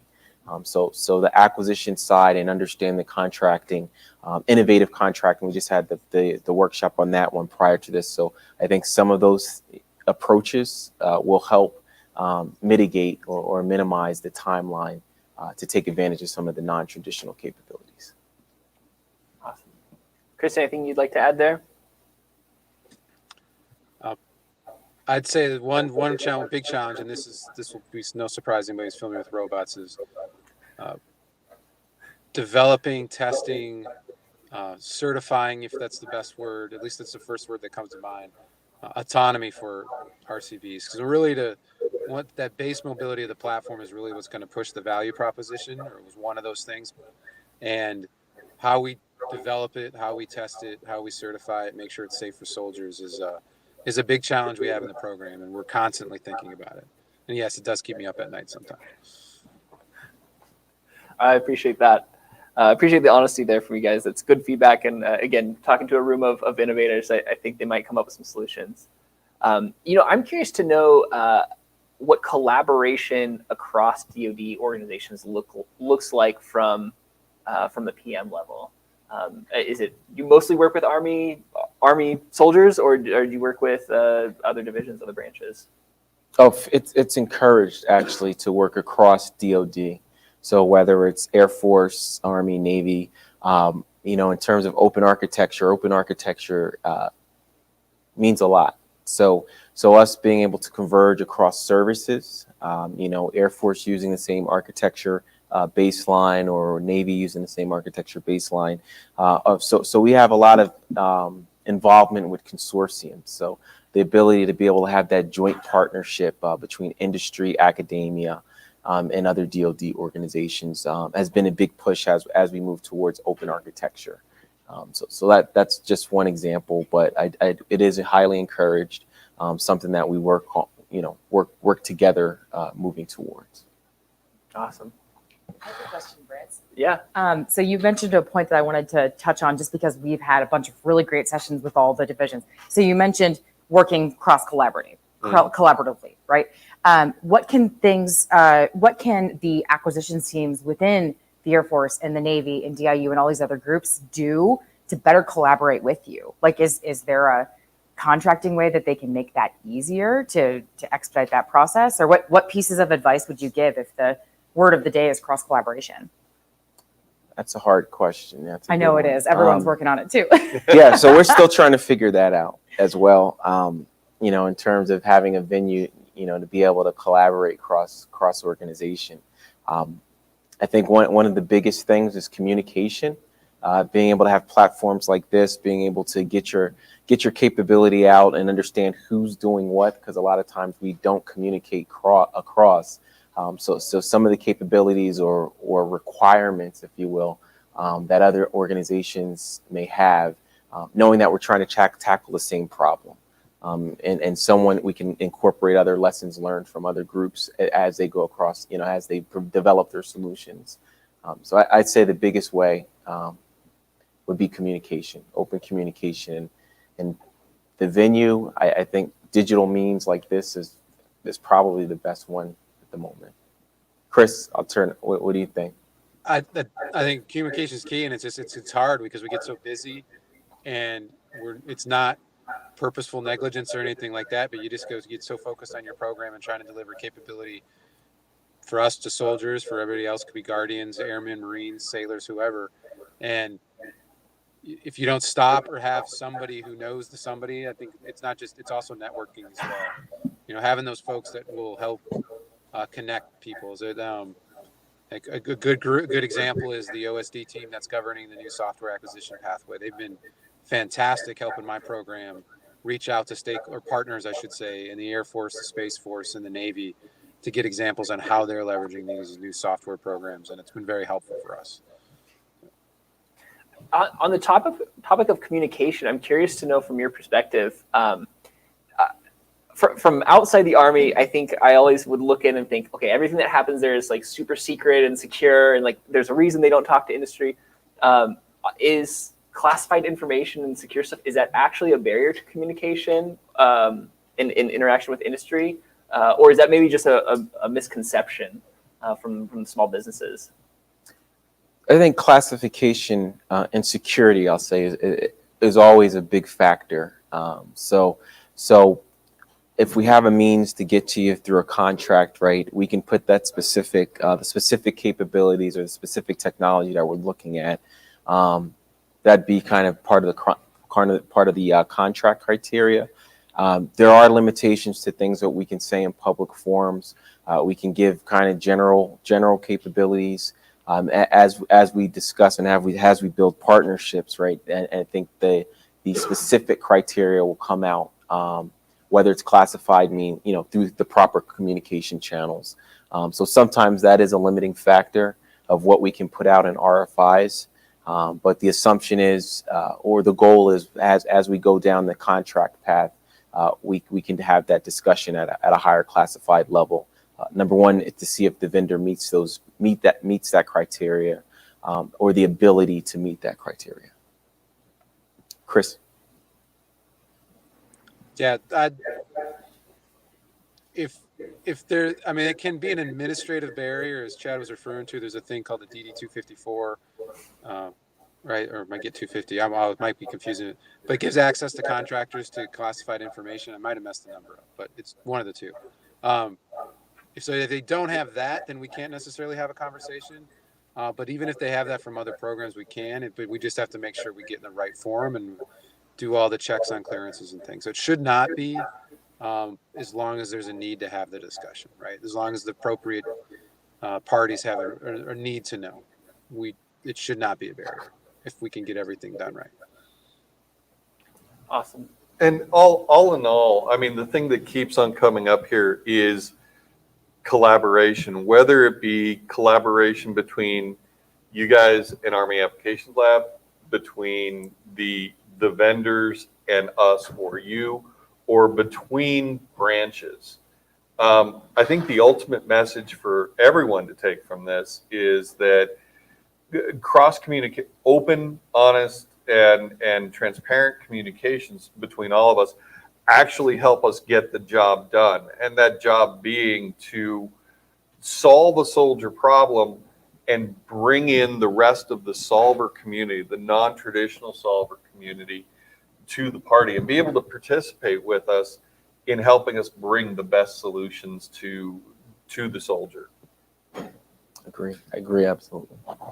So I think we've got about a minute left. Any questions from the audience? I know we've taken a lot of questions from Hop in here. Going once, going twice. No more questions. Guess that's it. Oh, wait, we got one more. Just kidding. Let me give him the mic. From the beanbags. Make it fast and make it good. You got the last one. Sure. So AAL is kind of new to the scene. Still has a fresh new car smell. I imagine you guys are sort of building the plane while you're learning how to fly it. What have been some of the most interesting sort of learnings and shifts in how you've approached your opportunities that you award and execute? So, from my perspective, while I'm new to working for the Army, but have as a vendor before participated, I think what's new, quite frankly, is that spirit of openness and the desire to work with as opposed to work against a vendor. There's not, years ago, there was a kind of a clash in that you're just trying to get money out of the government, right? And so the vendor wasn't always, especially a small one, wasn't looked at in a positive light. These days, I certainly see a tremendous desire from the Army and from the DoD as a whole to say, this is where we're going to get the best solutions. We need to work with them. So much more that spirit of openness to new solutions. Excellent. And our little ticking time bomb down here just went off. So thank you for filling. All right, let's give them a round of applause. Thank you so much. Thank you. Thank you. All right, thank you guys. Thank you. Thanks, Chris. All right. That was a really great discussion, and I'm hoping that what they were talking about in terms of that opportunity for open collaboration, thought sharing, cross collaboration, I'm hoping that they can find that here. That's really the purpose for what Capital Factory has built here, and we hope that our startup community, the ecosystem of entrepreneurs, investors, mentors, corporations can help them to do that. So we're certainly happy to host them here. That being said, we are going to move on to the last session of the day, which concludes our time here at Fed Supernova. It's been a fantastic 2 days. I'm hoping you all got a ton of really good content out of this, and I'm hoping that we can finish on a high note here with this last session.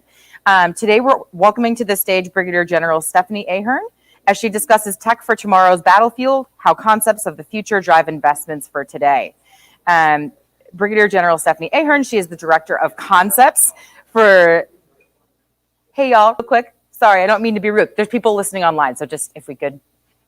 I'm sorry, I don't mean to be rude. She is the Director for Concepts for the Futures and Concepts Center with AFC. She's going to lead an informative and entertaining discussion with other scientists, futurists, and commercial experts to explain how these concepts for the future battlefield influence where the Army invests today. Joining her, our panelists include Gene Kettle, Chief Scientist for Futures and Concepts Center, also at AFC. Tien Pham, Chief Scientist for the Computational Information Sciences Directorate at U.S. Army Combat Capabilities Development Command. Chris Milroy, Senior Data Scientist for Public Sector at NVIDIA. And John Morgan, Partner, Federal DoD and the Army Co-Lead at IBM. Team, please come on up. Welcome to the stage. Thank you so much. Of course. Quarter to start. So this will tell you when you're done, and I'm happy to help you with questions. I'll move around and yeah, of course. All right. Okay. So good afternoon, everyone. I always like when people say you're here for an entertaining discussion. Please be quiet. Right? So, that's what they hired me for, right? Oh, seriously, Helena, thank you so much. And it is such an honor. We've got in right fashion for what we're talking about. Lieutenant General Retired Morgan is here with me. And we also have Gene Vettel, Tien Pham, and Chris Milroy, who are on virtual. So we're going to be doing this in person and virtually, and just really appreciate having such esteemed panelists with me here today. What I wanted to start with is just to be able to ground who we are and what we're going to be talking about. Considering that you all came for a discussion on tech for tomorrow's battlefield, how concepts of the future drive investment today, I thought each of us, this is a problem for the Army, it's a problem for the Joint Force and Department of Defense, but it's also a challenge for our country, which is exactly why this is a topic here today. And so just really appreciate having the diversity among the panel.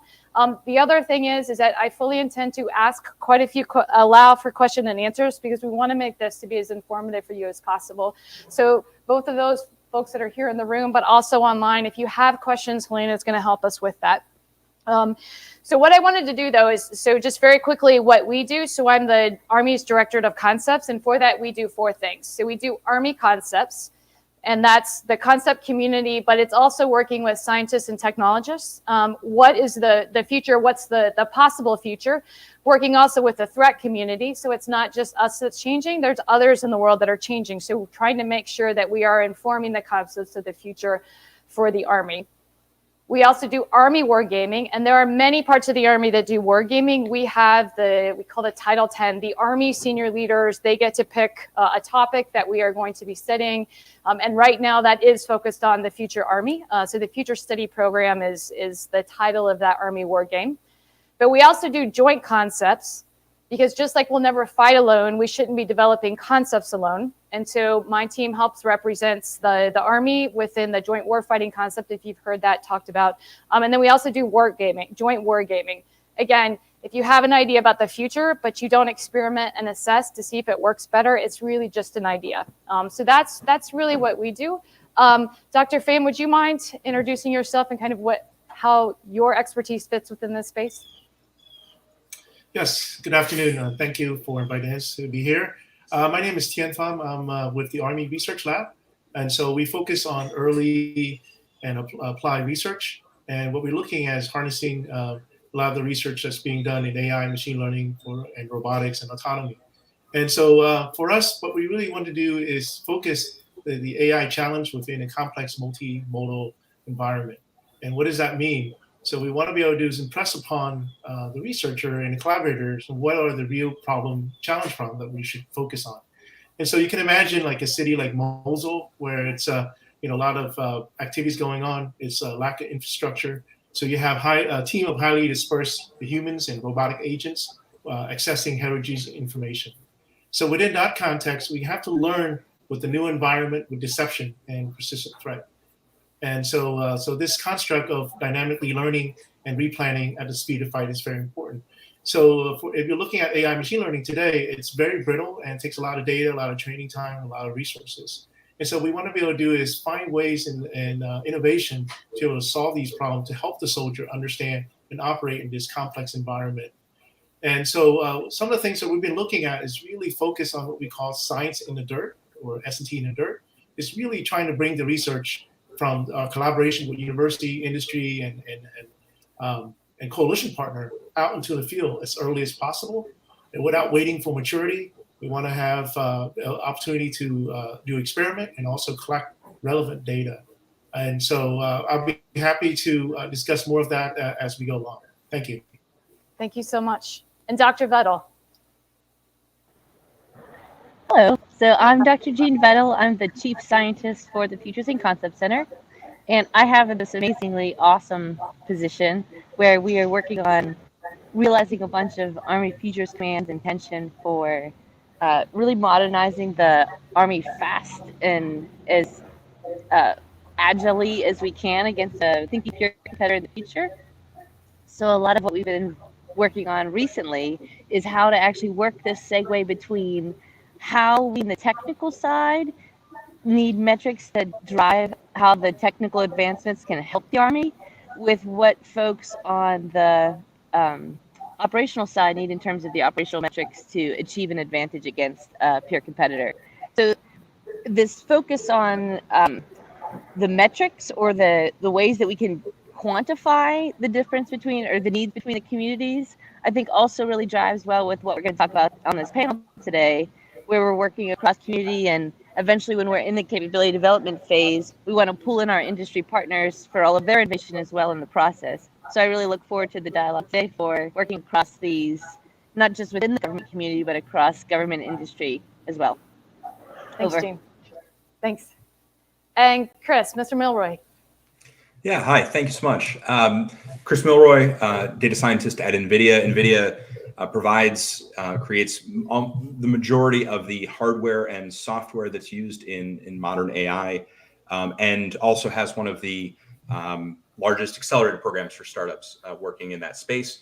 Has been long a partner with the federal government in accelerating the adoption of AI and machine learning advanced analytics in those spaces. So here to talk about that from the tech Silicon Valley angle. Thank you so much. General Morgan, sir. General, thank you.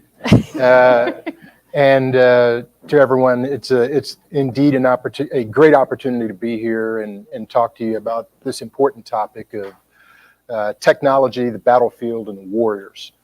I'm John Morgan, and I'm a partner for IBM, co-leading the Army account. But before I even got into that, spent a few years on active duty as a combat arms officer, warfighter, in a number of different places. And I think the uniqueness of what it is in a company like IBM and what it brings to the discussion, first of all, changing a culture to collaboration, cooperating with Army partners and small business to create a dialogue around all kinds of emerging capabilities and technologies.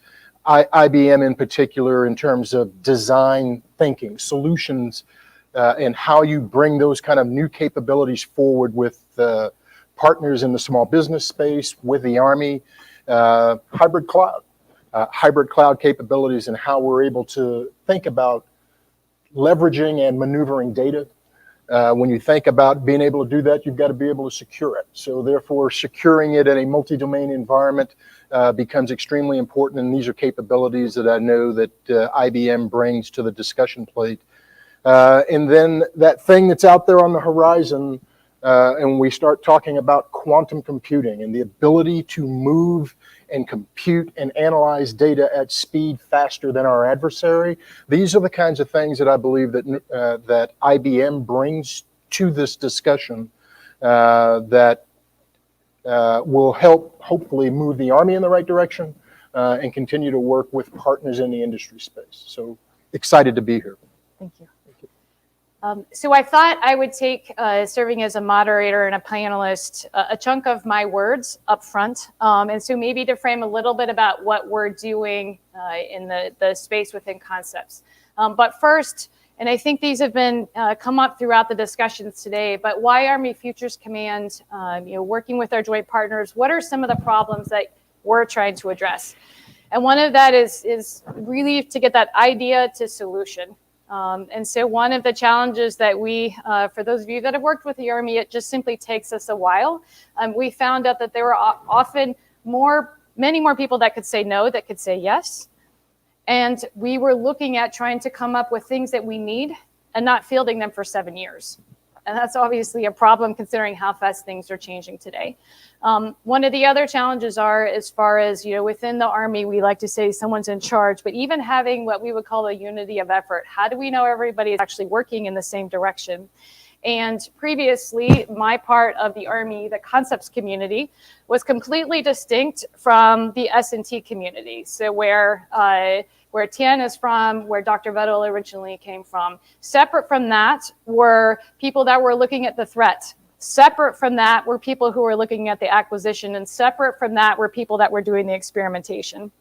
And so one of the efforts of having Army Futures Command is that it actually now helps bring most of them, at least, from an acquisition perspective, they are our right-hand partner on this. But how do we work together so that we're understanding the problems, we're understanding the opportunities, and moving forward together? And to have opportunities like the Army Applications Lab to have these discussions with partners, having the work with the acquisition sustainment for the industry to help us all from an Army, Department of Defense, and a community. And so what General Murray, he asked myself, and looking at the Futures and Concept Center, which is what we're a part of, about 13 months ago, is that when we look to the future, and we get to a time when you have artificial intelligence, machine learning, autonomy, robotics, kind of underpinned by that data in the network, plus the quantum computing, plus synthetic bio, plus advances in energetics, and so forth. When you start having that come together kind of at scale, both on the civilian side, but to be able to impact things on the battlefield, how could we operate? And much less how must we be able to operate to make sure that we're able to achieve our objectives. And so that's really been the task that we've been looking at. So we started out with a lot of help from DEF CON to say we had 95 interviews with subject matter experts from the Army, from all the way through our country, from S&T, from ethicists, and regional experts. What's that future even possible?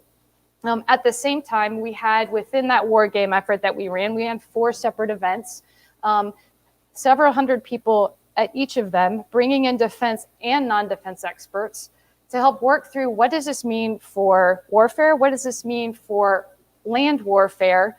How can science and technology solutions help us? And then in August at Carlisle, Pennsylvania, we actually tested it for the first time with our threat community. How would these ideas work better? And so lots of challenges, no doubt. But 2 of the challenges, and this is where I wanted to bring back because I was very long-winded. 2 of the really big challenges we have that's already been talked about. So one is information. So we need to have the ability to see, to sense, to know what's happening. We need to be able to understand. We need to be able to communicate very rapidly. But we know that potential adversaries are going to try to stop us from doing that. And so, whether it's through AI and machine learning or whether it's from different sensors, what are the ways that we could be able to do some of the basic functions that militaries must do to be able to achieve our objectives? And then the second problem that we're seeing very keenly is sustained operations. And so if we're going to be operating in a space where we have, whether it's sensor saturation or near ubiquitous sensors, or take your pick, whatever term, it's really going to be hard to hide. It's really going to be hard to achieve surprise. And if you bring large groups together, you're a really easy target.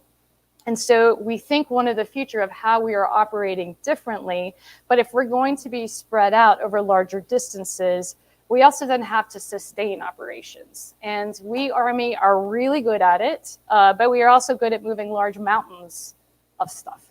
And so, and at non-doctrinal term stuff. But we'll need fuel, food, water, medicine, to be able to go in places where it's needed. And so I think these are things that have civilian application in addition to helping the military. And so these are some of the challenges that we're looking at. And I think as we're looking at the concepts driving future investments, those are some of the challenges we're really working on, and would really welcome, maybe I could throw it to Tien, if you have anything about how you're addressing some of these, and then we'll go through and have the discussion, please.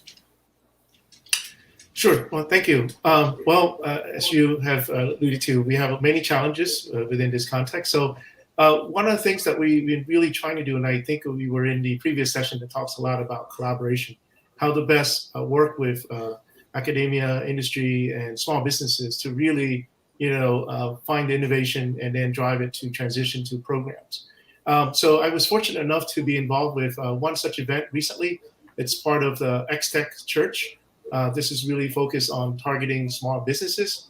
And so what we were asked to do is through this office, we asked to come up with a problem that's important to the Army, and then develop what are technical challenges. And then what we would work with the office is to make this challenge be available to the small businesses only. So what we wanted to do was to have session like this throughout the whole process, to tell the companies what are the challenges we're facing, and they have questions. And then we develop a challenge topic for specifically what they need to do, and then help them along to understand the context and how their solution can help the Army.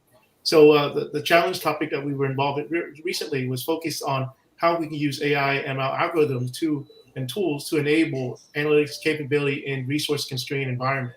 Specifically, what we wanted to do was, how do we do multimodal learning, and not just focus on whether it's text or video or so forth, because that's the environment that the MDO challenges that we were facing, is that data is coming from everywhere, whether it's coming from software agent, robotic agents, humans, whether it's in cyber domain or physical domain.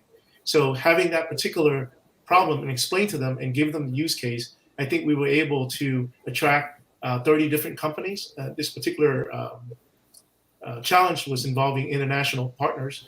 So 30 international company, and we were able to select 3 companies that can helpfully transition their capabilities to some experiments that we're planning in the future, specifically feeding into Project Convergence. So really, it's that engagement and the constant engagement where we want to help to reduce the barrier for entry in terms of collaboration, provide them with the resources, and then tell them where their technology can help affect the overall challenge that we're facing. Because innovative solution can come from anywhere, and we really need to be able to harness that. Over. Thanks. Dr. Vettel? There we go. Sorry, mic issues.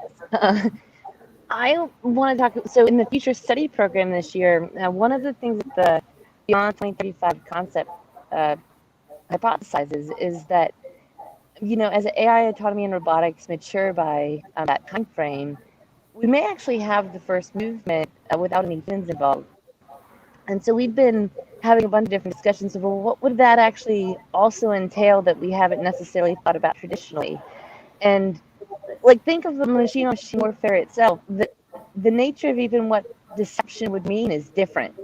If you were to have autonomous forces out and one of them breaks down, well, then you actually need to have autonomous platforms that are focused also on repairing if you don't want to lose, different assets within the field.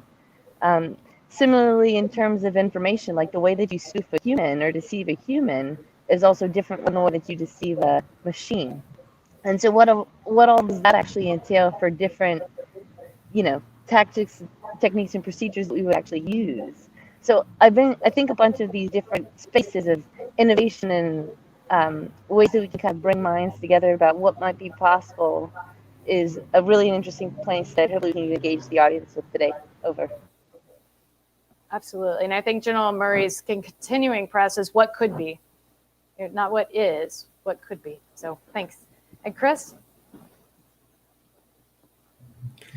Yeah, look, we're seeing a world, right, where, and we recognize this is now pretty broadly widespread, that the tools that used to be accessible, entirely or almost entirely to governments, right, to DoD, are easily accessible, right, where you can literally rent supercomputers, right, on the cloud, or where you can have access to, state-of-the-art open source AI techniques, right? And in that kind of world, I think that really draws out what the last two folks were describing, right? Which is we're entering a space where a lot of these terms get redefined, right? What does deception look like in a world where we fundamentally aren't creating perception the same way, right?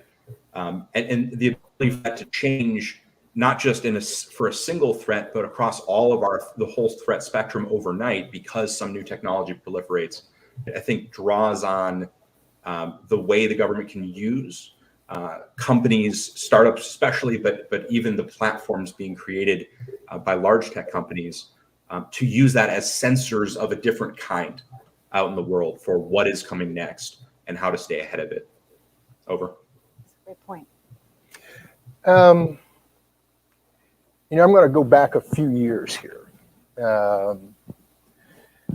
And as the Army, back around the turn of the millennium here, the Army was into what was called the series of Army After Next war games.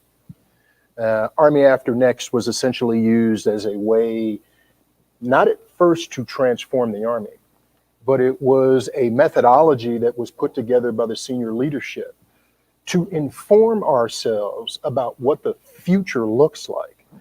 So if I go back and I think about what we were trying to do in 95 to 99 through the series of Army After Next, 4 years of wargaming and thinking about the future, to the point that leadership would say in 95, go out to the year 2020 and then pivot, steer back and look back at yourself and figure out what are the things that you need, what could be possible in the area of technology that we can bring forward and begin the development process so that we can bring it into the service. We're dealing with those same challenges again today. And if you think about, well, what does the horizon look like out in 2035 and 2040? One of the big things that I think we all see is, and you talked about being able to sustain the force, being able to maneuver the force, How about being able to maneuver data in this kind of an environment? Not just moving data, maneuvering data. And maneuvering data for commanders to be able to make decisions rapidly in a fast-paced environment. And so when you think about whether that is converging all the ERPs in a sustainment system to then be able to have it readily available to sustain the force or understand what it means from a budgeting perspective, leveraging capabilities like hybrid cloud and understanding what that means to the Army and to warfighters. I kind of consider myself as, you're still that warfighter. How do I get my hands at that data, at that information, at the time where I need it in this multi-domain complex environment that requires me to make the decision and be able to save lives? And I think the teaming that goes on between small businesses, startups, folks with wonderful capabilities and technologies, and how do you design solutions? Those are the things that I think that need to continue to work and collaborate with the Army in a way that can demonstrate that capability that, here is the realm of possible for the future. And so I'd like to follow up with a question with Chris and you, as far as you're trying to, you've been on now both sides. How do you, looking at what are changes, what are ways that those that are interested to reach out? Do you have any words of additional wisdom that you could give? And I think, Chris, if I could follow up with you, the same question. So when I transitioned from the service, I kind of went small business first, from small business to a large integrator, and then have now moved on with current company at IBM. And one of the things that I kind of go back to is even being on the small business side is one, and I think I heard it in a previous panel, is because the Army is looking to build things and grow things at scale, what are the specific niche capability things that I can go after and then continue to pursue that with the larger integrators in a collaborative, developmental DevSecOps way that allows us to be able to take those emerging capabilities from wonderful technology companies and be able to then bring it at scale size back to the Army to continue to develop it. And as I mentioned about this series of war games, Project Convergence is the 2021 version of Army After Next. When you think about it in terms of studying what it is that we need to do, you've got to be engaged. You've got to be involved. You've got to participate in those events and bring those capabilities so that the services get an opportunity to see it, work with it, play with it in the dirt as was described, so that we can get on with the development and giving capability at speed to the force. Chris, any thoughts on that? Yeah, a couple. So one challenge that we heard expressed, in fact, in the last panel was how do we take things that are available on the outside, right, and have them work in a higher sensitivity security classification environment, right?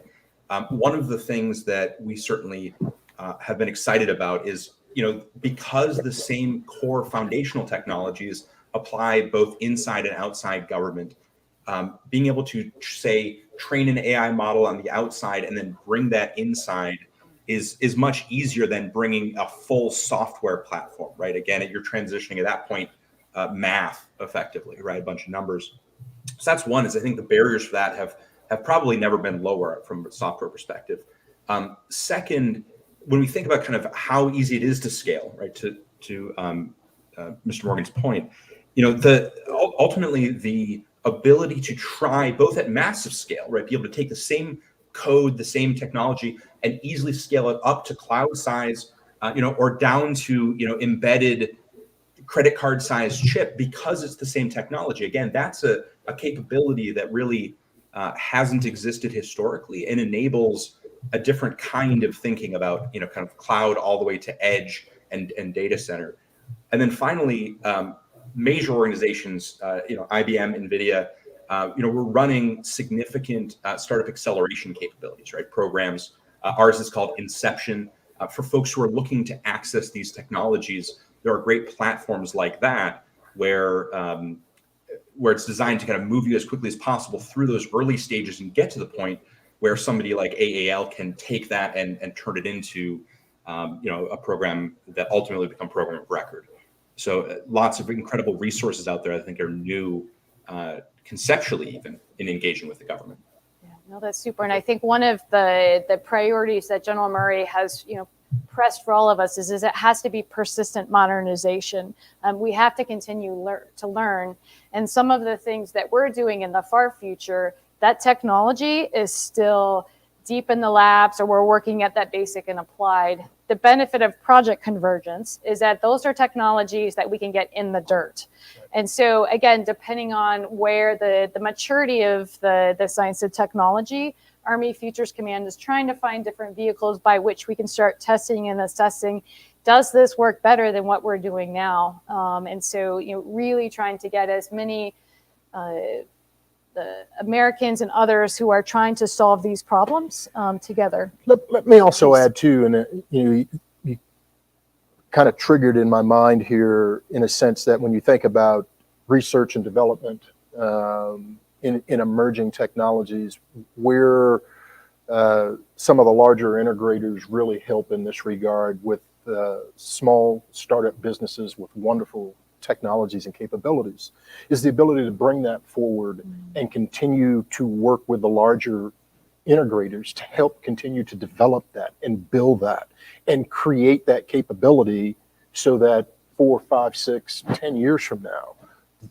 those new capabilities are ready for the Army when they need them for the environment that we're going to fight in. Being able to probably sustain that over that long period of time without the collaboration and cooperation between small business, large integrators, understanding the requirements of the Army so that we get it right and then deliver it for the warfighter in the field. And I would be remiss, at the end of the day, these capabilities have to be in the hands of soldiers. Absolutely. And soldiers have to have the ease of being able to leverage modern technology without all of the sophisticated behind the scenes complications. They've got to be able to press a button and make things happen. That's out there, but you've got to exercise with it and you've got to play with it in the dirt, as you described. Absolutely. And I think that's the vision of how do we get most units in the Army being incubators. And so our soldier touch points where we have good ideas, we have technology, let's give it to actual operators to see how does this work and how can we make it better. So, Dr. Vettel, Dr. Pham, anything else, or are we good to jump to questions? Just one real, if I may open the questions, give the audience a little time. I'm curious, as we think about the desire and need for this rapid interoperability so that new innovations get weaved in, particularly in the information space, what thoughts do we currently have of also preventing that to be an easy attack surface for a peer competitor who will also have similar sophistication in their understanding of our technology and in fact are likely collaborative partners in the resources developing it today. So I'm just curious from your perspective, of the two perspectives of our industry collaborators who've been talking about innovation in this space, what are we also thinking in terms of the security and making sure that doesn't become an easy attack surface ever?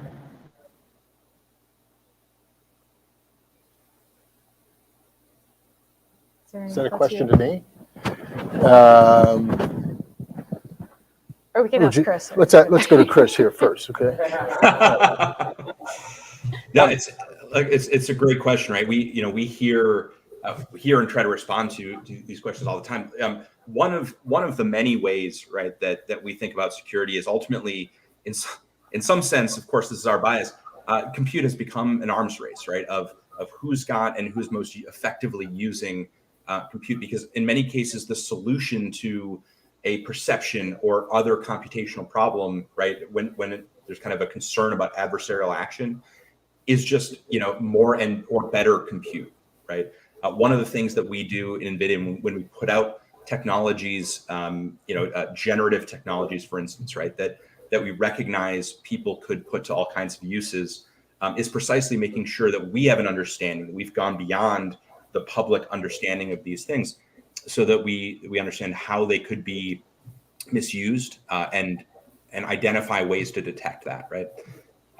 Similarly, when it comes to, we're talking about maneuvering data, right? One of the hardest things for handling data is going to be, how do we work in a zero trust environment and yet, right, have data be where it needs to be when effects need to happen. And that's, again, it becomes, from our perspective anyway, a computational challenge of, we have to layer something else on top that lets us not just be reactive, siloed, and defensive, but proactive in the same way that when we have a problem with people, right, we try to manage those people problems with people. So, we see an incredible amount of solutions using much the same techniques that ultimately, lead to the challenges. So at least the positive part of that is there are solutions, and they just wait for us to find them. Let me piggyback, and especially what Chris just said, because the idea of a zero trust environment sort of becomes the key buzzwords that folks are talking about in industry, and how do you create that? First of all, you have to start with the understanding that, and this is just the warfighter coming out in me. This environment is going to be competitive. Yes. Okay, there's no doubt about it. And the idea that you think that you can protect everything and have it all locked down, if you start with that as a basic assumption, my belief is that you're headed for failure. And so you have to recognize the competitive environment. You have to come up with the creative solutions like zero trust environments where you can in fact operate. But one of the things I learned a long time ago as a younger commander was the fact that in seeing yourself, seeing the enemy, seeing the terrain in which you operate on, and then being able to reverse engineer against that, to be able to move your information and your data and your forces and your supplies at the right time, at the right place, based upon the information and the data that's available. And I come back to this notion of being able to rapidly maneuver, not just move, maneuver data so that a commander can be ahead of the adversary in this competitive fight, because it is going to be back and forth. Helena, are there any questions that people have? So if my microphone is on, the Hop-In community should be able to ask questions now. So for anyone listening, if you have questions for the team here, please put them in the chat. Should be on the far right-hand side of your Hop-In screen. Otherwise, if anyone has questions here, we're happy to pass around the microphone. Anyone like to start? Yes, let me bring you the mic. I wasn't looking behind me. Thank you for speaking up. No, I appreciate it. Hi, so can you hear me? You can. Thank you. Yes. Let me just yell into it. So my question is for the threats concepts, how for the technology, the future technologies, or even like near future to 2035 and beyond technologies of pure adversaries, how does the threat concepts reconcile that with technologies that are just ethically unavailable to the United States? And is not just in regards to information, but also into deterrence in general. And so, thank you. And that's for everyone. Great question. Thank you. So I will start, and then I'd welcome others coming in. I think, and I really appreciate the question on the ethics. And that was one, is like, we're going to leave time at the end. I think one of the underlying stated requirements of what we're doing is that American principles are at the core of who we are and how we're going to fight in the future. We need to understand how adversaries could fight, and we expect will fight, not to replicate it, but to make sure that we can mitigate that risk as much as possible. But at the end of the day, I want my kids and eventually their kids to be proud of what I'm doing. And so we have to have these discussions now. This is why, so the Lieber Institute is at West Point. They specialize in the law of armed conflict.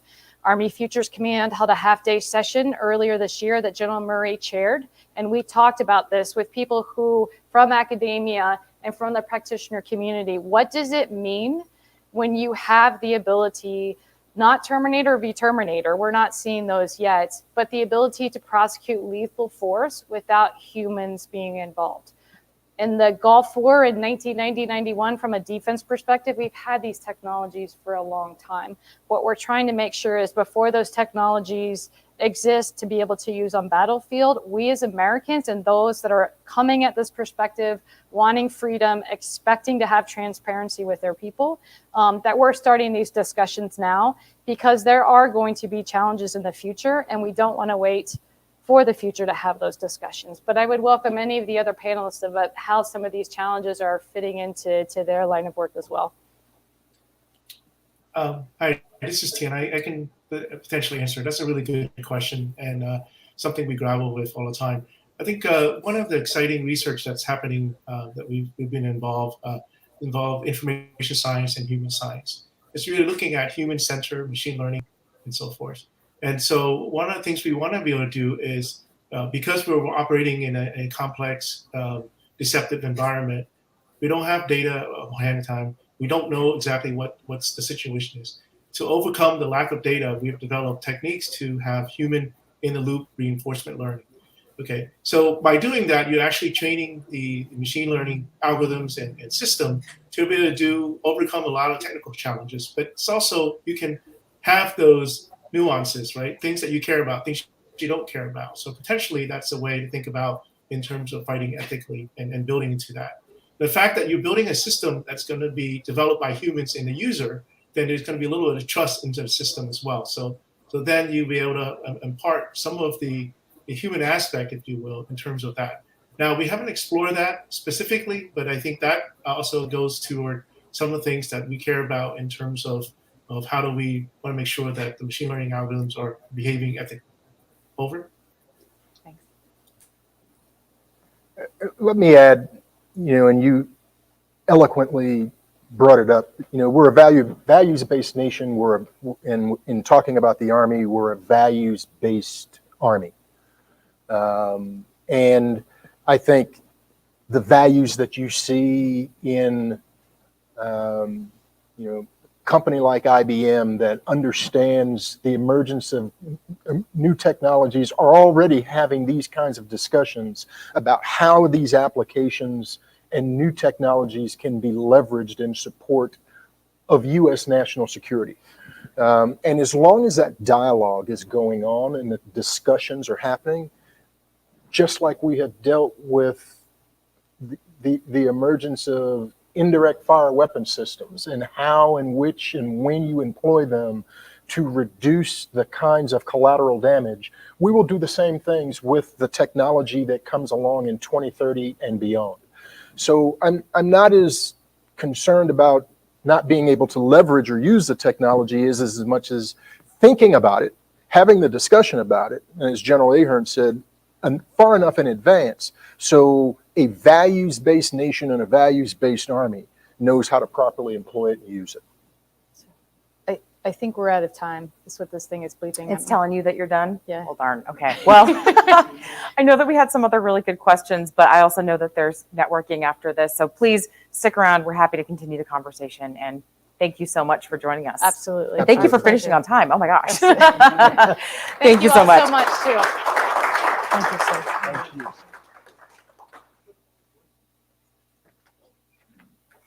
There was a really good question on there that I wanted to talk about too. So I guess we'll just have to do it out in the lobby. Yeah, thank you so much. Thank you. All right, everyone. And with that, that concludes day 2 of Fed Supernova and also of this track. Thank you so much to all of our speakers today. Thank you so much to IBM and our other corporate partners who have helped to make this happen. There's been so much good content and so much good information. And I really hope that everyone joining in online will take note of their favorite things, something that they learned or someone that they met that helped them. We'll be capturing that information and trying to share it for the next one. So please share and give your feedback where you can. Feel free to reach out to us at fedsupernova@capitalfactory.com. Finally, if you're interested in getting in contact with any of the speakers or anyone else here today that you haven't gotten a chance to meet with, please go ahead and check them out on Hopin and also on Imamo online. You should be able to go to all of their social media and their provided contact. We really encourage this to be a collaborative opportunity for collision. So definitely encourage you to reach out to them. If anyone's interested in getting in touch with me, you're welcome to reach out to me on LinkedIn or Twitter. My name is Helena Krusek. I also will be here through tomorrow. So so excited to meet all of you and hopefully continue that conversation. It sounds like there is a lot of good interest there. So with that, we will conclude the rest of the day. And thank you all again so much for coming. Really appreciate it.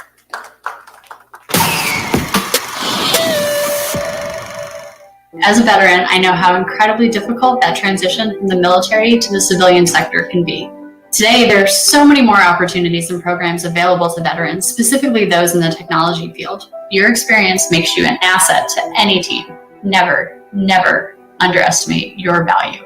It's all about resiliency and knowing your worth. Let's be honest, there is a talent war out there. At the end of the day, the military, without debate, is the world's greatest leadership development platform.